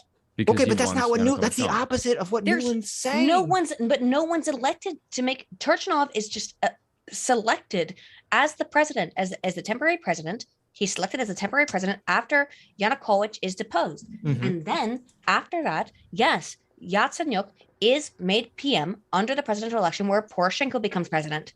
Does Poroshenko put Yatsenyuk or the Poroshenko- acting president? Poroshenko pulls him in. Poroshenko and both. Okay, so as the temporary acting president, Mhm. Turchinov makes Yatsenyuk his PM, The PM. and then when their actual presidential Elections election take place. occurs and it becomes Poroshenko is the president, then he also makes Yatsenyuk the PM. Right. Okay. Yeah. He's leader under the interim presidency and Right. the new one. Okay. Yeah. That's I just- not right. And Nuland's Yeah, saying but- that's not but what can I- Nuland's talking about. But can I just point something out? Yes. Can we say hypothetically speaking that Nuland says I want you to be PM, Mhm. but he says no because I can't do anything if he's still in power. So he says Nuland not yet, but he says no in the meantime, and later on says I can do a deal, but I want elections to get you out. Can that be a feasible bit that we may be missing, and that's maybe why he's saying no now. Yeah, they could have had a conversation, which I mean, Yeah, we, but I'm we're- just we saying, don't like, know just what the because- conversation but just, was. Yeah, but that's what I'm saying. Like, just because Right. it doesn't happen now and we can't see it doesn't mean that this is what happens and we don't see it. Does Yeah, we that don't make know. sense? Of course, that's possible. Yes. And I agree it's possible, but we have no. Yes. I'll be clear, Dustbin. We don't have any evidence of that. Of course. I know, but that also Why? makes more sense to me because he can't do anything really as PM if the opposition is the fucking president because they can just veto anything he tries to push. So that would make more sense to me. Right, but so then why is Nuland saying for him to take the prime ministership under Yanukovych or whatever his name is? Because they want to quell the protests, and he's saying no. This was your argument. I understand, but that seems to be counter. That means that the U.S. is fine with a more stable Ukraine under Yanukovych. No, okay, that may be true. But Yanukovych. That may be true, but Yatsenyuk maybe want more. Yanukovych maybe he does, deposed. yeah. But that shows that Yatsenyuk is not just listening to whatever and doing whatever America wants. That he's an independent person doing independent things. They literally say that they want to bring somebody in to glue this whole thing together. Why do you think they say that? Because it's favorable to the West. Because it's fucking unstable. Because it's not a fucking a shoe-in. What's of course, if you want a stable regime it? Good for you, then you would obviously It's want a stable. ridiculous. It's ridiculous to me that Well, you're making this. Okay, I understand. Wait. Is it equally ridiculous that Russia created this entire situation? You think Russia created this entire situation? Yes. Yes. Do they did. Do you have a single? They piece of evidence to support that? pressured Ukraine to duck out of the EU deal that caused the whole fucking protest to begin with. I think you mean a bribe. Oh my gosh. Okay. You contest that? Okay. So you're saying the entire Euromaidan protest is because of Russia? Yes. Yes. The entire Euromaidan protest. Yeah, the protest sparked because Yanukovych didn't duck accept out the of the EU deal. Yes, because he doesn't want to go into the EU. But you agree with that, right? Like that's what sparked the protest was turning away from the EU deal to the Russian deal, right? And so just because he's anti-EU makes him pro-Russia and he's an elected official. He's supposed to do the will of the people. We're jumping ahead. Pro-Russia. Let's not call him a Russian stooge. Okay, we can say he's being completely pragmatic. It doesn't matter. Okay, the protest started. The protest started because he turned away from the EU deal, and the reason he turned away from the EU deal, which he was on board with at first, was because Russia was putting insane economic pressure on Ukraine. Right. So that's why I'm saying Russia starts the entire situation. No, please. Be aware of the insane economic pressure that Russia was put on Ukraine. He had to do it, Sitch, because of NATO. You don't understand. He was cornered. No. He was extremely afraid. He was losing sleep at night. Can I fucking please put out the offer that was given? As I explained earlier. You're going to put out Russia, the second offer. It was the $15 billion deal that Putin makes towards Ukraine. Right. That's the second offer. That's after Putin has already burned their house down. He's now offered to help them pick up the pieces. Right. Okay. It's a $22 billion total deal. Mm-hmm. I understand, but that's after Russia started to embargo all goods from Ukraine and cut off oil to them. Right. And why did they do that? Because Ukraine... they wanted to have a favorable trade deal with the EU. What, the gas shortage in like 06? Because there was a gas shortage in 06 that Russia has nothing to do with this. No, it actually kind of does. And by the way, Russia's not the good guy here. Russia's absolutely done a shitty thing. Let's be real. Okay, right. But that's what I'm saying. Russia created the situation that created the Euromaidan protests in the first place. If Russia had done nothing, if Yanukovych was allowed to pursue the EU relationship that apparently him and Ukraine wanted to pursue, the protests wouldn't have happened. And he wouldn't have been deposed from office. At that point, though, the U.S. is pretty clear that they were spending a huge amount of money in trying to get Ukraine to move towards the West. Oh, no. Victoria Nuland. Here comes the $5 billion. They say towards democracy. I mean, you're adding your own kind of slant on it. No, they're pro-Western. It's towards democracy. That's correct. Victoria Nuland says that U.S. has spent $5 billion in democracy programs. Here comes the $5 billion. We have to talk about this for 2 hours. Well, we can get mad about it, but that's what she says. That the U.S. has spent $5 billion in pro-democracy programs in the Ukraine, Over the course I think, of 1991. Yeah, like 20 35 years. Yeah. I agree that it's a longitudinal program. Yeah. So I'm not saying you understand. I'm not Corruption lying. takes a long time to weed out. I know you're not lying, Please but be I'm saying clear. Please be clear that I'm not lying about this, and I'm not trying to like exacerbate the America, amount of money or the period of time. If you're gonna say that America wants as many Western style capitalist democracies in the world as physically possible, I agree. That's a lot of America's foreign policy. We want. I mean, you brought up Civ. It's liberal hegemony, right? Yeah, it's liberal There's hegemony. a reason in civilization you get bonuses when you have the same type of government as your neighbors and you have nicer relationships with each other. Okay, it's perceived that you will be less likely to get into a fucking war with each other if you all have kind of the same type of government, at least under this liberal democracy. Have you listened to any of the research or speeches of Dr. Mearsheimer? You can say that that's bullshit. I'm just saying this is the perception. I didn't say it was bullshit. I asked I'm saying if you had this listened is to any the of the research of perception. Dr. Mearsheimer. I haven't. Okay. This is the perception that America is laboring under. It could be wrong, but that's the perception they're labeling under. So but this is about the $5 billion to Ukraine. You can look to any fucking country in the world that is going from being a corrupt autocracy towards a democracy, and I can almost guarantee you're going to find America Western and all these same influences. NGOs all putting money into those countries to try to make them democracies, right? All across the world, which is they're horrible. bleeding. They're horrible Why to is that you, but they're horrible? bleeding hearts. They want the people to have a better quality of life. Why do you think the Maidan protests took place to begin with? Maidan, and why I think it's horrible is because it's not our fucking place to tell other countries how they should work. Be governed. And if you listen to Dr. Mearsheimer's, That's the whole crux of the argument, Sitch. It's just like if you listen to some of it's Dr. bad Mearsheimer's that you did work, something. It's like context to whether or not that helped the people, whether or not it hurt the people, whether or not their lives are better off afterwards. Hang on, may I please? It is wrong for the West to move in and say we're gonna tell you what's better for you. Fuck off on that. Listen, that is not how it works.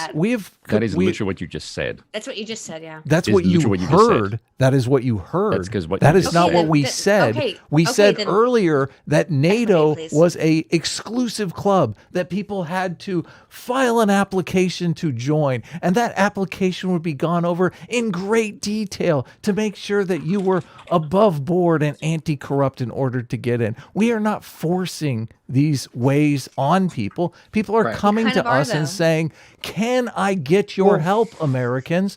We are tired of living with a corrupt police force that shakes us down every day." I don't want America to be involved at all in this. Well, that's your opinion. I understand that. But as I said, the alternative is Russia and China controls everything. Right, because Russia's going to be right there and say, "Oh, well, we'll help you out, economic elites." And maybe you're fine with that. How much we have a bunch of products we want to make. Can we get your labor at 10 cents a day? We're completely complacent. Well, and I want to push back because the way this has been conceptualized, I don't think is accurate. It's not like America and these NGOs go into Ukraine or any of these countries and they take out a gun and they say, "All right, we're going to start shooting fuckers unless you start advocating for a Western democracy." Yeah, that would be repulsive. We would be totally against that. They find people in those countries who already want to have their country be a pro-Western democracy, and they start funding them and helping them organize their own movement. Doesn't sound horrifying to you?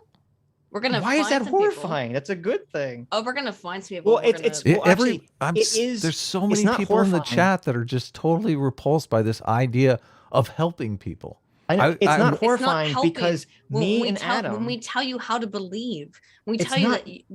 They're not. We come in and we say, "This is the ideology you need to reproduce. You need to tell everyone else how to reproduce this ideology." Because it literally works. Okay, Adam, someone in the chat asked me. Someone asked me to ask you, what is the difference between the moral difference between explicit force and coercion? I don't know. I mean, explicit force is generally like, I put a gun to your head, or I'm smacking you until you do something. Smacking the stick till you do something. And coercion. I guess it is the carrot. It is the carrot or the stick. I mean, I don't have to leak. So is there no difference? If you give me some money, is there no difference? Is there no difference between a carrot and a stick? Because you're literally making that argument. I'm contesting and saying that you're characterizing this completely wrong. Okay, and you I thought agreed with it. The conceptualization here: the U.S. and these NGOs are not going to these countries with a gun, forcing people to say you're going to adopt Western democracy or die. This is not an Iraq situation. What they're doing is they're going to these countries. They're finding people who are native to these countries, native Ukrainians who say, "I want to have my country be more pro, liberal democracy," and they're saying, "Hey, we're gonna fund you and have them make videos. Right, we're gonna fund you and help you get out your message." That's what you're saying is the evil influence from the United States of America. Listen, if you're in a nation where you're being subjugated by the economic elites, you're under real economic oppression. Like, there's no jobs around. I mean, you're basically the only economic opportunity there is sweatshops. Okay. Mm-hmm. You want a better life. Do you dispute that? No, I don't. Do you think it's bad that there are actors in the world that want to discourage those kinds of situations and encourage better kinds of situations? It sounds like you are. No, I think you're trying to put us into a position where you want to put us into a negative. Oh, I don't want to do that. The central and the reality is that in fact, I'm a hardcore libertarian, and in fact, my reality is that I damn near lean anarcho-capitalist.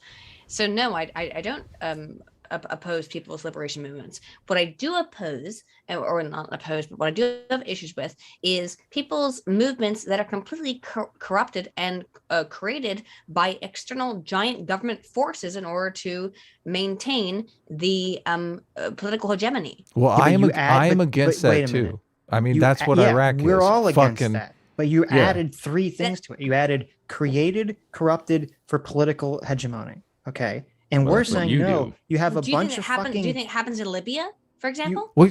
Please, let's just I don't know the specifics of Libya, so I'm not going to talk about it. But what you have in these situations, like in the Ukraine, is you have fucking bleeding hearts like your Larry Diamonds of the world who are, oh my God, they're so fucking pro-democracy. They fucking liberal democracy in their dreams. That's all they write about. And of course, he's going around to places that are that are like newly formed, blooming democracies, and he's trying to help what he thinks is the best way for these people to live. And that's what's happening. It's not like this nefarious conspiracy. Yeah, you make it out to be a nefarious conspiracy. It seems like the only contention here, it seems, is that you guys do not like or support liberal democracies. And if you did, you would have a problem with India. Totally become a liberal democracy, just not do it via the U.S. So we're not allowed to. We're not even. Can we, as private citizens, at least help? Is that allowed? You can go over to their country and protest. Yeah, sure, why not? My spoon and I actually. Well, wait a second. What if I'm Elon Musk and I want to go in and talk to these leaders and what if I want to glue it together? Fund a bunch of people. Yeah. What if I want to glue this together? Am I allowed to do that as a private citizen, or is that a no-no as well? As a private citizen, you can do whatever the fuck you want. I think what Spoon and I have an issue with is when the state goes in and conducts a bunch of sussy baka shit that happened in Ukraine, and we didn't even get into half of it. I can get into more of it in terms of the involvement of Burisma and Hunter Biden and Joe Biden, which we could get into. We can get into, but we got to finish this phone call. I know. So, but the reality is that there's there's a lot of suspicious stuff that happened in Ukraine where it was not organic. It was not somebody like you, Adam, who just comes in and says, "Hey, I don't agree with these things." You don't know that, Aydin. You don't know that. Also, Aydin, are you saying so you're saying that the people being upset about the EU deal falling apart was fake, that we tricked people into being upset about that? I mean, what is the causal relationship here? From which? Did the president turn away the EU deal to make the protest? That seems ridiculous. Obviously, he didn't do that. I mean, what happened here? What period of time are we actually talking about? So the in Maidan protest, when the protests start. Okay. So in the year of Maidan, Right. So You would, I assume you would agree that the people that the protest started and the people's upset about him turning away from the EU deal, that's like a real thing that people in Ukraine had, right? That's not like a construction. So you don't agree with that? So you think that was like American please? propaganda? What happened here? May I please? I Yes. think that it was mostly organic, but I do think that the West infiltrated and helped contribute to the propaganda that incentivized the Euromaidan. But this is literally making no clue if that's true or not. This is literally making like the social constructionist argument that the elites are making people feel certain ways about certain things. So are you aware of the snipers that happened in the Euromaidan? But Before we get to the snipers, because we're just talking about people being mad about the EU. We're deal. talking about 100,000, 200,000 people showing up in the streets. Can I ask you guys a question from a U.S. perspective? Do you think the U.S. would have jack shit of an interest in this region if it didn't have resources? Oh my God. Yes. U.S. Really? The U.S., as you even said, the U.S. wants liberal democracy hegemony in the world. Oh my God, I'm getting death threats right now. It's Okay. fine. It's fine. Resources Who's sending? do. Someone in the chat sending you death threats? Nobody's sending Aydin. No. It's fine. It's Resources. It's not fine. I don't want. It is If not someone fine. is standing death threats, ban them immediately from the chat. Okay. not in chat. It's fine. Like, but here's the thing. Resources do make I a understand difference. that Look, I this- don't want this to punt stuff on the upsets question people, here. okay? This shit Resources. upsets Let me. people, Hey, okay? Aydin. Resources Yeah. do spoon. Resources do make a difference in the fact that our system runs on stability. The markets want stability. Okay, the whole idea that this war has thrown our system into chaos has to do with the fact markets are disrupted, supply chains are disrupted. So we are definitely more interested in places in the world where stability matters because of markets. Okay. Does that make a difference? It's my argument or your question? Well, no.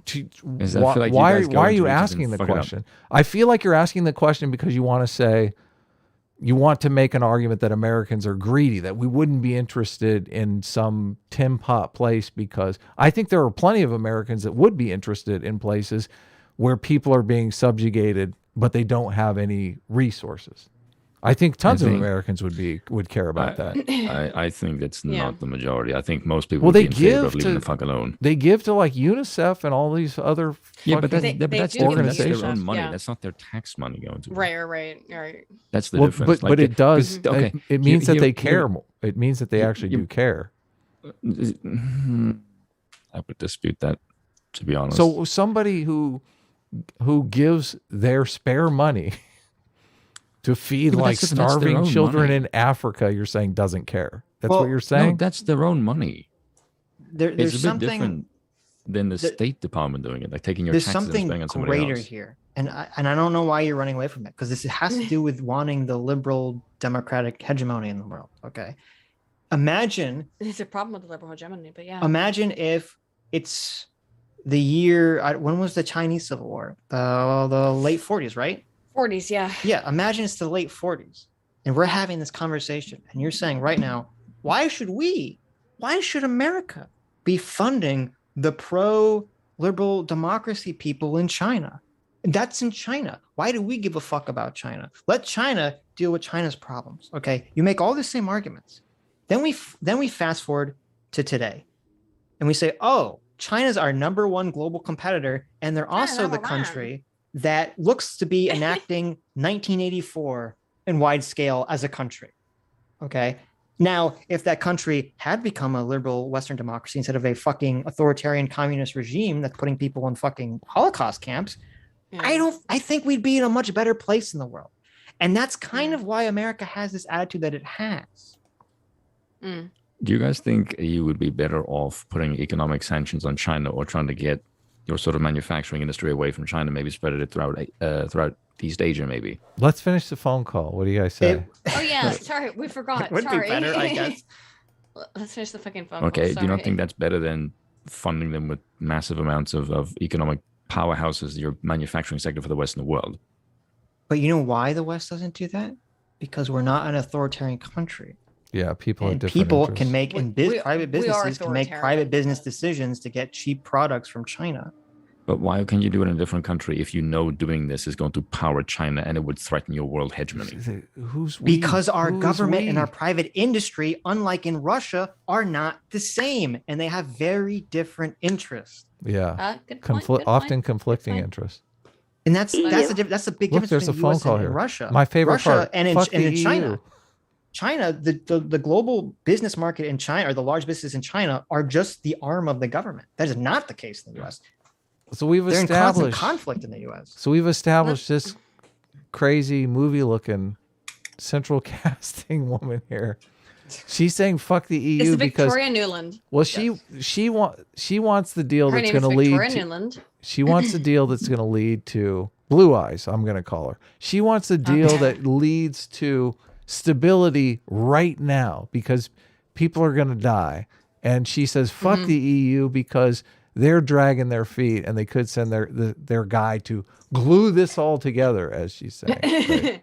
Right. Let's see No, what she says. exactly. And I think we've got to do something to make it stick together because you can be pretty sure that if it does start to gain altitude, the Russians will be working behind the scenes to try to torpedo. Oh, look, point. The Russians don't like this deal, huh? They'll be working but behind the scenes, guys- just like we are, to try to stop Exactly. the deal. No, but But- we should so we should wait, just so go we away wait, and let them wait, do wait. whatever they want. That's But wait, you guys understand. don't want to be a globo homo, you know.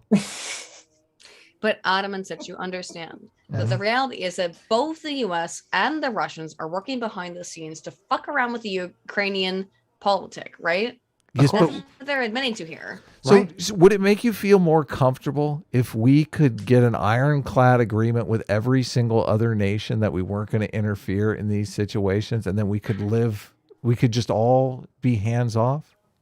No, because that's I not don't. realistic. It's not realistic, but I don't. Oh, want the United it's not States- realistic. Funny you say that. Well, I was just saying hypothetically. Yeah, you know what isn't either realistic as well is expanding military around Russia and not expecting them to get pissed off. Yeah. That's also not realistic. And again, the fact Under that the this is guise out of there we're right now, protecting people, I'm still trying they to don't figure quite out see it that Yeah. way. They also think that their nation has a destiny and they don't like you. And you coming here with your big dick swing and thinking like, well, we are a democracy and you are not. Fuck you. That's your attitude. That is how you come off to them. Right, but of course, You know as we how said, Russia comes off to us? But that's what I'm But saying. how do we come off to Russia? You, It's the same you Why- come I- off- why are you come so- off like the smug asshole, Adam? That's the thing. Your attitude is the typical elitist American of fuck you, we're better than you. That Well, is we're- how We we're are better than better Russia. than them. What the we're fuck? better than Russia. I don't know This- who else we're talking Yeah, about. but this is the thing. You come off like this to these people, and this attitude antagonizes them just as much as them antagonize you. There's no middle ground here. It Fuck these- I it- don't give a fuck what antagonizes Putin in terms of It his fifis, antagonizes okay? the shit out of Putin. America But in the but- 1940s was better than fucking the Nazis. Okay, and they could say that to fucking Hitler's face. It doesn't matter. Yeah. Why is that? How's That's an true. argument? I agree, but I don't. Okay, I agree with you. But Jesus the reality fucking is that right now, Christ. I'm not really sure how much better we are off than. Do you think the Russian people like Putin? Do you think they're not people who are just fucking I actually sick quite a of? few I of actually them think. probably really I like think him, a lot of actually. them do. I actually think a lot of them do. Yeah. And I say that from as someone who, I mean, like I you can think say, like, you oh, dislike him oh, because you're American. We were, I read propaganda. No, I mean, you can say whatever you want, but I look on poll every day, and we were. I see well, Russian first of all, people. Poll is a fucking cesspool that is not accurate also, of anyone. and it's also full of shills. Let's be clear, of Russian shills. Let's be aware of that. Yes, So right. And I mean, we were complaining not just a few short weeks ago. We were all complaining about Canada's treatment of the truckers Mhm. who were protesting and saying, "Wow, them freezing people's funds, it's just too far." Blah blah blah blah blah. Okay, right now, when people in Russia, people are protesting against Russia invading Ukraine. They're not blocking off access to the Kremlin. They're literally just protesting in a public space, and they're getting arrested and put in jail. yeah, for of course, like For over Because 10 15 years. years. 15 Because- years is the sentence. yes, This is a course. horribly autocratic, corrupt society that dwarfs corruption none that of us happens will- in the U.S. None of us would disagree with you. Mhm. No, but you are You are disagreeing. You're disagreeing. saying- That's the you're whole saying point. The U.S. No, is not no, much better than actually, Russia. no, I'm saying that's not hang on. remotely true. No, you're actually. This is where we're failing to I think communicate. Mm-hmm. Yeah, of course. All we've talked about over the long course of this conversation is why Ukraine is not super pro-West, or why it might be pro-West, but why it's seen by its people as not pro-West, and back and forth and back and forth and back and forth. And the whole issue, that's what we've been talking about. Well, no, we know. We talked. The reason Ukraine is split is because there's an ethnic Ukrainian population and there's an ethnic Russian population that was imported there 60 years ago. We went over why it's more complicated than that based on the history of corruption within the state. Did you not understand that? A lot of people view continuing relations with Russia as continuing the corruption of the Soviet era. That's how they perceive it. And a lot of people don't want the corruption. Yes. Right. They don't want the corruption of Russia. And I agree that, by the way, I'm not going to disagree with you on this. Russia is absolutely corrupt. Russia is absolutely trying to corrupt Ukraine, but so is the West. And so I don't see either side as actually being on the good. I don't see that there being a good person. Fuck the EU. No, we're almost done with the phone call. Do you really want to do the phone call? We have to finish. We have to read super chats. We haven't read any super chats. The phone call, actually, I don't think. Who cares about the phone call? Let's finish. We had to finish. Try to torpedo it. Finish it. Okay. And again, the fact that this is out there right now, I'm still trying to figure out in my mind why Yanukovych did that. But in the meantime, he's trying to figure out why Yanukovych did that. Why he made the offer to the guy. Yes, I thought these people were picking the guy. Why is he trying to figure out why he did it if he's literally fucking picking the guy? So you understand though? You're getting confused by what this means. Well, no. The line of him saying why Yanukovych did that. That's because even Jeffrey here doesn't understand why Yanukovych offered the PM position to Yats. You think he would understand that if he's literally picking the person he told him to pick? No, it's more confusing than that. Just so right now, we understand that literally, I think I am the only person in fucking human existence that understands the context of this phone call before this conversation. Go ahead. Every other person that I've heard discuss this phone call. I don't think so, Sitch, but go ahead. Every other person that I've heard discuss this phone call leaves out the context that they're talking about Yanukovych offering this position to Yats. I haven't heard a single person mention that but me. And they're all saying this is the U.S. deciding who's going to be the prime minister after Yanukovych is gone. And this line proves that that's not true. Not true. They don't even know what's going on. Well, no, they're but it fucking proves in the dark. that they're directly talking about Yanukovych offering the position. They're talking about Yanukovych doing the snipers. The snipers hasn't happened yet. What? Am I wrong on this? It's not a different You're phone call. hugely wrong. That's a different phone call. That's the EU one. Yeah. Sorry, I did get that. Which we didn't even get to. Ouch, but we're not going to get to. Let's get through this phone call. All right. Okay, sorry. But in the meantime, there's a Party of Regions faction meeting going on right now, and I'm sure there's a lively. Who's this Might fucking be right guy? Then, that's Oleg Tiahanibok. He is a legitimate neo-Nazi. Yeah. He's the guy that they don't want, right? No, but they do not want him. Yeah. Listen to what he just said. Because he's uncontrollable. He's the difficult one. So the Party of Regions is the party that Yanukovych is part of. Yes, correct. Okay. Yanukovych is the Party of Regions. You're correct. Right. Yanukovych that. But in the meantime, there's a Party of Regions faction meeting going on right now, and I'm sure there's a lively argument going on in that group at this point. But so he's saying, I don't know why Yanukovych offered them this. I'm sure his own party is upset about it. Yeah, they're arguing about it. Continue. Anyway, we could land Jelly side up on this one if we move fast. So let me work on Klitschko, and if you can just keep. I think we want to try to get somebody with an international personality to come out here and help to midwife this thing. And then the other issue is some kind of outreach to Yanukovych, but we probably regroup on that tomorrow as we see. They're questioning whether or not they should even talk to Yanukovych. No, because Yanukovych is being deposed.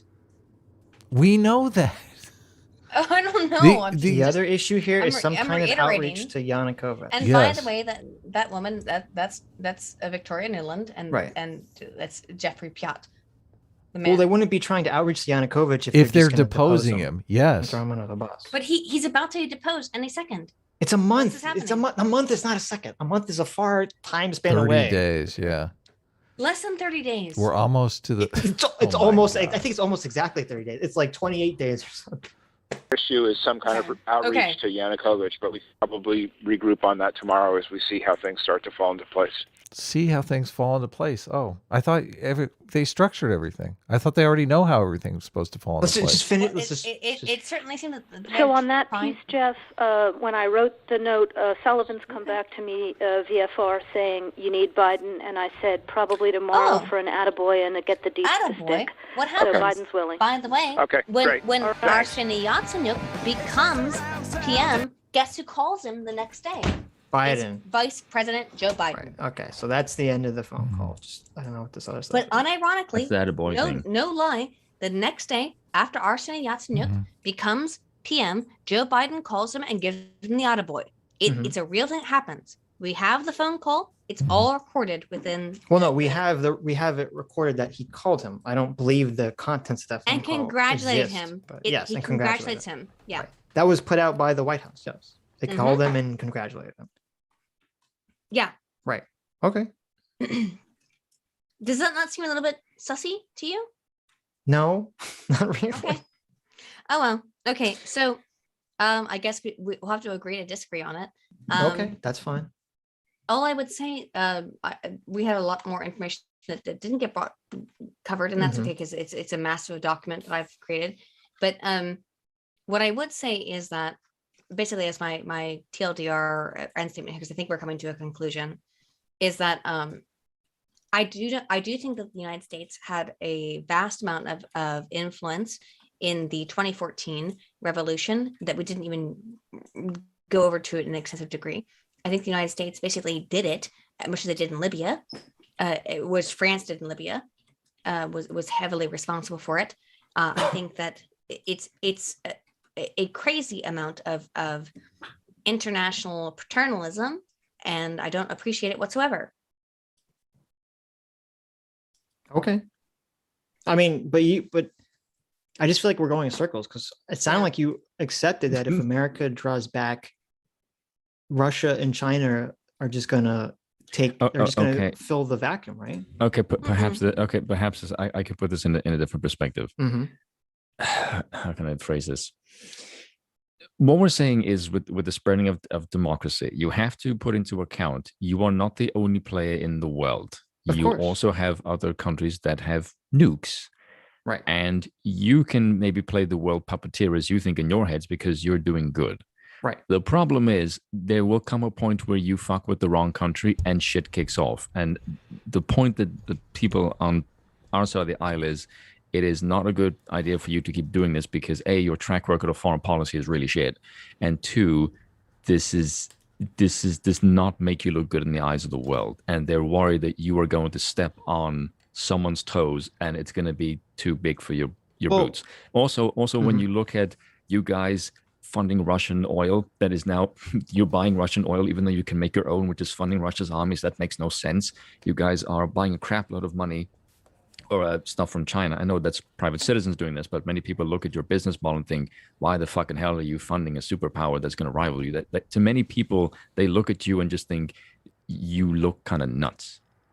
Well, okay, but regarding the first point, what this looks like, basically, this whole situation is, you have all these countries. Let's say we have U.S. and Russia, and the U.S. and Russia are playing this chess game with Ukraine, and they're doing all these little moves that are kind of like economic, or the behind the scenes. They're all trying to exert their influence. But then guess what happens? America wins the chess game. So Russia gets pissed, and they say "fuck you," and they knock the board over and say, "We're invading." Okay, that's basically what happened. Or that's basically how you're conceptualizing what happened. But what point is there maybe something you could do differently that could not result in this? You want us to lose the chess there game? Is. Okay. There is. No, we don't. No, want there to is. lose the chess There is game. something we could do. Leave the Ukraine as a neutral ground, so that there is a stopgap between Poland and Russia. I don't think that's a feasible so... solution. Why not? Because if the people in Ukraine say, "Hey, we want to enjoy positive trade relations with EU, the EU would have to say, no, we're not going to do it. We're not going to offer trade relations with you because we're afraid it will piss off Russia. But you can So do we're trade not relations, really- but not become part of NATO. Yeah. Yeah, but that's what started all these protests, were the EU trade relations. It had nothing to do with NATO. It actually did.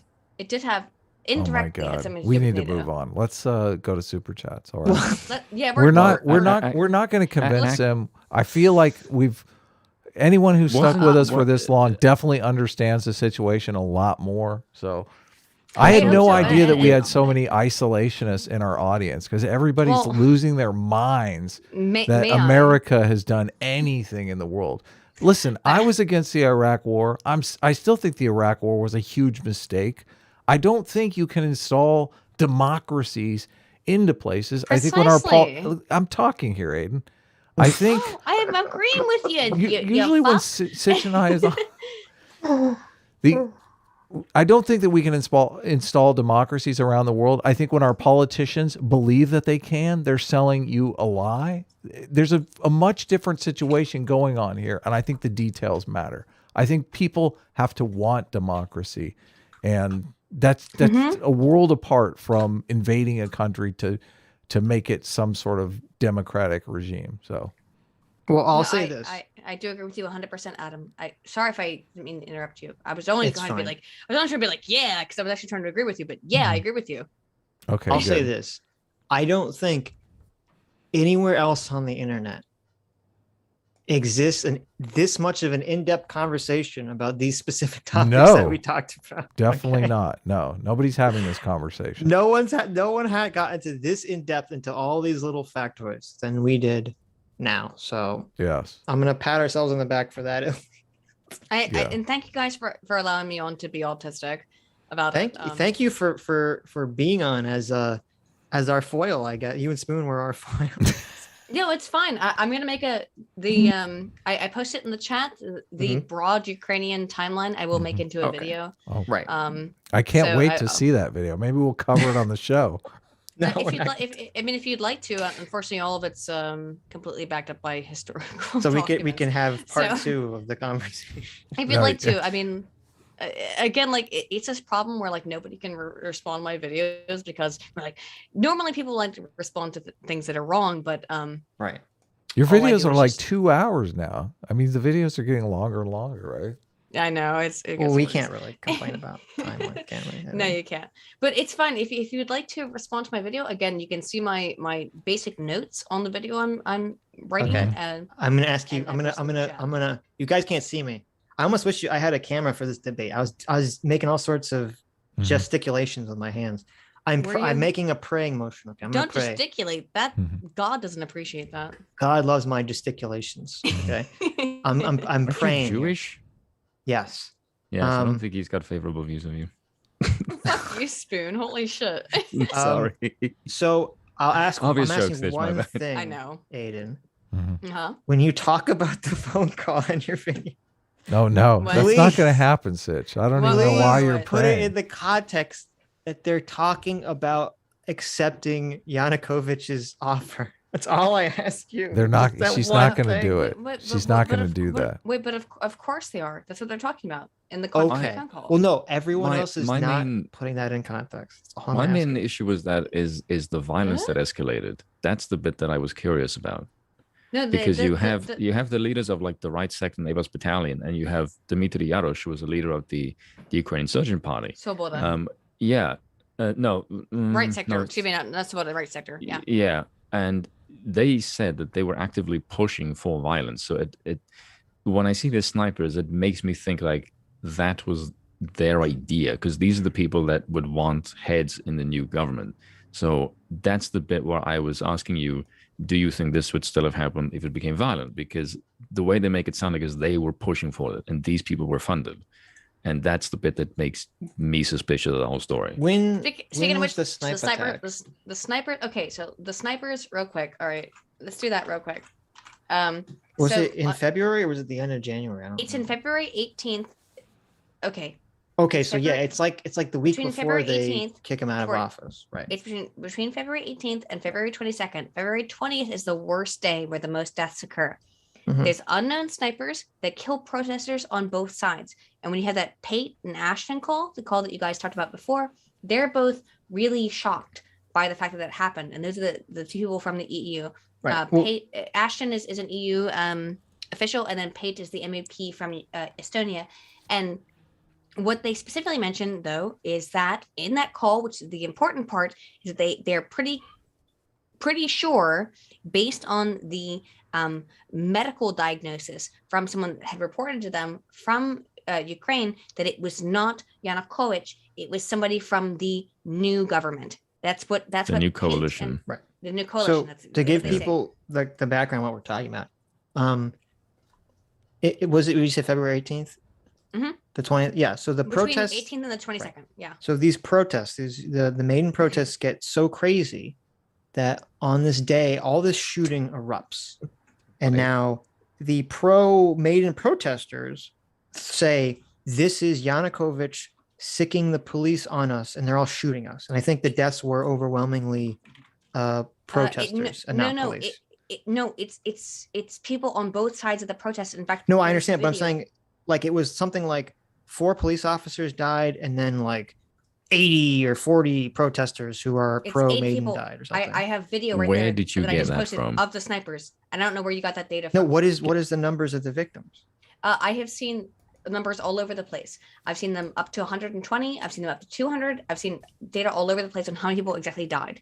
But I have also shootings. I don't know how many people from I've seen numbers that said like 200 police were killed, by the way, and some numbers on this. I didn't see anything like 200 police being killed. Again, I've seen numbers all over the place on this when I went into reading the only going into the Ukrainian reports of this, and that's what you found, and so the total number that I found that seemed to be accurate was about 120 of total people who were shot. Victims.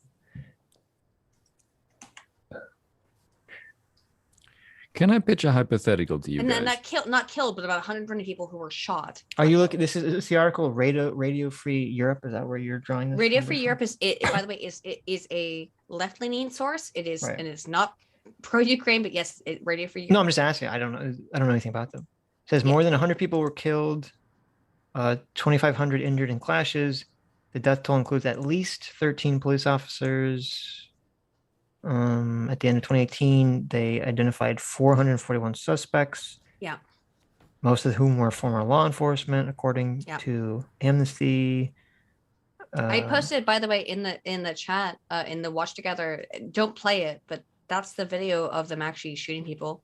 The snipers. Why do people think you got information from Paul? Because this is like because she said she went on Paul. You should never say that. Because I said I went on poll because that's a joke, but the reality, and I do use poll, but the reality is that that's not where I got any of this research from. I've spent the last 2 weeks, a week and a half, doing an extensive research dive into this entire subject. And if people don't agree with me, that's fine. Do you think your anti-democracy sentiment is a hindrance in your research? No, because I don't give a fuck about what I believe. That has nothing to do with reality to me. It's power politics. It's not a case of democracy or you might have authoritarian. What might be an issue with people to understand with me personally, and I come from a research social science background, so I don't look for things. I don't look for things that agree with my belief. I just look for what exists. I don't know what the source is because it's like some weird foreign source that's taking 10 years to load. Yeah. But it says they believe 130 individuals from both sides of the conflict died during the events, including 18 police officers. They're referred to as the Heavenly 100. Yeah. So does that sound about okay? So anyway, so you have 130 people died, mostly protesters. There's 18 police, at least identified in there. So the pro-Ukraine, the pro-Maidan protesters are saying that this is the police shooting them, and the Yushchenko and the separatists are saying, no, this is a false flag by the protesters in order to cause a situation that gets Yanukovych ousted from government. Right. Those are the two narratives. True. Yeah. Right. Okay. I've now pissed off your whole chat's like, so everything Aydin believes is based on poll. They're just trying to trigger you. Yeah. basically. I will. Let's continue.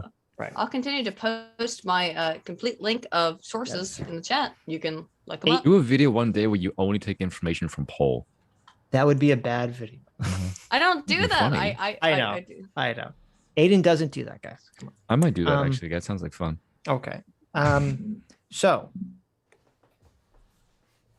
that's what happened. So we have these two competing narratives about who exactly these shooters are. So then we have the phone call that I believe is from, I don't remember their names. There's like a okay. Oh, this one. It's okay in terms of the phone call. the EU investigator that's talking about the shooting that you were referring to. That's going to be Pate. It's not the same people. It isn't, but it's Estonian foreign minister. It's Ashton. It's the Ashton Pate. I can give it to you right now. Can I ask Spoon what the argument is that if there was no shooting, then the pro-Russia prime minister stays? Is that your argument? No, not the shooting. I'm just saying if there was maybe less violence, because the violence is the thing that chases him away. I'm under the impression that he was allowed to be killed. I mean, but there was a lot of violence before the shootings ever took place. I mean, the police were out there bashing skulls, basically. They had iron billy clubs. They were. But the important part to note in this conversation that this is the Pate Ashton transcript. Well, I still want to know what the argument is. The argument. Well, no, I mean, I could say the argument is that, like it was only a week or so after the shootings that Yanukovych finally gave into the demands, and it's because Yanukovych has to flee the fucking country. I know, but is the argument if the shooting doesn't take place, he stays? This is what happened. The shootings take place. The protesters in the West blame the shootings on the police. Okay. And so the world says, wow, this is some sort of crazy fucking travesty. You shot 100+ protesters with the police. You had this is a fucking humanitarian crisis. So the world steps and in and that pressure and that pressure is believed to be what causes Yanukovych to agree to hold new elections in the coming months. Here's the important part. I'll read it to you. This is from this transcript that I just sent you. Okay. So what was quite disturbing, the same oligarch. Okay, wait. Tell everyone. Okay, so now what you're reading is there's a conversation between the Estonian foreign minister and Urmas Pate and Catherine Ashton, some EU official lady. And an EU official. Okay. Why do we care about Estonia? What they say, though, what was quite disturbing, the same oligarch, Poroshenko, and so when he became president, already knew this, told that, well, all the evidence shows that the people who were killed by snipers from both sides, among policemen and people from the streets, this will shock Ashton, who had just said that Yanukovych had masterminded the killings, that they were the same snipers, people from both sides. Okay? Right. We're going to scroll down. Based on what evidence? And that here, I'm going to get to that. And that she, Dr. Olga Bolgomets, also showed me some photos. She said that as a medical doctor, she can, see that it's the same handwriting, the same type of bullets. And it's really disturbing that now the new coalition, they don't want to investigate what exactly happened. So now there is stronger and stronger understanding that behind the snipers, it was not Yanukovych, but it was somebody from the new coalition. Right. So a medical doctor showed the EU that evidence. Well, this guy, whoever this guy is. Okay. So this guy who works for the EU said, the context of this conversation is he said, I went and met with the Party of Regions, Yanukovych's political party, and they said that it wasn't the police and Yanukovych that shot the protesters. It was the protesters. Not Yanukovych's political party. It was a false flag. They didn't say it's a protest. They just said it's someone from the new coalition. It was a medical doctor outside of Yanukovych's. Dr. Olga Bolgomets is with this group of people he's talking to. Okay. How do you know this? Because if you look into her, first of all, She's a dermatologist. Okay. Wow. Very important. And doctor. she has like a Wikipedia page because I think she has some involvement with the Ukrainian government still today. Okay. I don't know how a dermatologist who this happened, I think this conversation happened a couple days after the shootings. I don't know how a dermatologist could make the determination 2 days after shootings, whom is shooting what and why they'd be qualified as an expert on forensics here. All right, so I don't really hold her opinion with much credit in this matter. Where do you see she's a dermatologist? You can just Google her name. Oh, she is a dermatologist. Okay. Right. You're correct. So that's why I'm just kind of like, I don't know who. Like, so I don't know. That is weird. That is weird. I mean, I read reporting that both sides were making these allegations and there was no proof. Yes. Everyone is making these up. Now, there was some, I refuse to dive deep in it because I don't care enough to. There's some guy who did like 1 million fucking papers on this. And he's all saying that he's on it was the protester side, and he does all sorts of forensics. I don't know if you looked into any of that shit.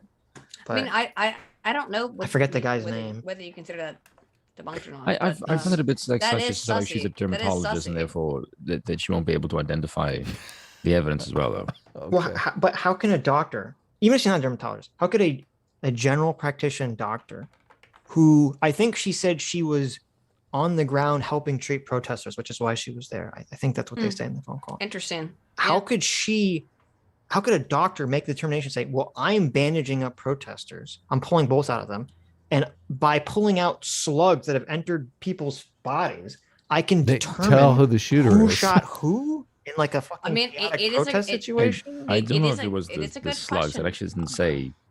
Well, what else would she be referring to? Actually, I don't know. Actually, let me just see if I can find. Because she says the same type of bullets. Well, I want to. While we're here, I want to know the conspiracy theory because I don't know. The conspiracy theory is that they shot. That okay, but however, Americans paid is, the snipers that the guy on the grassy knoll was that paid there's by a sussy American guy by Hillary Clinton who works with the evil neo-Nazis to shoot the protesters to spark the. That's not what I said. Revolution. No, but I'm saying that's the conspiracy. I don't know if that's what you're saying. But that's not what I'm saying. Okay, what are you saying? How does your argument deviate from the conspiracy? The people on both sides of the argument, on both the pro-Russian, in terms of this particular instance, of this particular argument, both the pro-Russian and pro-Ukrainian protesters got shot by snipers. Okay, that's unquestionable. Right. I don't really care like what she did with her, this dermatologist did. The reality is we know for a fact that both pro-Ukrainian and pro-Russian protesters were shot by snipers. Okay. Yes, we all agree. Right. So does it matter? No. I thought you guys were making a claim that they were, paid American snipers what are you or something. Talking? No, we didn't make. No, in fact, it was. What is the whole point of bringing them up then? The violence for me is the bit that's sus. That they were shot by that somebody was shot because they're peaceful. By snipers on both sides of the of these arguments were shot by snipers. Not that it was by the U.S., but that people were shot on both sides. So there's violent protests taking place, and both sides mount snipers and shoot at one another. This seems both sides of snipers. Well, this seems like, yeah, of course. Like, of course they're going to shoot at each other. They hate each other's guts. They've been fighting in the streets for weeks. Well, okay, but wait a minute. Because when I interpreted articles that said both sides of the conflict, I wasn't aware that there was a large force, or really any force, of like a bunch of pro-Yanukovych protesters that were involved in this. My conception of this was it was mostly or overwhelmingly, you had like the tens of thousands of anti-Yanukovych protesters and the police. And that the people were getting shot in the police were the anti-Yanukovych protesters and the police. We're not exactly sure about that, but who was shot? I mean, there were 22 police officers shot. There was 100 people shot. Like 100 people died in this thing. I just went through. It was like 20 police officers and like 80 regular people, non-police officers. Right. Right. We went over that. Yeah, there was. But the problem which I can't agree with on this assessment, because I saw this and it's like. I don't know. I mean, there's some evidence from this one person, but who knows? Well, this person, I'm just so confused on what argument you're making, Aydin. What is the point of bringing up these snipers if it doesn't relate because to they shot both pro-Russian and pro-Ukrainian protesters. That's why it seems weird, right? I don't know if there were pro-Russian protesters though. Yes, are you joking? I'm not. I don't know about that. How many pro-Russian protesters? I thought the protesters were overwhelmingly pro-Ukrainian. Or pro-Ukrainian. Or it could be that you found forces on the one side and on the other, and they both had the same bullets. What I'm asking is what is sus? Like, what do you suspect is going on here? If you're saying it's sus, I mean, if you're just saying, okay, do you want me to put my yes, tinfoil on? I want to know your argument. What happened here? I will put my tinfoil on. It's within the government's best interest to try and create animosity between the groups. Mm-hmm. The U.S. government or the Ukrainian government? Yes, the which Ukrainian one? government. Okay. Ukrainian government. So you think the Ukrainian government shot their own police officers? Yeah, I do. Okay. So that sounds like corruption, but okay. Okay, because I have a completely different. I don't know whose picture is correct here, because your picture is basically you're conceptualizing. You have the pro-Russian protesters on one side and the pro-EU protesters on the other side, and the police are maybe somewhere in the middle, and a bunch of shooting erupts between both sides. Mm-hmm. And that's how you're conceptualizing this, right? Well, I don't really know who did this, but as far as I'm understanding, based on the actual, not this report, but the longitudinal report of how many people died in these protests, is that yes, there were snipers who killed protesters on both sides and killed police. No, right. But I'm saying, okay, but did you watch any of the protests? I did. I have extensively, which is very upsetting. Okay, but what I was getting at is my conceptualization of this protest is completely different. Yeah, mine too. My understanding, now I could be completely wrong here, but my understanding is that you had basically just pro-EU protesters who were all outside the government building, all protesting, right. And you had the police. That's it. And all the shooting erupts. Are you joking that there were no? Wait, I'm sure there was some. What were they protesting? I mean, when they said that there were 100,000 protesters, there wasn't 100,000 pro-Russian protesters there either. Are you saying they were like counter protesters? There were though. But there were though. No, I'm sure there was, but I don't think they were in any numbers. The contingent in numbers that was you're saying there were no counter protests to the Euromaidan. I think they were very limited in number on this day that the shooting occurred. You might be correct. I'm not sure. I just find it. I know that there was lots of violence between pro-Russian and pro-EU protests throughout like the time period. Then let's just say there are absolutely no, even though we know for a fact that there were pro-Russia protesters there that were killed within the reporting. Let's say there weren't. Mm-hmm. Why would you think that it would be that snipers would kill a bunch of Ukrainian protesters and police?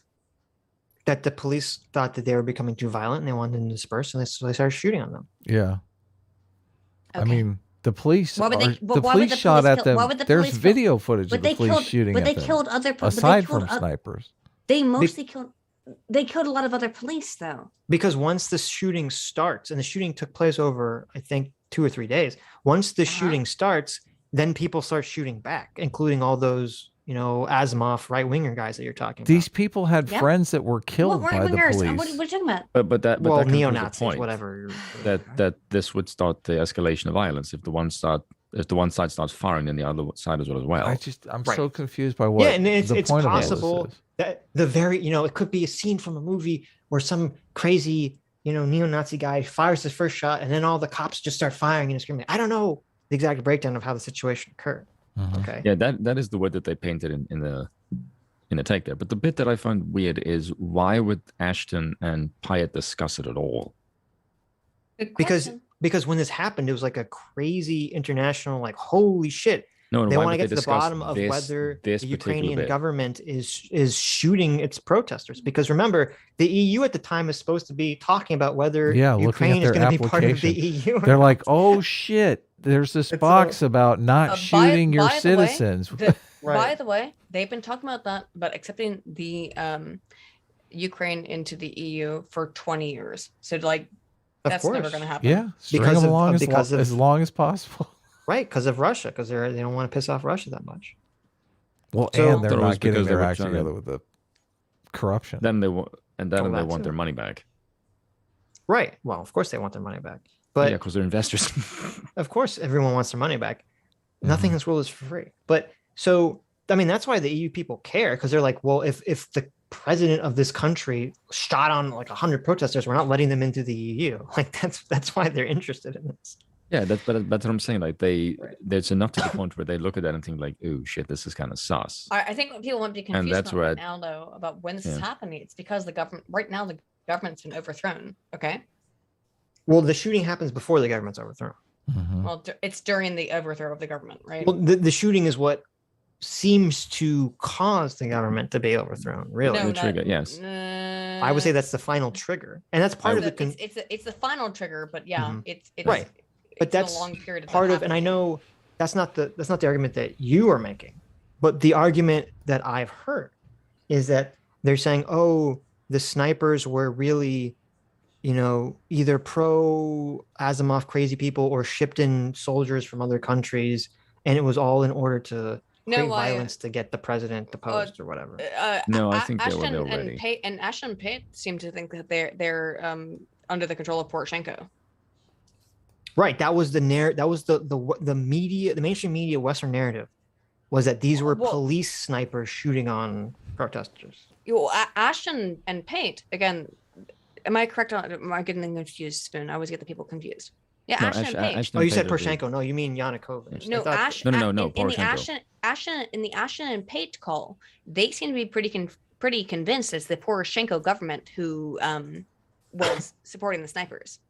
That's what the guy is saying. I heard from this lady. Mm-hmm. Right. That's the claim he's making. I don't know if they believe it. I- They don't I seem will say- overly but concerned with this. But that's also claim. what the UN believes in that I call. will say I do find the bit about Poroshenko a bit much, because Poroshenko is a favorite to win if he were to run an election.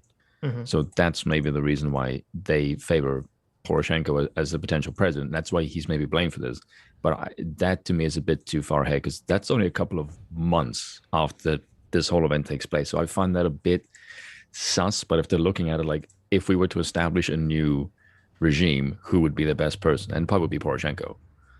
But even then, I find his involvement is a bit stretched even for me. But I do find that- But ultimately, the reality is that when Poroshenko comes into power, his PM is none other than Arseniy Yatsenyuk. Yes. It's Diogenes Yats. for $20 says facts are gay. Destroy the Putin bootlickers. Oh man, Diogenes. I am not a Putin bootlicker. That would make Fuck- sense if we were fans of Putin. Goddamn fuck Putin, and he's a complete fucking dictator, and fuck him. Okay. Yeah, he's anti. I have no love or like towards Putin. He's for like the fuck's sake. reverse libertarian. But the reality is that just because I can try to explain where Russia's coming from does not mean I like that fucking dictator, fucking Putin. He can Yes, suck it's my more a dick. position of global politics rather than Yeah. anything else. Prince Gabbles for 20 knock knock says, in this episode of Adam Makes Aiden Cry, S-Class is best class. Thank you. I gave him that little ending there. Very nice, very nice. Thank you. Satoshi is a Wait, I think you reptiloid. skipped one. You What? skipped one. Joe the Mig for $20 says, Aiden, Putin has written extensively about expanding westward and reclaiming former Soviet states as a function of has. blood and soil, not NATO expansion. He has, and the problem is that when you look at Putin seems to want to rely upon the Gorbachev agreement, which of course was not written, and I agree that it was not signed itself, not signed in blood or in paper, and that is an issue. But we kind of made this decision that we weren't going to go against the Soviet Union, and of course then we said, oh well, it's not the Soviet Union anymore, now it's Russia. And that's an issue. Putin, however, is also a fucking autocrat, and he's also a dictator, and he's not a good guy either. So the problem with this entire situation is that there's no good people in it. That's the issue, Joe, in my opinion. That Joe the Mig I see is $5. Gorbachev admitted that there was no promise about NATO not moving eastward. Is that the one you just read? No, it's a different one. Oh, okay. I don't see that one, but go ahead. We actually read the declassified documents. It's become now a right, but we again disagreed on what was being discussed in that document. Yeah. But I have posted and we have read the declassified documents where Baker did say not 1 inch eastward, I know. 3 times over, and Inside you can argue Germany. what that means. You can argue that it's like, oh, okay, so you're arguing that, but I mean, like that's I don't think it's a good argument. I don't think it's a good argument. Well, that's why we're debating it. Satoshi was a reptiloid for 50 knock-knocks. The A in NATO stands for A-Team, and it therefore reigns supreme. BTFO, Putin. That's right. There you go. Oh, that's so good. Thank you, Satoshi. The fact that so many people think that we're pro-Putin is kind of worrying. So many people are calling us like globo homo and shit in the chat. I had no idea. It's fine. Because so you come many off saying isolations. that we are, because you come off like you're in favor of interventionism for democracy. No, we said the opposite. Depends of on that. the situation. Yeah, but that's it really okay, depends on the just to be clear, situation. Yeah. The problem is that Spoon and I are coming off as being as sucking Putin's dick, which we're not doing, and we're not fans of Putin. Right, and we're coming off as global homo. Well, we everyone's tried to say coming at off. the beginning. Everyone's coming off and getting off. Okay, that's all that matters. We're all getting off here. I didn't know you were getting off such. It was a right. spicy debate. I'm this always was getting very off. good. Listen. Yelling at people on the internet is what fuels me. Okay. Oh, I hope we didn't yell at you too much. I got a little bit mad at Not some points. enough, but really. But is it true you did an we'll take accidental? what we can get. Is it true you did an accidental 19-hour EFAP with Jay, Aydin? No. Oh, I mean, yeah, I did at one point. Okay. Jay is awesome. Jay is so cool. I was so happy you had Jay on. I love Jay. Right. Yeah. Okay. Cameraman 502 for $20 says, why does Gorbachev's statement on his state of mind on the 1990s agreement not matter? Why does Putin's interpretation of a Vermal agreement matter more than Russia agreeing to the 1994 Budapest memorandum? So the whole problem with the Budapest memorandum is that memorandum. I said it wrong. Memorandum. Yeah, you're correct. You were correct. I'm wrong. Is that it did involve Kazakhstan, Ukraine, and Belarus, basically disarming their nuclear weapons and giving their uranium to, and this was agreed upon by the UK, the US, and Russia all together, that these 3 countries would disarm their nuclear weapons and give the uranium to Russia. And that's kind of fucky. And so at this point, in my opinion, if that had never happened, then Ukraine, Belarus, and Kazakhstan would not actually have to be in threat of being invaded by Russia right now, because they would have nuclear weapons. But that's my opinion. It's sad because, I mean, you can make the argument both France's involvement with Libya and now Russia's involvement with Ukraine.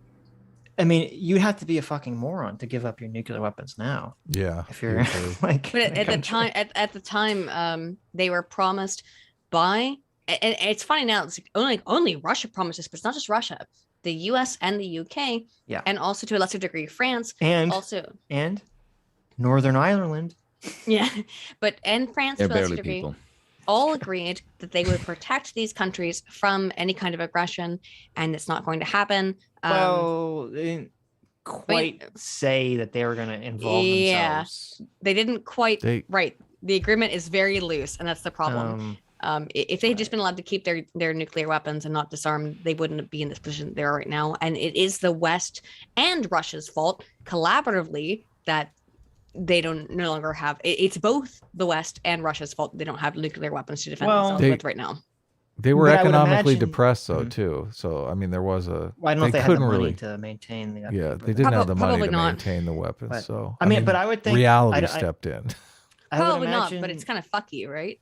It turned out to be fucky. I mean, obviously, at the time, you said, okay, well, I don't know what's going to happen with Ukraine or Belarus or any of these countries. What if they end up becoming some crazy North Korean dictatorship when the USSR falls? True. We don't want nukes to be in these people's hands. I mean... But why, if they were becoming democracies, which they were at the time, why did we force them basically to give up their nukes? Who knows how that's going to turn out? Though. Yeah, but arduous Adam, road. Sitch, I thought democracy was great. I thought democracy was We impossible. have said a million times, Aiden, Wait a it minute. takes generations to I'm- overcome corruption. I'm democracy- I'm I know you're being a little bit fucky I know. wucky, I okay? know you're being a Well, little that's fucky-wucky. good. Democracy is great, but it's by no means A guaranteed. panacea, yeah. Well, no, I'm saying it's no means a guarantee that a country will become a free and fair and open democracy. Yeah. Especially That is after true. like from coming from the USSR collapse. And that's the problem. Anyways. I kind of feel like Seg Sargon's take fault would be for- interesting because Sargon is English and he looks at the EU and then he sees them trying to go into the Ukraine and he tried to escape the EU. He'd be like, no. Right, but He probably, that's why he sees it that way. I'm putting words in his mouth. I'm but I assuming imagine he that might has be his a position. similar isolationist approach to the whole situation. Well, considering what he said at the chat when I was What did he talking, say? I wasn't reading. What was he saying? he was in favor of my position. Before in the chat, then myself, Aiden, You and Sargon fucking- all had. Dirty Brits stick together. Yeah, well, I mean, I'm not British. Sargon so- has You're not? generally What are agreed you? with us. I'm South African Yeah. Oh. You can't tell the I thought, difference would in you accents? live in England? Why did I think you lived in England? because my accent might. I lead you guess to He so. doesn't know the conclusion. difference. Well, there you Seg, go. Seg fault for $50. You should Thanks read so this much. one. You should read Thanks so much, Segfault. Says you have 3 houses. hmm Oh shit. You have 3 houses, A, B, and C in 1990. The same person owns house B and C. House B forecloses in 1991. hmm Prior to that, the owners of house A and house C agree that house A can't build a shed that creeps on the property B. Mhm. Today, B asks A if they want to build the shed, and C gets pissy. hmm That's super confusing, That's but the Yeah. situation. accurate. So Yes. okay, you'd have to draw a chart, but it's pretty accurate. Of what's Yeah, going on. I get the basic Yeah. idea. Yeah. Right. Right. That is actually exactly what happened. Yeah, that's exactly what happened. Do they have a Um, right to get pissy though? Apparently. I would say no. No, of but course they will. not. But Yeah. they will. Go get pissy in your house. We don't want to see your tears. That's right. Satoshi was a Reploid for 200 knock knocks. Says the head of NATO used to throw rocks at the American embassy in commie protest, and NATO literally can't attack and doesn't expand. It's just a dumb excuse for expansionism. Oh, I didn't I know would that. agree that it is. It's I'm true. not. I'm anti-NATO. I don't know about that rock Who's the head of thing, NATO? Really? but That's kind of crazy. I'm not. Well, I don't know where that if that's true, but I am anti-NATO. And Just I love don't. them Jen rocks as well. Stoltenberg. Oh, for agree. God's sake, can I just comment in the chat? I'm Why not is the fucking head of British. I'm Dutch, for God's sakes. Why would You're- You gotta You're say if you're South- South African. South African. I like. Yeah, Why do you have a but British my accent, Dutch though? ancestry. You don't have a Dutch wow, accent. I have ruined you so much, Spoon, that now I force you to call yourself Dutch. That's amazing. Shut up, Welshoid. Where's your Dutch accent, Spoon? Ik Afrikaans praat, misschien dan kan je dit verstaan. Mm. It's Doesn't asking me come to out in tilt, English though. Okay. you're gonna ask me to tilt at some windmills. It'd be Yeah, a tilt clog some fucking- bother. Oh, fuck off. Push over some windmills. Oh, shag sheep. Uh-oh. Devil Well, first now for them's fighting $20. words. This is not going to make Spoon happy. Are you ready? I'm Uh-oh. okay with that. Devil first for $20 says, Spoon, your country begged and pleaded to get us into both world wars because you kept picking fights with Germany. You can't win. This is a guy. Don't assuming that I'm cry European, about- So Right. Don't cry about Yeah. the U.S. intervening in affairs that aren't theirs when you broke our isolationism. Well, that's bad because I'm not even European. Spoon is Oh, not wow. in Great Britain. It would Look, be, look what you did, Spoon. it would be perfect Well- aimed at Sargon though. Listen, this is still Spoon's fault. He you hear his accent, he's asking for it, okay? Oh, I totally. mean, Can't you speak American, Spoon? At least try to Right. do an Actually- American No, I accent don't speak for us. stupid. can. Sorry. no, Ooh. Spoon, He doesn't do speak your freedom, you mean? Spoon, do your American accent. Yeah, talk like no, an fuck, I'm not American doing that. already. Lawler has a fantastic American. Oh, he Uh, does. Oh, it's I will say, hilarious. I really put my Spoon's, spot for this. Fuck you. Spoon's I- American we are. accent. Spoon's American accent is just talking like Uncle Ruckus. So Mhm. I'm not fucking saying Uncle Ruckus shit on this. I'm Uncle Ruckus. No relations. Well, I do thank Devil First for the super chat. I'm there in spirit at least. So this is funny. This is Stolberg. Jens Stolberg, who is the head of NATO currently. According to his bio, his first steps into politics came when he was influenced by his sister, Camila, who at the time was a member of the Marxist-Leninist Red Youth. Oh no. Now we're anti-NATO. Opposition to the Vietnam War. This is in Norway. I just changed my mind about NATO, Sitch. So there you go. That's pretty funny. That's pretty funny. Several Stolberg's friends were arrested by the police after these events. Nice. Well, listen, only in the West, right? Could you go from being a anti-Vietnam War, pro-Marxist-Leninist to being the head of the being a global homo NATO? Yeah. It's so freaking bizarre. It's what's happened in Ukraine, and I do want to say, like, I hope that we've had a productive conversation, even though we didn't agree. No. I think we did. I think we had an interesting conversation. It's entertaining. Did you say no, Adam? Okay. Well, I hope we had an entertaining not conversation, pro-Russia, for God's and I think we sakes. succeeded tremendously there. Well, I think that maybe we didn't agree then, but I thought that maybe we got to some greater understanding of what's going on in Ukraine outside of the more generalistic understanding that the West has, and apparently Americans have, about what's going on in Ukraine. We definitely did that. We did figure out that Aydin is pro Black Lives Matter, which I think is interesting. Very fascinating. You and I cannot be friends if this is your position, Aydin. Someone in the chat says Dutch. What the hell is Dutch? Like the pancakes? No. It's like a special oven that people use. Okay. Oh, it's just the jokes I want to make now, they're all really mean. Oh, by the way, make as many Dutch jokes as you want about the spoon. He hates them. I make them against him all the time, and it's very fun. I thought that's when you fart in the bed and you hold the sheets down. Yeah, that's what you do. That's called a, what's it called? Like a Dutch oven. Dutch oven. Oh, that's terrible. I'll look at Doomers in the fucking chat. How dare you? When the fuck did this stoat weasel his way in here? Well, you're gonna let's Dutch oven the stoat. That we should. Simon O'Leary. Yeah, there you go. Simon O'Leary for 20 New Zealand dollars says, to be honest, all of you guys don't what? To be honest, all of you guys don't what you the hell you're talking about. Oh, I assume this is why right. This is why I don't like Kiwis. Right. This conversation is a mess. Look up the Alec Chechen War for a brief conversation. We're well aware of it. For the soul, this war is going to be like the Chechen. This war was inevitable. We're well aware what happened in Chechnya. Wasn't Chechnya like the Chechens wanted to separate from Russia, but even after the USSR collapsed, it wasn't like Georgia. It wasn't a separate country. Wasn't it still always part of Russia and then wanted to separate afterwards? Yeah, it's been a very complicated situation in Chechnya. Right. I mean, I don't know. It's technically separate, but part of it's technically separate, but it's not mostly, and it's a huge fucking issue right now. I mean, I think the Georgian war is almost a 1-for-1 comparison more than the Chechen war, but they're all close. It's funny, doing all this research on this. Mostly the Chechens have not been able to. No, they're still part of Russia, aren't they? Yeah. Yeah. So that's been the issue with Chechnya. It's funny. In fact, one of the weird things is that when the Ukrainians, when they wanted to kill a journalist who was trying to record on what's his name?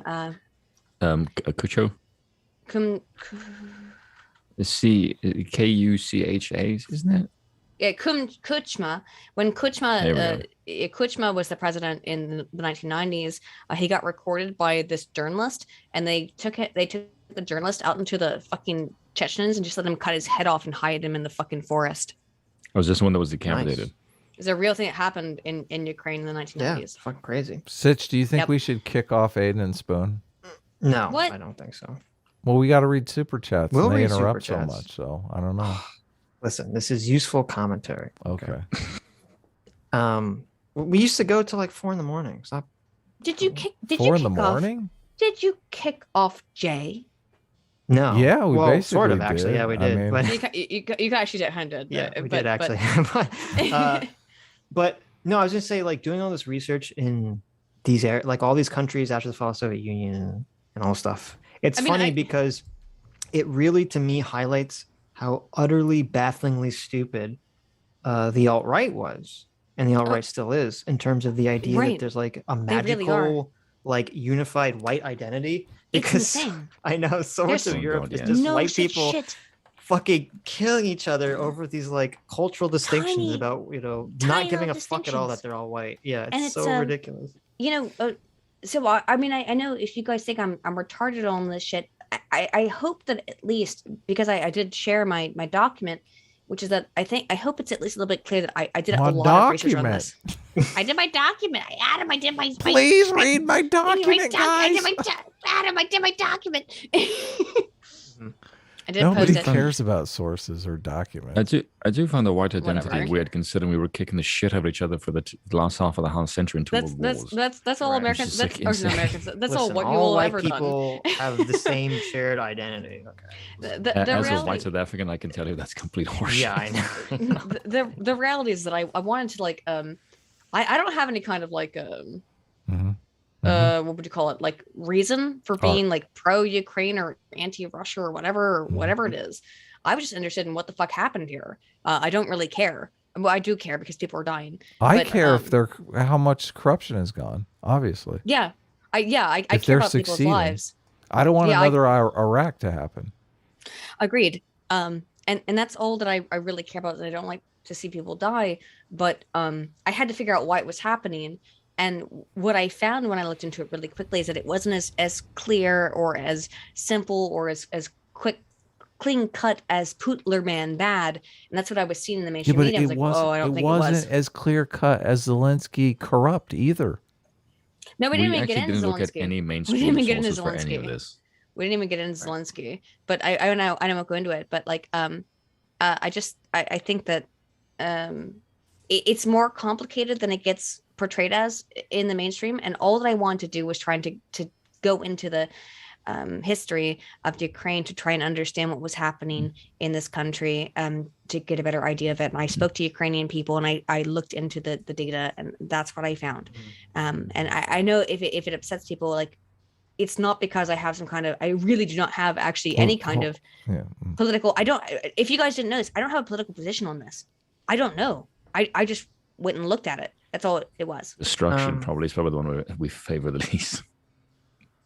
Dennis for $20 says, ask Aydin if she rather defend herself in court against a politician in the U.S. or Russia, or even defend herself in court for any reason in the U.S. or Russia. Yeah. Um, Good That's a good question. I mean, to be completely honest, I think they're about equal at this point.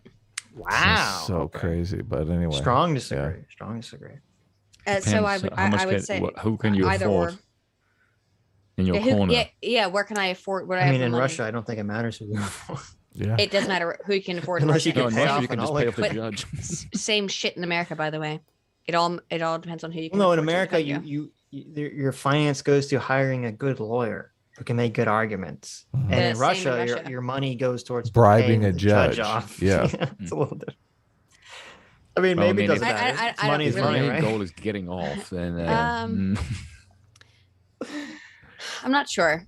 Okay. By the way, I don't. I'm not in favor of Russia at all. But I don't think America is this wonderful, perfect country that people think that it is. So, America so- is perfect, Aydin. I know what you're talking about. America's never done anything wrong or bad in the entire world ever. I know you're do you saying know that how weird- ironically, do Sage, you- but there's Ever. so many people who think that you actually think that. Ever. You know, the weirdest thing is that I'm recently now I'm being considered a communist just because even though Well, I've you always been agree with the communists, so You I agree mean, it with makes Jimmy sense. Dore, so you know. I know You also apparently, agree with but, the Nazis. So. but I'm just a hardcore libertarian. And it's Listen, like, oh, I guess I'm a libertarian now that I'm a bad person. Aydin, you are the embodiment of the Red-Brown Alliance. I want you to know. Apparently, right? Simon O'Leary for another 20 New Zealand dollars says the West will defend Ukraine until the last Ukrainian. This war will ruin Ukraine and Russia, and we will see what happens. We will see what happens. A nuclear state has a civil war. Adam, please, less bad faith. You always get like this when you're ignorant. Adam, please, less bad faith. You always get like this when you're ignorant. Yeah, What do I do with that? just be less bad faith. Constructive criticism there. Okay. Yeah, Adam, be less bad faith. Adam. Okay. Actually, I would like to say one of the things that was mean. I am going to point it out. I'm going to get high pitched here because I'm a Okay. little bit mad. I Okay. shouldn't have. I did not appreciate saying I hadn't finished my PhD. I didn't like that. I'm going to be hearing about this for the next 6 months, guys. Get ready. You're going to hear about it, Adam. Get ready. I didn't like that. Get ready I just for told the. you. You jump over to my comment section and see the fucking Aydin simps that are going to be like, "Oh my god, I can't believe Aydin. I can't believe Adam said that about Aydin." It was a little bit, Adam. It was just a little bit. Oh, I know. I'm going to hear. I agree. It from, I think it was a little bit more than a little mean. I mean, you also implied that I hadn't finished my master's. I'm an artist. I like to press the envelope. You also implied I hadn't finished my master's degree with it. I have a master's degree. I figured since you were the Kremlin gremlin here defending Putin that you liked it rough. It's not my fault. Don't even respond to that. Did you listen to the Destiny infrared debate? It was so good. That shit is like insane. Oh my god! I don't know if you heard it, but just for the comedy value, it's probably it's so good. It's so good. You gotta listen to it. Yeah. I'll be completely real. That did hurt my feelings a little bit. I'm gonna be completely honest. Are you gonna get over it? That what the over it now already. Comment? Okay, good. No. But it's I don't understand the reason in calling me a PhD dropout because that's like my. I was trying to get you to cry, but it's obviously I failed. Thanks, Adam. I failed miserably, but there you go. Thanks, Adam. Next time we'll try again. Sorry, guys. There's a bunch of. We have a bunch of nihilists in our chat that they always bet on whether or not you're going to cry. I put some money. Adam, cut of the bet. I put some money in on the pool this time. Adam, would you please apologize for saying such a rude thing to me about how I don't have my PhD? No, I'm not going to apologize. I don't believe in apologizing. I can't believe. Wait. You're demanding an apology from me? I'm not demanding. I'm asking. Oh my god! I'm not demanding. Being a gentleman, Adam. I'm pretty sure. Are you gonna apologize on stream? Are you gonna cry if I don't apologize? No, we're just gonna think less of you. I just thought it would be gentlemanly of you to apologize for. It would be American of you to apologize. It would be gentlemanly of me. Look at this. Totally pulling the woman card here on the stream. Oh my god. I'm pulling the woman card. I can't believe you guys would go there in a debate with I have a soft hands. I'm a woman. Oh my god. Can't take that kind of insult. How dare you? I just thought it, but it's not because I'm a woman. It's because I thought we were friends, and it's kind of rude. It was rude. Come on. It wasn't that bad. It was hilarious. A lot of people dug it. It's okay. We'll put Adam on the spot. Aydin, don't worry. I don't really give a fuck. Is this too close to the bone for you? Is that why was that? It actually is. I mean, you are you do. Do you want to finish your PhD? I feel like I feel like we just stepped into like Aydin therapy. This is getting good here. No, I don't really Aydin, like to finish my PhD, but you actually misinterpreted. You said I didn't even have my master's, and I do have my master's. You do have your master's, but PhD is a different thing. You got to admit, you're not a PhD. Guys, this is not a discussion for a live stream. This is way too personal. I mean, I don't even care about any of this. Anyway, let's move on. Aydin brought it back up. I mean, boring conversation. This happened like hours ago. I'm Han Soloing this conversation. I'm agreeing with Sitch on this. Forever. Okay? We'll never speak of this moment again. We will never speak of this moment again. Miriam Phillips. I actually think this is good. Aydin, if you need a little pressure to get you to do your PhD, I think you should be fucking back in school. Seriously. Look, who's going to work on moral foundations theory if it's not Aydin Paladin? Miriam Phillips. I'm here. Let's put some pressure on Aydin, guys. Phillips Stop simping for Aydin and tell her to get her fucking PhD. I just want to move the fuck on. I'm just saying. Aydin, I feel like Aydin is reaching out. This is a cry for help here. And you letting it go, I don't feel like it's the right thing to do. Well, okay, honestly, if you want me to write a recommendation for your doctor, I'll write a recommendation. Doctor person, I will do it. Okay? I think you should listen. Reach out to Jonathan Haidt? Jonathan Haidt is like a fucking moral psychology expert. Do some research for him. Actually, such things have already been done, but really. So no, it's just that I have to be able to get my shit together to go back into school. I've already been accepted back into a PhD student, PhD. Really? That's awesome. Awesome. Can we peer pressure you into doing that? Is that a bad thing? I feel like it's a good thing. I'm a little bit scared to do it again. Yeah. That's why? Don't be afraid. Come on. That's a lot of work. Americans are fearless. That's what people. That's why people don't like us. I was invited back into a PhD program a couple months ago. Really? It's been an open invitation for actually over a year now. But This yeah, is and great news. And I ask you guys a question: have either of you two left the United States? Of course. Yes. Yeah, I've of been to course. Russia. What? Okay. Sitch. Oh God, he beats me at every turn. let me. I've drank Russian vodka. The Putin, We talked about this fucking on the simp. stream. I said I went to, what was it, the Winter Palace of Tsar whomever the fuck, and it was like so gaudy. I have a question. Is your family Ukrainian? Because your pronunciation is so good. No, All the my names. No, actually, this could be hilarious. My family is mostly Russian. Really? Oh my God. Because your pronunciation is so I'm calling you good. traitors. My family is 3/4 of Russian descent. I was shocked because like when I was trying to learn all the You're a the, defector. the I am. Ukrainian names, I was like, oh shit, like Sitch is so good at pronouncing all these names. It's in my blood. When I started playing, it's funny, when I started playing piano, everything would sound Russian for some reason. And then I found out I'm of Russian ancestry. I'm like, it's in my blood. Oh my God. Also, Well, this is why you're so, so good, pro-America, so man. that the people in Moscow don't snuff you out. Exactly. There you Yeah, go. okay. There I'm it real, is. well, actually, Okay. no. It's all starting to make sense now. I'm secretly a double Russian agent. Okay, so it's all been that's a the ploy. whole time. Deep The whole cover time. ploy, yeah. Sitch has been the Russian agent. There we go. Miriam Phillips for $20 says, this is a very complex situation. False. There isn't a good or bad side. False. I don't support Putin, but we know you are reflexively siding against the libs, but NATO expansion. Which Okay. apparently you're Ayn Rand. First of all, I Mhm. take that as a grave insult. I have Really? no daddy I would issues. take it. Unlike Ayn Rand, I have no daddy issues. Okay. I think it's more the case that you're a based I know, American who she- fled Russia. yeah. I think that's Right. probably the take. Well, my family came right before World War One, unfortunately. Oh wow! So you're from going Russia. back up Yeah. 2 generations. Well, that's So, a good right. time to Ayn flee, Rand fled- honestly. Ayn Rand's family fled from the commies, so he fled from the Wow. czars. David Edward Well- for $20 wrote a bunch of stuff in Russian Mhm.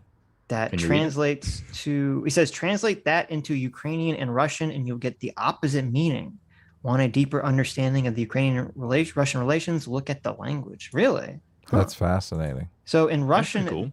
that is super cool. In Russian, this language says, Russia, mother Permat, I am to you like a son, and you are on my ear. Mhm. Wow. Okay. Very based. In Ukrainian, this says, Russia, motherfucker. I am like a son to you, and you like me. Wow. Could you- Go. Interesting. Oh, how cool. That is You cool. don't think the Interesting. Russian language is really interesting that they can put the entire sentence in, they can put the words in any order and it still makes sense. Well, Cyrillic true? is, That Wait, is wait. that is yeah. fucking weird to me. They don't Really? have grammar? Yeah. How does that work? They I do have have no idea. grammar. They do have grammar, but it's far looser than a lot of other. From my understanding, I could be completely wrong, Yes. but I think Hmm. that their use of in Russian, I think Oh the use my of grammar is a God. little far looser crazy. than other languages. I could be wrong. It's so weird because I got a friend of mine who's Russian and I asked her about this, Mhm. and I think how it works with them is where you place the word in the sentence structure defines where the emphasis in the sentence is. That's so weird. Yeah, Or- and she said to me like, here's like a sentence with 5 different words in it, and I put the same thing and all jumbled them in different words. 5 translations, they're also the same thing. I'm like, that's so fucking bizarre. That's so weird. All right. Strangest language. Spoon, It you're- says Russian sentences can not have subjects and still be grammatically correct. Hmm. All right. Anyway, Spoon, you got to prepare yourself for this one, okay? I'm not going to apologize, but Uh-oh. it's a $20 super chat. Okay. Empty bottle of monsters for $20 says Spoon out here saying Ukraine should submit to the mob for the greater good. Lol. That's not actually what we're offering. You're a That's- very similar argument to Vosh, our friend Vosh. I wish. You're not. We're not. submit- do doing not that ever at all. compare me to him. That is Ukraine. pathetic. And Well, one, it is a little similar. Your argument, No, that our Ukraine has to argument take is- one for the team. No, No, that's actually not our what position we're is saying you at should all. keep Ukraine neutral. that is taking one for the team. They don't want to be submit neutral. to the mob. Yeah. No, we don't want the West or for the CSTO to have control of Right, Ukraine. but I thought we agreed that that's not realistic. Yeah. Okay. Okay, so if we agree it's not realistic, then I don't know what to do. But submit to the mob.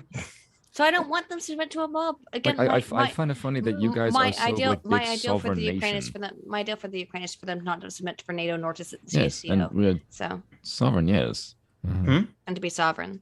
Yes. That's it. Investigator One Quim for $50. You want to read it? Thank you so much. Investigator One Quim for $55 because they had two parts. It says Aydin, they're different levels of corruption. That's what Adam is trying to get to. There's low-level corruption, think of US or France. Then there's mid-level corruption, think of Nigeria or India. And finally, there's high-level corruption, think of Syria or Russia. Currently, Ukraine is a high-low or a low-mid-level corruption. Well, we didn't get into it as much as I'd like to, but I went into extreme detail into looking into the history of the Ukrainian government over the last 20 years, and it's a high-level corruption regime. So I would agree. But just because it's a high-level corruption regime doesn't mean that we should dismiss the Ukrainians. The longest journey begins with the first step. Well, I'm just saying. So does the shortest journey actually as well. Ukraine seems really all journeys. From all I'm looking at, Ukraine seems like they're at least some of them ready to take those steps. That wasn't the situation with Iraq at all. Can I be brutally honest? With like a if you're pro Zelensky, I'm not sure about that. I won't get into it into more detail because we're going over super chats now. But look into Zelensky into more detail, and he's not the saint that people think he is. I'm so sick. I never want to look into Zelensky again in my entire life. I've watched so much shit on Zelensky. Okay. Can I give a tinfoil? I'm sure you have. Take? I didn't mean to say that, Adam. Sorry. Yes. Give us the tinfoil hat. My tinfoil hat take is the Western powers have no fucking interest in Ukraine whatsoever, and it is just a giant reorganization of global power.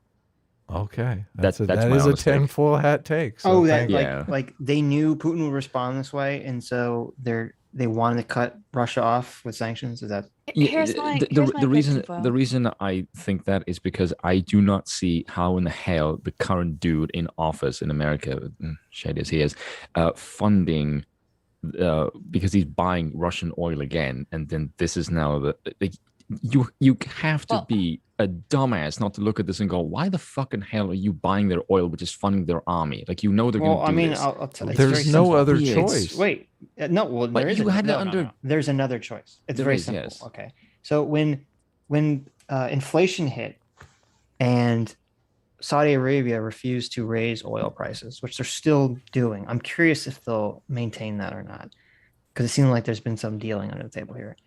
Biden, there's your Freudian slip. Biden responded by releasing all this oil that had been part of the U.S. Strategic Reserve, all in order to try to keep the gas price down a little bit. And this was done solely for political purposes because his ratings are tanking. Yes, and so it's the same thing with why is U.S. still buying Russian oil?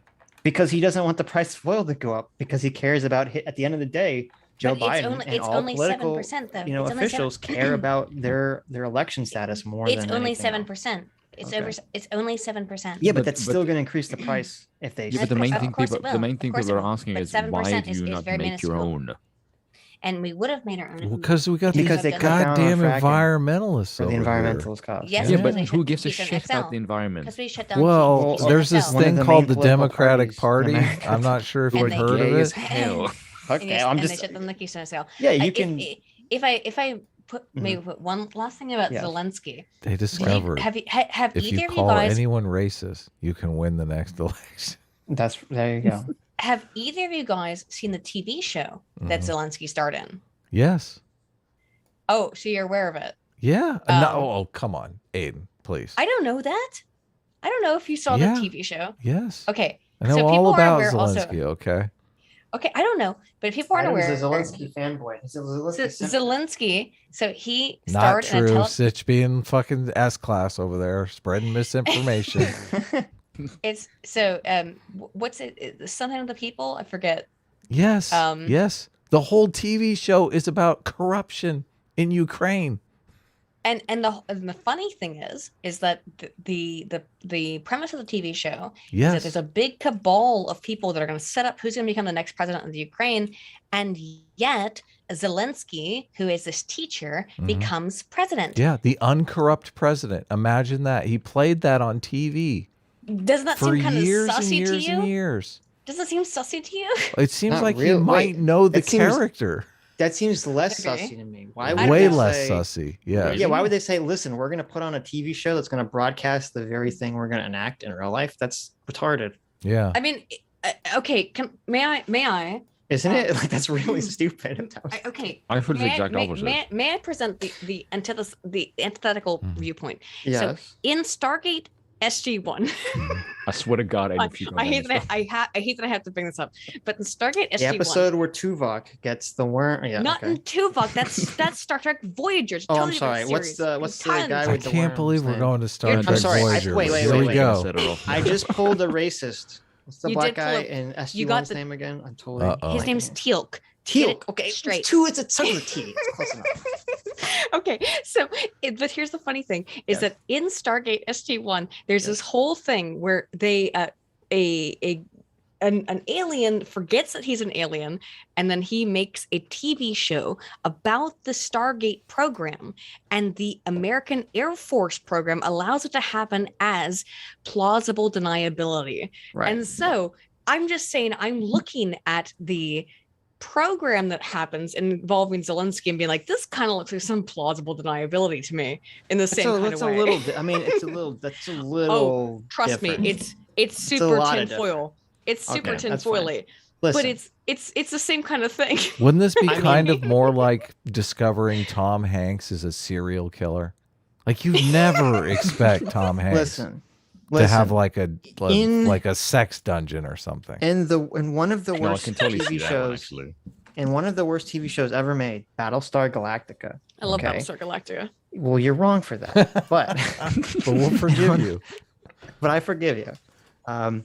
What happens is, like, all of the government gets annihilated by the androids, except for Madam President, who was the Secretary of Education and a teacher before she became president. She was like the 7th or 8th in line. Well, that's why when she's on the Galactica, like everyone else in the government has been killed. So right? Yeah. And so she becomes president.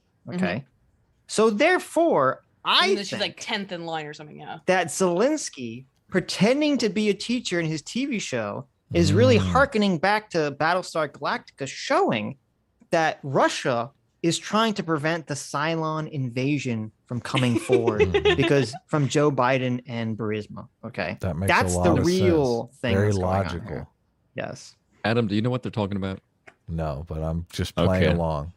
Okay, so you and I are in the same camp here. It's okay. Trust you get good at playing along. Sitch and I know what's up. It's okay.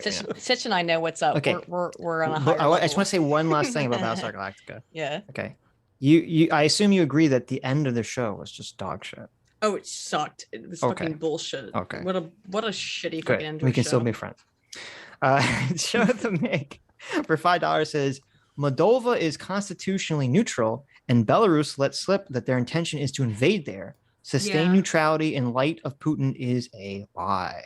Well, it's Moldova probably wants to. So if you're not aware, like there's a southern portion of Moldova that is technically part of the part of Russia. Moldova, the Transnistria. No, that's a different country. Transnistria is a different part. It's the southern part of Moldova that's near the sea. They probably want to take that part back because that, of course, would give them better access to the oil, which Moldova wants. There's also parts of, however, I think also north of Moldova, there's a part that Russia took over, and that Ukraine took over. That's part that used to be part of Romania, and Romania wants that part back. As I said, Lviv or whatever you want to call it, that was historically part of Poland. So basically, like half of Europe wants to carve up Ukraine. Okay. I'm not joking. Like half of Europe wants to carve up Ukraine. But doesn't that show that neutrality is not an option then? Probably not. But the part of the reason is that if you look into the very ancient history of Ukraine, is that Ukraine is made up. The current Ukraine is made up of a bunch of different historical groups of people. No, not I'm not going to feudalism. Shh, don't put words in my mouth. It's made of a bunch of different historical ethnicities, right? Mhm. Ukraine is an incredibly diverse country, actually, in terms of its ethnicities of different parts of Slavic regions. And so, like, Lviv is considered Poland's historical capital. Romania considers part of Ukraine to be their historical land, and Moldova the same thing. So it's a problem with, and then I guess the Donbass considers themselves part of Russia. So and same with Crimea. Well, that's debatable, but whatever. Yeah. Hey, Sitch, did you skip milk? Read milk. 2,000 rubles. Yeah. I don't think I got to milk yet. Okay. Yes, I got some rubles coming in. Dennis for $20 says, ask them if antagonizing the Germans in World War II by aiding the British, even though the U.S. was neutral, and prolonging the war was okay. No. You don't think it was okay? No, of course it wasn't. Yeah, that was my question the whole time. Wait, so you think the U.S. should have stayed out of World War II? Yeah. Really? Wow. That is contentious take. I mean, like, by the way, to a It's the certain human degree, smoke argument. but I do think that we weren't in Europe. The U.S. should have stayed out of World War II. Now, I'm okay. glad that by the way, to be clear, I'm glad that we did enter World War II because we were. Well, really... we would literally just have to suck it up, I guess, about Hawaii and all, No, hang on. To be clear, we probably weren't supposed to enter it, but it's a good thing that we did, okay? Because otherwise things would have gotten really shitty. Yeah. So it's a good thing we did. Right. I'd lose Does that all make respect sense? for America. Right. I think maybe dissolving the German Empire is probably not the smartest idea. Well, it's Saying that we shouldn't have done it and that it was right for us to do it are two different things. Does that make Giving sense? a quarter of Berlin to the Russians was probably a bad idea, too. I mean, Yeah. Yeah, sure. it didn't Yeah. really No, I work don't know. out well for the I wonder East if Berliners. I wonder in a really dark way. I mean, you look at this. You had East Berlin, West Berlin. You had South Korea, North Korea. It seems like when countries are split in half and one side is just like terrible and their side is allowed to prosper under Western democracy, that Yeah, it works having out. that contrast allows people like, oh, this is way better. Yeah. Well, I mean, like, okay, the problem is that it was not actually the U.S.'s problem, technically, right? what But was in terms of our involvement? Okay, well, that's fine. We Directly. don't have to keep talking about what was the But big to what was be the big clear. moment when the Soviet Union fell? Well, what was everyone talking about? What happened there? What do you mean? The What do you mean, yeah? reunification of a certain country. Everyone's Well, that everyone's happened very, before the Soviet Union fell. Everyone's Yeah. very angry with me. It's like 4 years before. Because apparently they Oh, think that it it was means like that I like 1 want year, 2 Nazis years to win or ago. whatever. was If you're not 90 aware, guys, I spent the 3 whole. years, I think. If you're not aware, guys, we spent the whole beginning part of the stream that Adam was upset about talking about how we hate Nazis, but That's true. So- and we never That's really even the Nazis were just and we so were really back irrelevant into to it. the conversation. It would have gotten back into it, but we never got into it. It got too United complex. Tribute for $5 says, I grew up in Mexico, and hearing Spoon describe the U.S. government as super corrupt is laughable. You have no idea how good it is here, dude. Oh yeah. I didn't compare it Nice. to Mexico, so I don't quite know what the hell that's supposed Okay. to Well, he's saying compared to the Mexican government, which is corrupt as fuck, he's living in Yeah, America but that would now. make and- sense if I compared it to somebody else. Well, we were Like I comparing just it to said, the Russia, US is weren't we? corrupt. Yeah, but why the hell is Mexico prone to this? But no, he's saying that living under a corrupt government sucks. He's That's saying what he's it comparing is. Mexico to Russia and saying they have equally corrupt governments, and saying that the U.S. is like that is laughable. Yes, that's the argument he's making. That's what they're implying. Oh my God, guys! By the He didn't say way, that either. but I'm okay. glad that the U.S. involved itself in World No, War you're II. not allowed to. You're not There you allowed go. to say You're that allowed- the U.S. is You're allowed not to say Wow. that. Aiden. Okay. Well, no, people are very upset with me Right. and saying like I'm a, Of a course, Nazi. immediately. like- That's what they're going to call you. They're going to call you a Hitler sympathizer. I can't believe you're saying this. Right. It's so We might have to frustrating. denounce you on the next stream. No, Aiden, no, I no. hope. What am I done? Oh my God! It it's so depends upon how He's it just- goes. I mean, you If know. she gets announced, listen. I get announced. No, we'll Aiden, keep as keeping a the bad part, Jew- Aiden. As a Jew, I'm very offended by your comments. Are you offended? I'm so offended. Well, Milk slash milk for 2,000 rubles. Awesome. Yes. I don't know what that I don't know what that translates into. It's probably like American dollars $5, but I now. feel like we should definitely read it. Well, it's red text, which means I think that means it's like a lot, or it used to be a lot. But Oh, it is? Well, it's a red box. Oh, because I think red boxes meant like $100 or something. I thought. Oh, it is. Oh, I don't know if it is anymore. Yeah, no, that doesn't make any difference. Right. I mean, I thought you were at Google looking up the price. But anyway, it's my 30th birthday today. Rip me. It's my 30th birthday today. Rip me. And I'm too drunk to comprehend this debate. Well, happy birthday. Yes, happy birthday. Especially with all the interruptions. Here's some of my rubles. It's like rubble. Get it? Ha ha ha. And then they put something in Russian and says, please don't jail me for posting this tovarish. It's probably for Ukraine or something like that. Yeah, okay. So there you go. Thank you. Let me. Obviously, he doesn't want to look at that machine. He's risking 15 years in a Russian prison. That's right. To give us a super chat. Yeah. There's no difference in American corruption and they said glory to Ukraine. Wow. See, that's what I thought. You were so right. There you go. But of course, there's no difference in the corruption in the West and the East, obviously. Can I ask you guys a hypothetical? Mm-hmm. Sure. Maybe. Let's say Russia had your level of corruption, okay, and they took over all of the states that now formerly occupied the Soviet Union. Would you give a shit? It depends how they took. If they took them over by force, what does that mean? Yeah. Like the way that you do. If they influence them to like trade deals and better shit, then I wouldn't care. We are both against Iraq. We don't want a full scale invasion. Yeah, I don't really care at all. Like it's funny because Putin is basically using the preemptive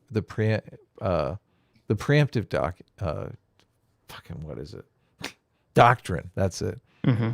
Because he's saying I'm invading Ukraine because I'm afraid of NATO, right? That's basically before they what get we use that same doctrine in Iraq, and I completely disagree with it. You can't do that. Do you guys know what happened in Libya? We don't want to know, Mr. Ubercross for 20. I know that he got a bayonet in the ass, but okay, he did. No, but no, like if I felt Russia was a comparable Western democracy or a liberal democracy, whatever word you want to use, as the U.S., I wouldn't give a fuck at all. I'd be like, okay. Well, I just want nations to be sovereign, and I don't like the U.S. to get its fucking shit involved in anyone else's democracy or non-democracy. That's where we're all for sovereignty here. I am for sovereignty. It's why I don't like the U.S. to get involved with other people's countries. That's my. I'm down with dictators. I'm down with dictators everywhere. Okay. No, Adams, don't put words in my mouth. Except for the Ukraine sovereignty. Well, no, I'm just saying. I'm saying my position is very clear here. I think the line is between autocracy and democracy, and you. I'm fully against autocracy. Okay. I know, but there's more complexity than to just say it's autocracy versus democracy and not understanding how they interact with one another. Listen, that's the reason why Russia is not a thriving economy is so Putin can stay in power. He doesn't want a thriving economy. It costs a lot of money to run a state. He makes that money by pulling fucking oil and natural gas out of the ground and selling it to everyone who will buy it from him. A thriving economy would threaten his power. He doesn't want that. Mm-hmm. I would partially agree, but what's happening right now? Does Putin seem particularly afraid by all the sanctions that are being placed upon him? No, he just sells to China and says, fuck you. Putin seems terrified to me that he's going to die like Gaddafi in the street. I don't think Putin thinks that fucking right now I think he's just going to sell to China and not care. I don't know. I mean, supposedly, I don't know if you can trust the source, but supposedly that is Putin's fear is to be killed like Gaddafi. That's part of why he's so anti-West. It'd be interesting to see if that happens. However, I mean, we could bet on it. I mean, I don't think it will happen, but we can see what goes on. Right. That point being that I don't think that that's a good way to organize a democracy where it's at the end. Democracy. What are you talking I'm saying about? if you mean you guys. Hang on. What we're saying is that if you don't adopt our explicit democratic viewpoint, it's at the end of a bayonet of your asshole. There you go. Mr. Ubercross for $20 says, I think the fundamental disagreement is that what NATO and Russia are doing is equivalent. NATO has never invaded anyone. Russia has. Also, 1 inch meant NATO bases. There are none east of Berlin. Really? Oh, interesting. There you go. Boop, boop, boop, boop. Mark Ellison for $20 says, I am a foreign NGO. I am promoting democracy and democratic civil discussion with my $20. Everything is a psyop. There you go. That's pretty funny. Thank you, Mark. That's pretty good, damn. You missed Satoshi was a reptoid. Reptiloid. Okay. Sorry. Sitch and Adam is officially a psyop for I like George the way Soros. some of the boxes said Putin has poisoned his political enemies. You know how happy He it would literally make Kamala did. Harris if he could poison Joe Biden. No. Why would he want to poison Joe Biden? But by the way, he No, did. if Kamala So she could Harris would become poison Joe president. Biden. Right. Yeah, but she doesn't because this isn't Russia.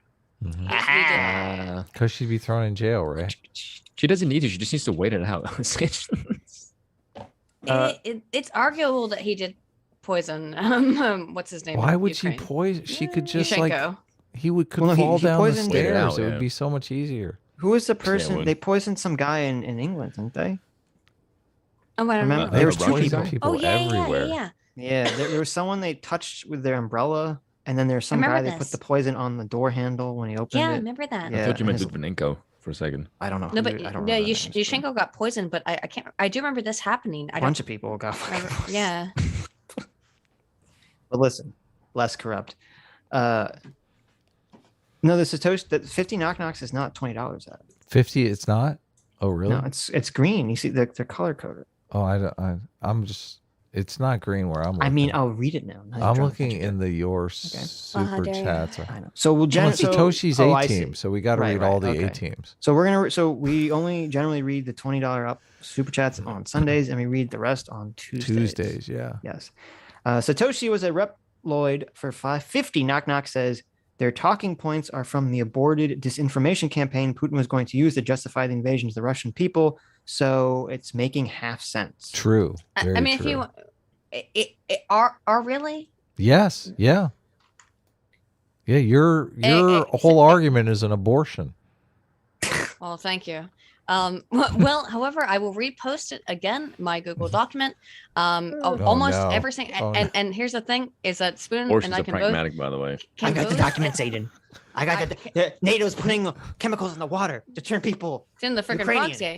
I put it there in the chat too, because now we're done with the. How did the you chat. get Putin's document? That's what I want to know. Did he email it to you? We ask No, Sitch but- Or did his you connections post it in the on Kremlin poll? I still. did, listen. The reality Listen. is that almost every single document we use is from a left-leaning source, Mm-hmm. Oh yeah. Yeah, and it's bizarre. we don't use any sources. I mean, Russia's literally communist. from Russia. That's as Well, that's left as because- it gets. Yeah, but, But okay, we- but here's we the thing: don't- they're we all like don't the use- Guardian. Yeah, like the Guardian and stuff. Right. We don't use Russia Today. We don't use Sputnik. We use general, mostly left-leaning sources, and we. Why couldn't if we use- tried Well, some of the sources you gave me were like crazy people sources. Such Yeah. as I like the US craziest government, ones yeah. like The, the I know. the call, socialist. the link to that call Not only is that, a person saying from that the U.S. government American. is terrible. Yeah. No, the link to the call, the second call is like a person who thinks that America hired snipers to shoot people in Ukraine.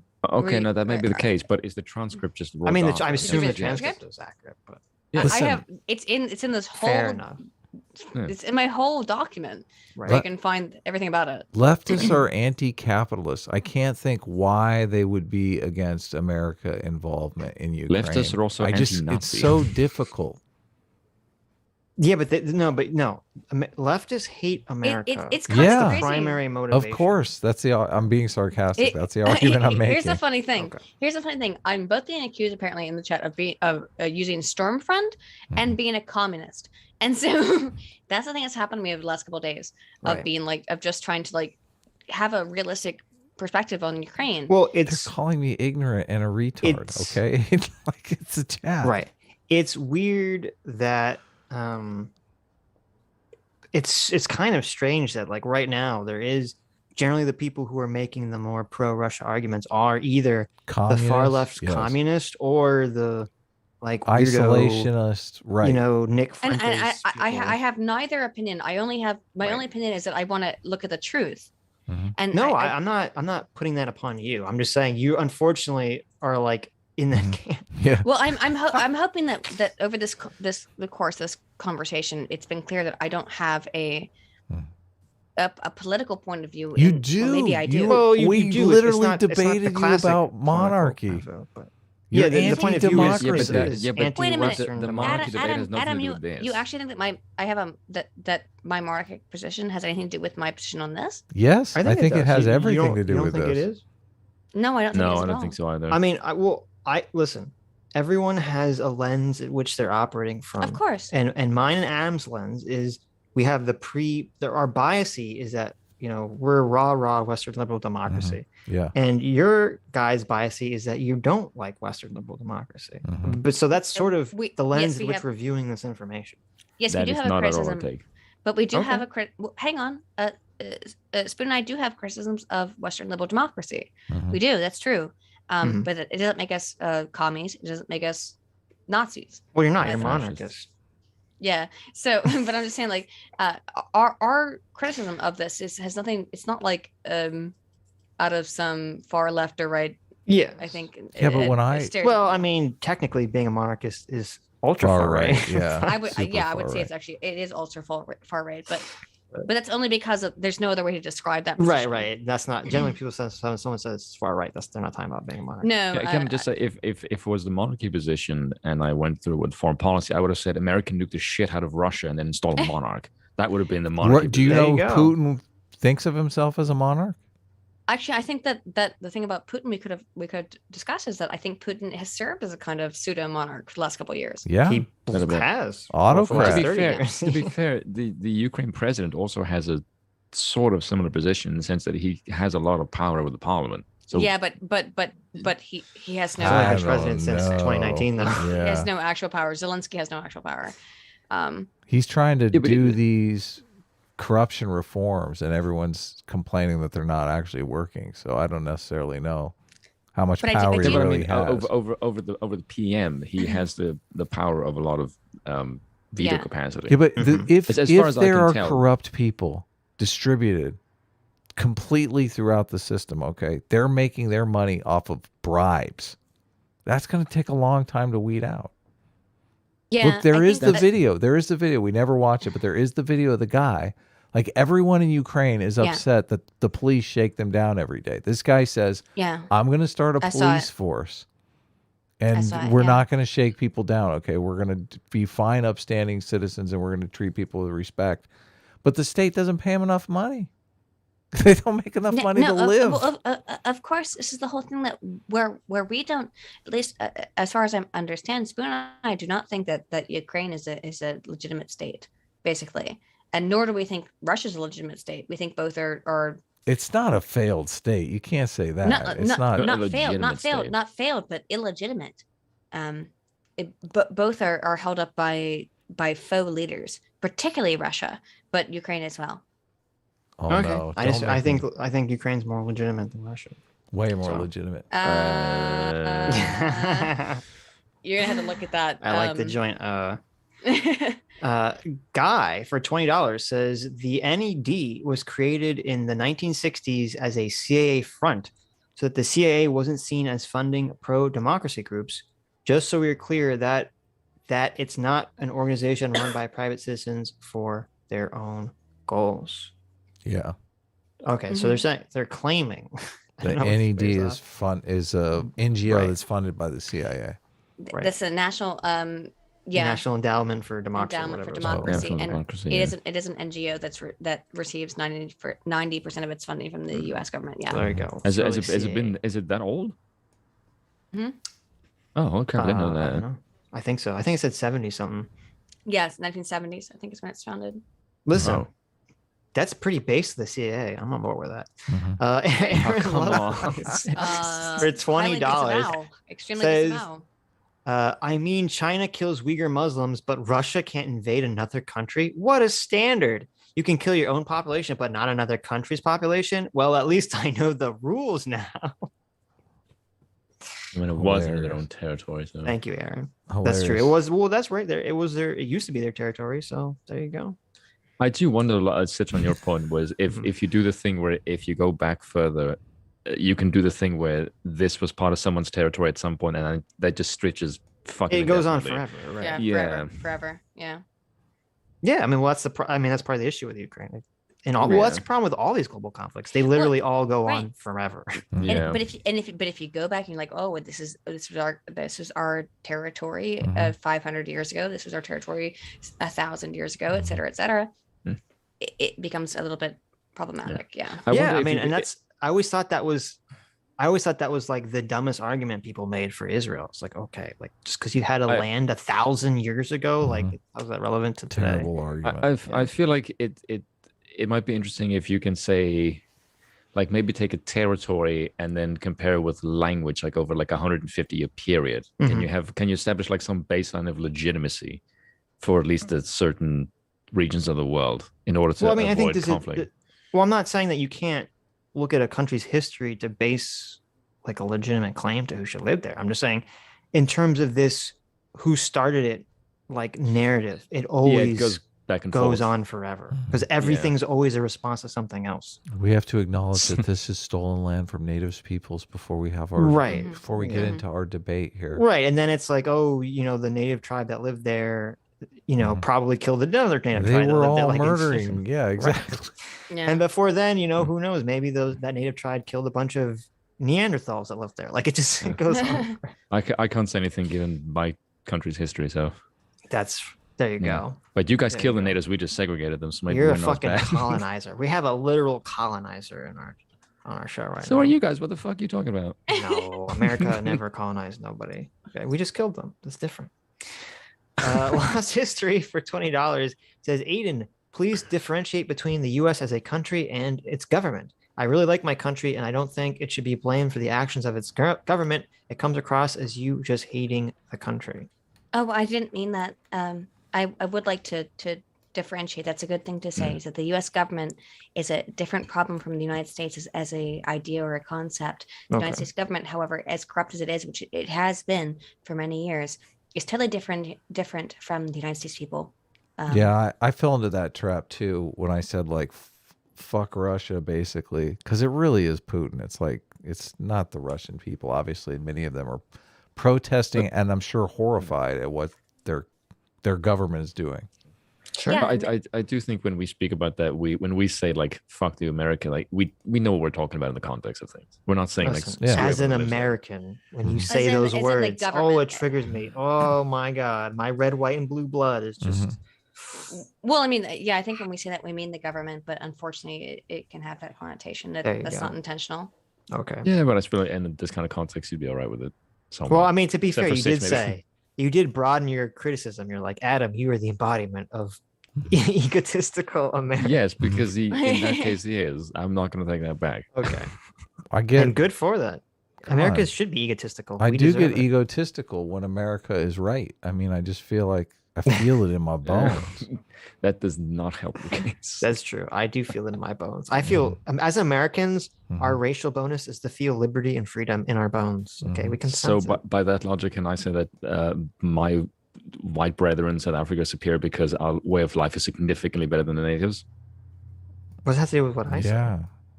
Well, you guys think your force were good. I think the force of the Dutch. God, you're so racist. It's not race. It's just natives. Well, you did say white brethren. I mean, because they're Europeans.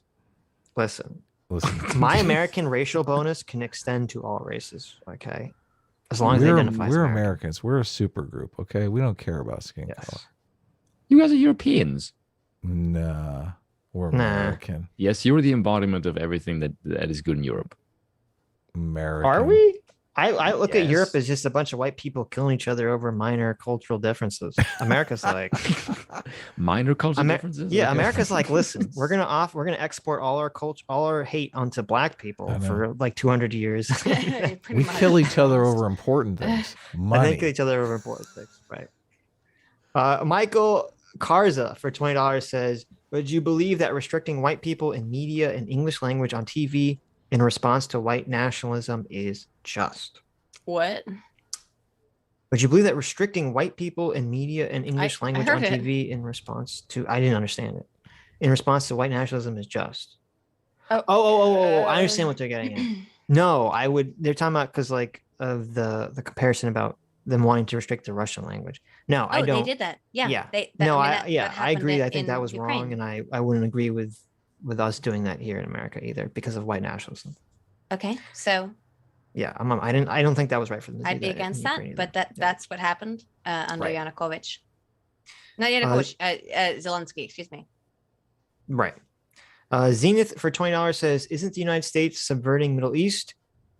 Isn't the United States subverting Middle East is what led to the September 11th attacks? Well, that's what Osama bin Laden claimed. So I think there's some merit to that. Sure. Were you guys alive when the conspiracy? Oh, were you alive? Were you politically aware when people said that he died like years ago because his beard was a different color? I remember that. I remember people making that claim. Yeah, that he died like 5 years ago. Mm-hmm. But he was making videos in advance, but they said like they dyed his beard to give the impression that time had passed. I mean, so many people weird talk about why would his event. body? Why would they have his body though?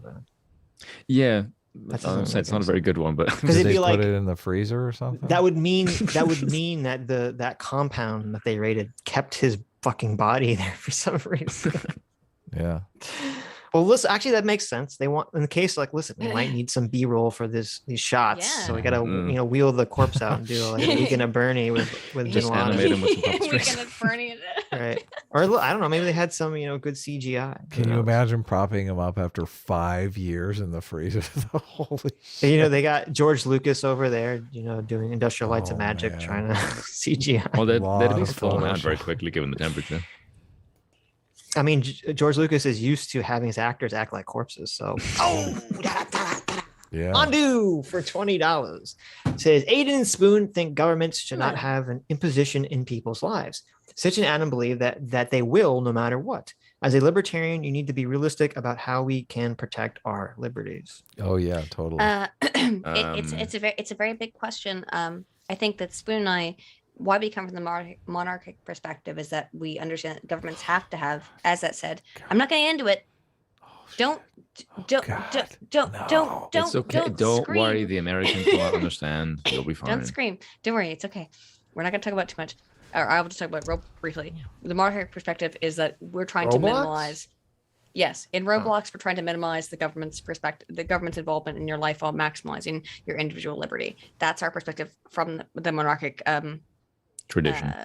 Tradition, yes. There's two forces at play, though. There's the power of society, and there's the power of the state. So, Yes. in order for people to be free individually, they have to be free of the force of government and the force of society. Are you free of the government force under democracy? What's that? Are you free of the force of the government under democracy? As free as you can. Like, you're much more free in a Why? in a Western style democracy that has like a bill of rights. If Justin Trudeau designs to remove your rights, are you free? Yeah, get him out of office. As free as you can be. And what if he says, fuck you, I'm not going to leave? What if he decides, he's not? What if gonna- he says? What if he says I'm Canadians going to do their jail own- you for 15 years just protesting me? It doesn't being in even matter. office? It doesn't matter. The What if- Canadians do their maiden protest and they get It doesn't Trudeau matter. kicked out of office. It's 4 years. You got to wait They 4 honk years. everyone to death. And They- honk them to death. exactly. They honk them to death. I mean, here's the thing. We don't disagree that democracy works to a certain degree, but You the can wait, reality is hold on. You can go to sleep, CT. I don't want to keep you up. Yeah. It maximizes. I would say that democracy actually allows for maximization of corruption to a certain degree, not in all degrees. Let me to explain. Let me to explicate because you can corruption. if I may, because you as an individual leader can be as corrupt as you want, only to know that you will be held under no specific real negative They're consequence. called elections. What the fuck? Right, because then bye-bye, you're gone. Yeah, that's the point. So you can do terrible things to people, as Justin And Trudeau then has just done. leave. Are you leave. are you Bye-bye. insinuating that the person will do terrible things and get voted out of office? That their only goal in becoming a No. leader is to No. do the terrible thing and get voted out? No, No, but I I'm think saying, but I'm saying they there's can. I think the kind of person who's attracted to power tends to be a psychopath. Precisely. Well, they tend to be narcissists who want to stay in power as long as humanly possible. Why do you think Some of Putin has been some of them- president for fucking 30 years? Some of them do. What do you want to bet Trudeau gets reelected? By the way, I would bet put fucking money down on it, he does get reelected. But we'll see. Yeah. Any more super chats? Okay, go ahead. Continue, please. I know people don't. You're not going to be laughing when Trudeau gets reelected, by the way. Well, I mean, as we don't care. We'll be laughing just for all the wrong reasons. We will be laughing, actually. Yeah. If you don't want Trudeau to be reelected. Doomer Media for $5. Thank you, Doomer.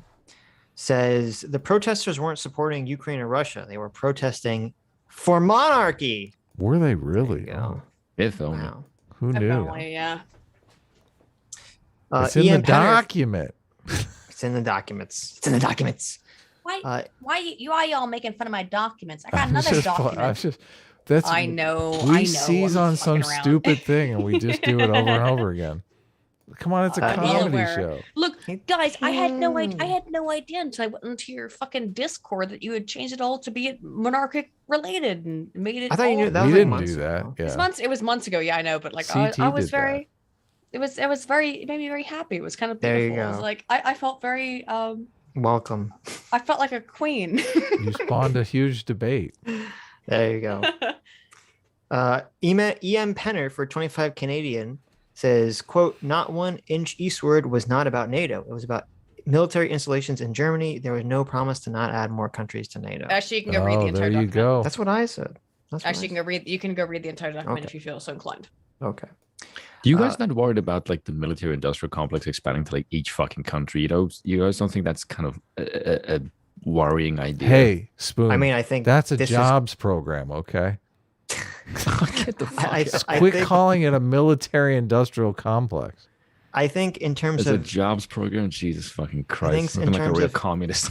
Increasing the military industrial complex, I think Russia has done more to increase the military industrial complex in Russia than anything that's happened in the last 30 years by invading Ukraine. All these European countries were sitting around thinking that they were totally fine to not spend any money on militaries are very quickly rethinking that. Remember, the U.S. was the one that didn't want Russia to invade Ukraine and for the German military spending budget to go up. Do you remember that?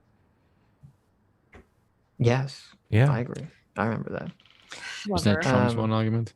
What you're gonna have to? Yeah. Well, why did this not? Here's a good question. Why did this not happen under Trump?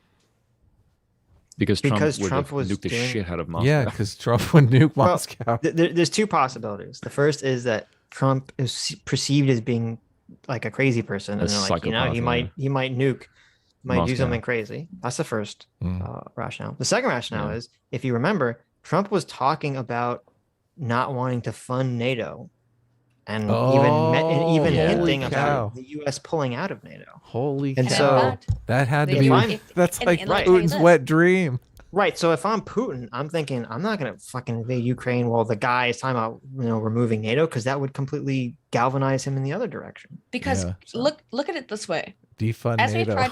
We've tried to explicate, it looks from the Russian perspective. And I'm not saying it's correct. I'm not saying it's correct. I'm saying from Putin's perspective, it looks like he's being surrounded by a bunch of hostile forces, right? I'm not saying it's correct. It has to be how he sees it. He does see it that way. But the problem that we have here is you perceive the hostile forces as hostile military. No, we're not seeing that way. We're seeing that that's how he can perceive it. I don't think he perceives it that way. I completely disagree.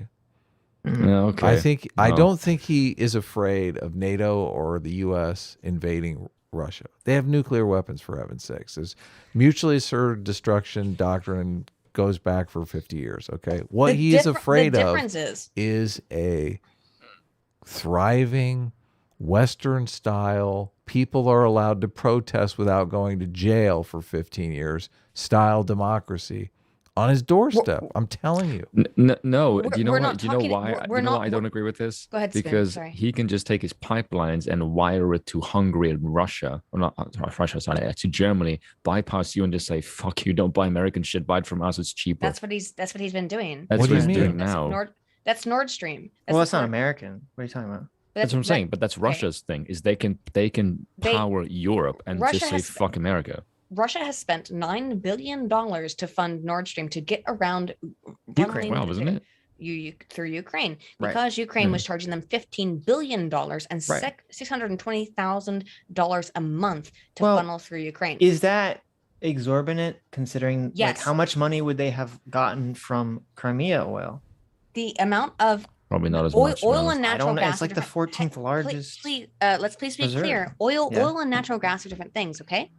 So I don't know if it was oil, natural gas. I don't know what it was. Yeah. I think it's natural gas. The natural gas pipeline is what runs. That's the natural gas pipeline. No, I mean I don't know what it was in Crimea, but that's oil. I think it was oil. I think that's oil in Crimea. Is right. Oil. Do they get natural gas from underwater at all? Or is that only natural gas comes mostly from Siberia? Well, no, I mean they get natural gas with fracking too. Yes. Yeah.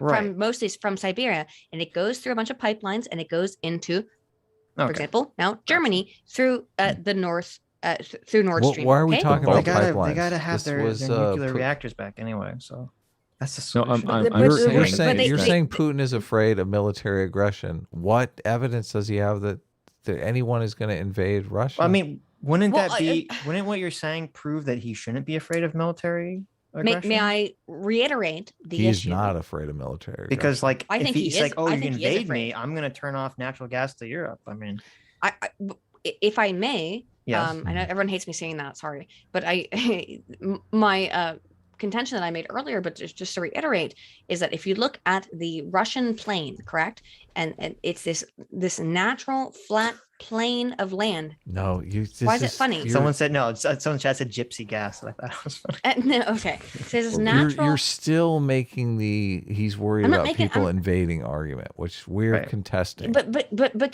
okay, but can I explain why? No, you're just going to explain Adam he's sent me going out to the natural border and like this Adam sent me a whole video that goes through this very specific physical explanation about how Russia is super susceptible to ground invasion because of their natural geographic from I forget their northeast corner or whatever. I understand all that argument. From specifically the Ukraine. Mm-hmm. Yeah, the Ukraine's a way to bypass that whatever. It's how you get right in there, right into the direct route into Moscow. Okay, that's why they're afraid of that. They do not. Well, I don't think that's and if you take a over real Ukraine, threat, though. But why? Because they have nukes. Yes. Okay. So, Sitch, when Russia puts nukes in Cuba, why is that not a threat? That was a threat. Because they're gonna fucking nuke us. So is it not a threat when the we country put that's troops? invading other countries was probably Cuba? more likely to nuke you. I'm sorry, who was Cuba invading? Wait a minute. This Russia would be the one. This would be like if the U.S. decided to put a bunch of nukes in whatever the closest NATO country is at Russia, and he's like, "Well, this is a provocation," and I would agree, but that's very different than just saying, "Oh, we want to be more aligned with EU, or we just want to be part of NATO." Do you guys think that Putin has the capacity to restart the Soviet Union right now if NATO left? No, it would be a slow process. He would start building up again, sure. No. Oh. You think so? I mean, but of course they would. The demographics in Russia's dying. They need to do something. They're not going to succeed, though. Somehow I think invading. They can't do it. They can't do it in an autocracy. Well, they thought everything that I've seen, this could all be propaganda. But like everything I've seen from both sides of the propaganda spectrum seemed to indicate that Russia really thought that this was going to be either Crimea 2.0 or the Georgian War 2.0, where they march in and they just take over and then that's it. And it's just very boom, boom, boom. And the world just kind of gets over it. They didn't expect this crazy backlash from the West that they got. Because I would agree with you, expecting this backlash that's occurred now, it doesn't seem like it makes logical sense. The problem is that we weren't even able to really get into over the course of that long fucking stream, is to get into the entire longitudinal history of the corruption that occurs within Ukraine, where Russia does not see Ukraine as a legitimate government, and it has nothing to do even with its establishment after the fall of the Soviet Union. It has everything to do with after things that happen. Well, I mean, Russia's always viewed Ukraine as like little Russia. They never really viewed it as a separate country. But at this point, however, I'm trying to make this explicitly clear, is that NATO has gobbled up every single other country right around Ukraine. Gobbled Are you aware up. of that? Look at that, gobbled up. Gobble, gobble, gobble. You mean they made things so enticing that all of them wanted to join? Of course they did. Would you say Okay, the but country so? club has Okay. gobbled up all the rich people everywhere? No, you wouldn't say that. Listen, You'd say, listen, Adam, the rich people Adam, like NATO to hang has out together. gentrified Okay, Eastern if you Eastern want to Europe, frame it as okay. gentrification, I'm fully on board with that. Okay.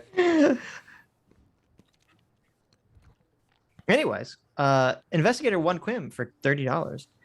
Thanks so much. Says, let me try to get this right. Aydin and Spoon believe both sides are terrible and that the West shouldn't get involved because we don't understand the full situation. Says and Adam believe the arguments Aydin and Spoon are making are flawed and we should get involved because Ukraine is emerging democracy. Also, you guys missed my super chat from the J stream. Oh, sorry. Do we really? That sucks. I don't know. I think I actually didn't read a bunch of $20 from the J stream because we were just trying to get to this. So Sorry, Right. guys. we'll add that. We'll make sure we get everything on Tuesday. But I think that's accurate of our arguments. We do not think that I don't know what Spoon's exact position is, but I do not think that the West is some savior who's going to come in and the West is this beautiful fucking savior. who's Right. correct No, he in all said these decisions. Aydin and Spoon believe both sides are terrible and the West shouldn't get involved because we don't fully understand the situation. Yeah, that would be my position. Okay. And by the way, it's not saying that I love oh my savior Vladimir Putin. No, he's a fucking piece of shit too, and he's a completely corrupt oligarch. I don't like him either. Mm-hmm. So like, please get that shit. But why? You know, why straight. are you so insistent on Zelensky being equal to Putin when? I mean, I'm he saying- hasn't When did we had- say that? We never Well, said that. You have said that Ukraine is as corrupt as Russia. You've said that again It and is again. corrupt. Yes, it is a corrupt. So that government. would, you could make the assumption that you're talking about current We Ukraine. said they're both corrupt, but not the I- same level of autocrats. Yeah. Just because I'm saying that. So Just do you because we're saying think? that. I mean, the big question for me is, are they making progress? Okay, baby steps. No. So why is it the West? Why is it our fucking job to interfere in this? It's not. It's our- America. Yeah. Fuck It's yeah. not. It's not- Freedom is the only motherfucking way. Yeah. Americans like to be the cavalry. Okay. Yeah, I don't Americans want to like be the America, cavalry. world- Americans Okay. like to root for the underdog. Okay. I I don't feel know like who do you every- think the underdog is in this So fight. I'm curious. It's very difficult to be the underdog when you're the one fucking funding their military. And if you'd like, and yes, Well, I did depends say that. who's I in did say fight. that. I didn't say the U.S. is as corrupt as Russia. People are getting myself confused. I said the U.S. is corrupt. Russia's corrupt. You did say Russia. Come on, Aiden, don't I didn't say- backpedal here. You did say I'm not. America I'm not is as corrupt as backpedaling. Russia. I'm saying they're all corrupt. Mhm. You can argue about the degree of the corruption, and in fact, earlier I said that they were not. That America is not as corrupt as Russia. I made that very clear. Mhm. That America is not as corrupt as Russia. I made that Mhm. explicitly clear. Mhm. But people can forget it. That's fine. No, it's fine. They'll timestamp it in the People chat. react far more. I find, and when you're streaming, Go I'm ahead. sure you're aware of No, this. go ahead. Go ahead People- and find it because I didn't say that. But go ahead. and find People react Um, far more to sort of their implicit, Assumption their sort of what you're implicit saying. perception and Yeah, assumption totally. of what you're saying than what you actually say. it. I did not True. say that. I said I did that. I specifically did not say that. Say what? So Like when you said Um, that you didn't think America should get involved in World War II, like they're gonna assume. I mean, Yeah, and I'm not saying that that's right to do so. I'm just that's why people in the chat. I have also this said that the perception. U.S. should not have been involved in World War II because it wasn't Right. necessarily our war. But Mhm. I look. But then we I got spent, like, so the next, many like, good movies out of it, though. I mean, But then I spent it the wasn't a next, like, 20 total minutes- loss. That's a God, good like- trade, Adam. Here's the thing. Here's the thing. Nobody gives a fuck about really what the reality is. Everyone We, just wants to, I like, mean, we said That is Everyone- true. Everyone That is hates completely me. true. I look. I No one get it. gives a fuck I'm, about the I'm, Ukraine, I'm, a let's be brutally hated, I'm, honest. I'm a very hated person here in this conversation. Oh and come that's fine. on! Don't Aiden, please. persecute Oh no, yourself. it's fine. Aiden, No, I go, know. if you No. need to feel better, go. There will be a bazillion Aiden simps in the comments. I That's true. guarantee No, you. no. Everyone is going to I'm be, in the- Adam is so fucking mean. Listen, I can't there's- believe he would What say is the- that. I can't Don't believe worry he about did that. Listen. Why is Adam on the no. show? That's true. Please kick Adam No, off no, the no, show. no. Get No, someone no, no, else. no. I love Sitch and Adam's such a dick. That's true. There's Someone gonna did be- say No. that. There are going to be Someone did thousands say of that. comments like that. That's true. There's No, not no, going to don't be worry about that. any Aiden is bad. You should kick her off the show. I mean, I got a Well, death there's threat probably on gonna Twitter earlier, so like I'm just There's saying. probably going to like, be it's- both, it's- Adam. A Let's be real. death threat? It's pretty bad. I deleted the person from my Twitter, but like, yeah, people. Okay. Somebody is pretty mad at me, and it's not just. That's Look, here's the thing. This Ukraine thing really They might pisses be some people off. They might have lost Yeah, I family in noticed. Ukraine, for heaven's Of course, sake. they probably. That's why I'm not. That's why I'm not super upset about it, because like they probably were Ukrainian who's very mad at me. Right. And I understand why they're mad at me. And that's why I'm not super upset by it. But like, that's the kind of stuff that happens. Shit, I lost my fucking train of thought. The point of the matter Look, already, is Adam is so fucking mean right there in the chat. No, you Adam guys is are a actually- meanie. that no, you guys are hate not. you, You guys how are not. you're- You guys are not mean. Adam's actually, kinda and- mean. No. Well, a little bit. No, it's fine. It's fine. Fuck, I lost my train of thought. The Who cares? important Let's thing move on. here Yeah. is that we're at 83% likes. Okay. We have a dislike ratio here. We got to What? get the likes up. We're only at 455 likes. Holy Guys, cow. even if you think that we're assholes, We have a and lot of that dislikes. Spoon and Aiden are super based. Hit the like button. First of Show all, some love for the conversation. We just argued for almost 6 hours. No, for almost 7 hours about Yeah. crazy shit that no one else argues on the internet. and Adam has never been mean to me ever, and I truly do mean that. It's someone being mean to me on Twitter is not at all indicative. Of By the way, whole thing. Aiden, I got Yeah. way more shit than you. I'm not particularly that bothered about it. Because Well, like that's what I mean. most of the shit that I got in chat, I'm like, I didn't even say this. It's Spoon just like, did get okay. a lot of shit. That's true. Yeah, but I'm not that bothered about it. I think No, I'm I mean, smarter than most like- people. So Took Who it doesn't like have a the simp trooper. appeal that Aiden has. So well, Of course, we okay, all have okay, Y okay, chromosomes, so there's Okay, that. here's why I don't overact on a stream. It's very simple. Because first of all, it's not the first time I've been on, but I also realize that this is a comedy show for you guys, and this is it's a the way. comedy show. Yeah, but also this is how you guys make money. So I'm not going to be an asshole to you guys because thank you. I appreciate it. I actually It just is enjoy how you doing it. guys make money. Also, I will say, and though, I would say if anyone actually Aiden, if can I you finish hate my me, point? shut up for a minute, Spoon. If you hate me, Fuck you. and if you Listen, hate little me lady, and don't you come very Spoon, lippy with me. give Adam and Stitch money. Listen, I don't know if you. So me and Adam used to argue who's the host and who's the sidekick. Oh, I hate no. to tell you this, Spoon. Oh, no. you're Aiden's sidekick in this endeavor. Well, Yeah, because she okay. knows way more than I do. I got no problem saying Well, that. okay, so welcome to how we're now dealing with. That's how this. you can tell Spoon is on the right there. There He you has go. no problem with the hierarchy. He's That's like, true. of course. That's true. That's true. I mean, Although I we're- will say, I do want to tell her occasionally to shut up when I'm talking. Yeah. I mean, we have to deal with the fact that, I am, of course, Sitch, and he's the Adam Mhm. in the There situation. you go. Based. I like. I that. am. I like I'm that a full comparison. co-host, though. I don't know if you I know like this, that Aiden. comparison. Chris Jones. I'm only going to ask you this because I think it's silly. Chris Jones for $5 says, "Please ask Aiden what she thinks of the Jews. Oh no. What do you think of the Jews?" I Uh-oh. love Jewish people. Good. Awesome. That's good. That's the correct answer. And ironically, I love Jewish people, and I Jewish love people Jewish are- culture. I mean, they're just superior. What can I say? I'm not saying that. Well, But I'm I- saying that. I'll tell you what I love more than anything else in this fucking world is a Reuben sandwich, from a Jewish deli. Ooh, From a nice Reubens Jewish- are Best- delicious. It's Ah. With- from a Jewish deli. With some nice matzo ball soup on the side. Oh, Oh. the best, the Oh best. yes, Those matzo little- ball soup. You know what's great? Those little So good. dumplings. I When love you those go to a dumplings. deli and they do that thing where they like slice the little bagel slices and toast Mhm. them, so they're like bagel Mhm. chips. Oh my god, I love those bagel so chips. good. Anyways, Oh. I still have yet to try matzo ball soup. yeah. What the? You fuck, haven't Adam? tried it, Adam? Not I yet. know. no. You That's gotta it? try Are it, we- dude. Was that the bat sign? That was the bad sign. You got Anyways, through it without even got kicking them through it. off. I'm so proud of ourselves. I know. I know. You Uh, gotta try matzo ball soup. I'm upset with you, Adam. I'm not happy. I know, Someday. Adam. What the fuck? I'm pretty sure if you haven't tried matzo ball soup and you live in California, it's because you're anti-Semitic.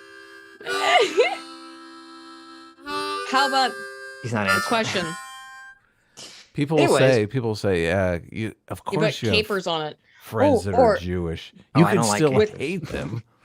You gotta put with bagels and what's it called? The salmon. Oh, lox. Lox. I love lox. I'm not actually. a big lox fan. But... I like lox. Okay. Anyways, first of all, thank you, Aydin and Spoon, for coming on for this conversation. It was a lot of fun. Thanks for having us. Yeah. Even though it got heated, I tried. I said I didn't mean for it to be. It was very heated, but I want it to be a fact-finding mission. But it's okay because people enjoy debates more. So I hope the heatedness of it made it more entertaining. Well, I hope nobody's upset. By the way. No, I'm not upset, and that's all that matters. Yeah, well, I love you both. Thank you. Thank you. I love you, Aydin. I don't know Spoon enough to profess love for him, but I think I like him. Feelings mutual, so don't worry about it. Okay, thank you. I think I like my Dutch oven over here. Thank you all for coming. Thank you all for your incredibly generous donations, and thank you for sticking through this crazy, super in-depth, super detailed 7-hour Ukraine conversation that went in all sorts of directions. Hope you all have a fantastic week, and we'll see you on Tuesday. Bye-bye! There you go.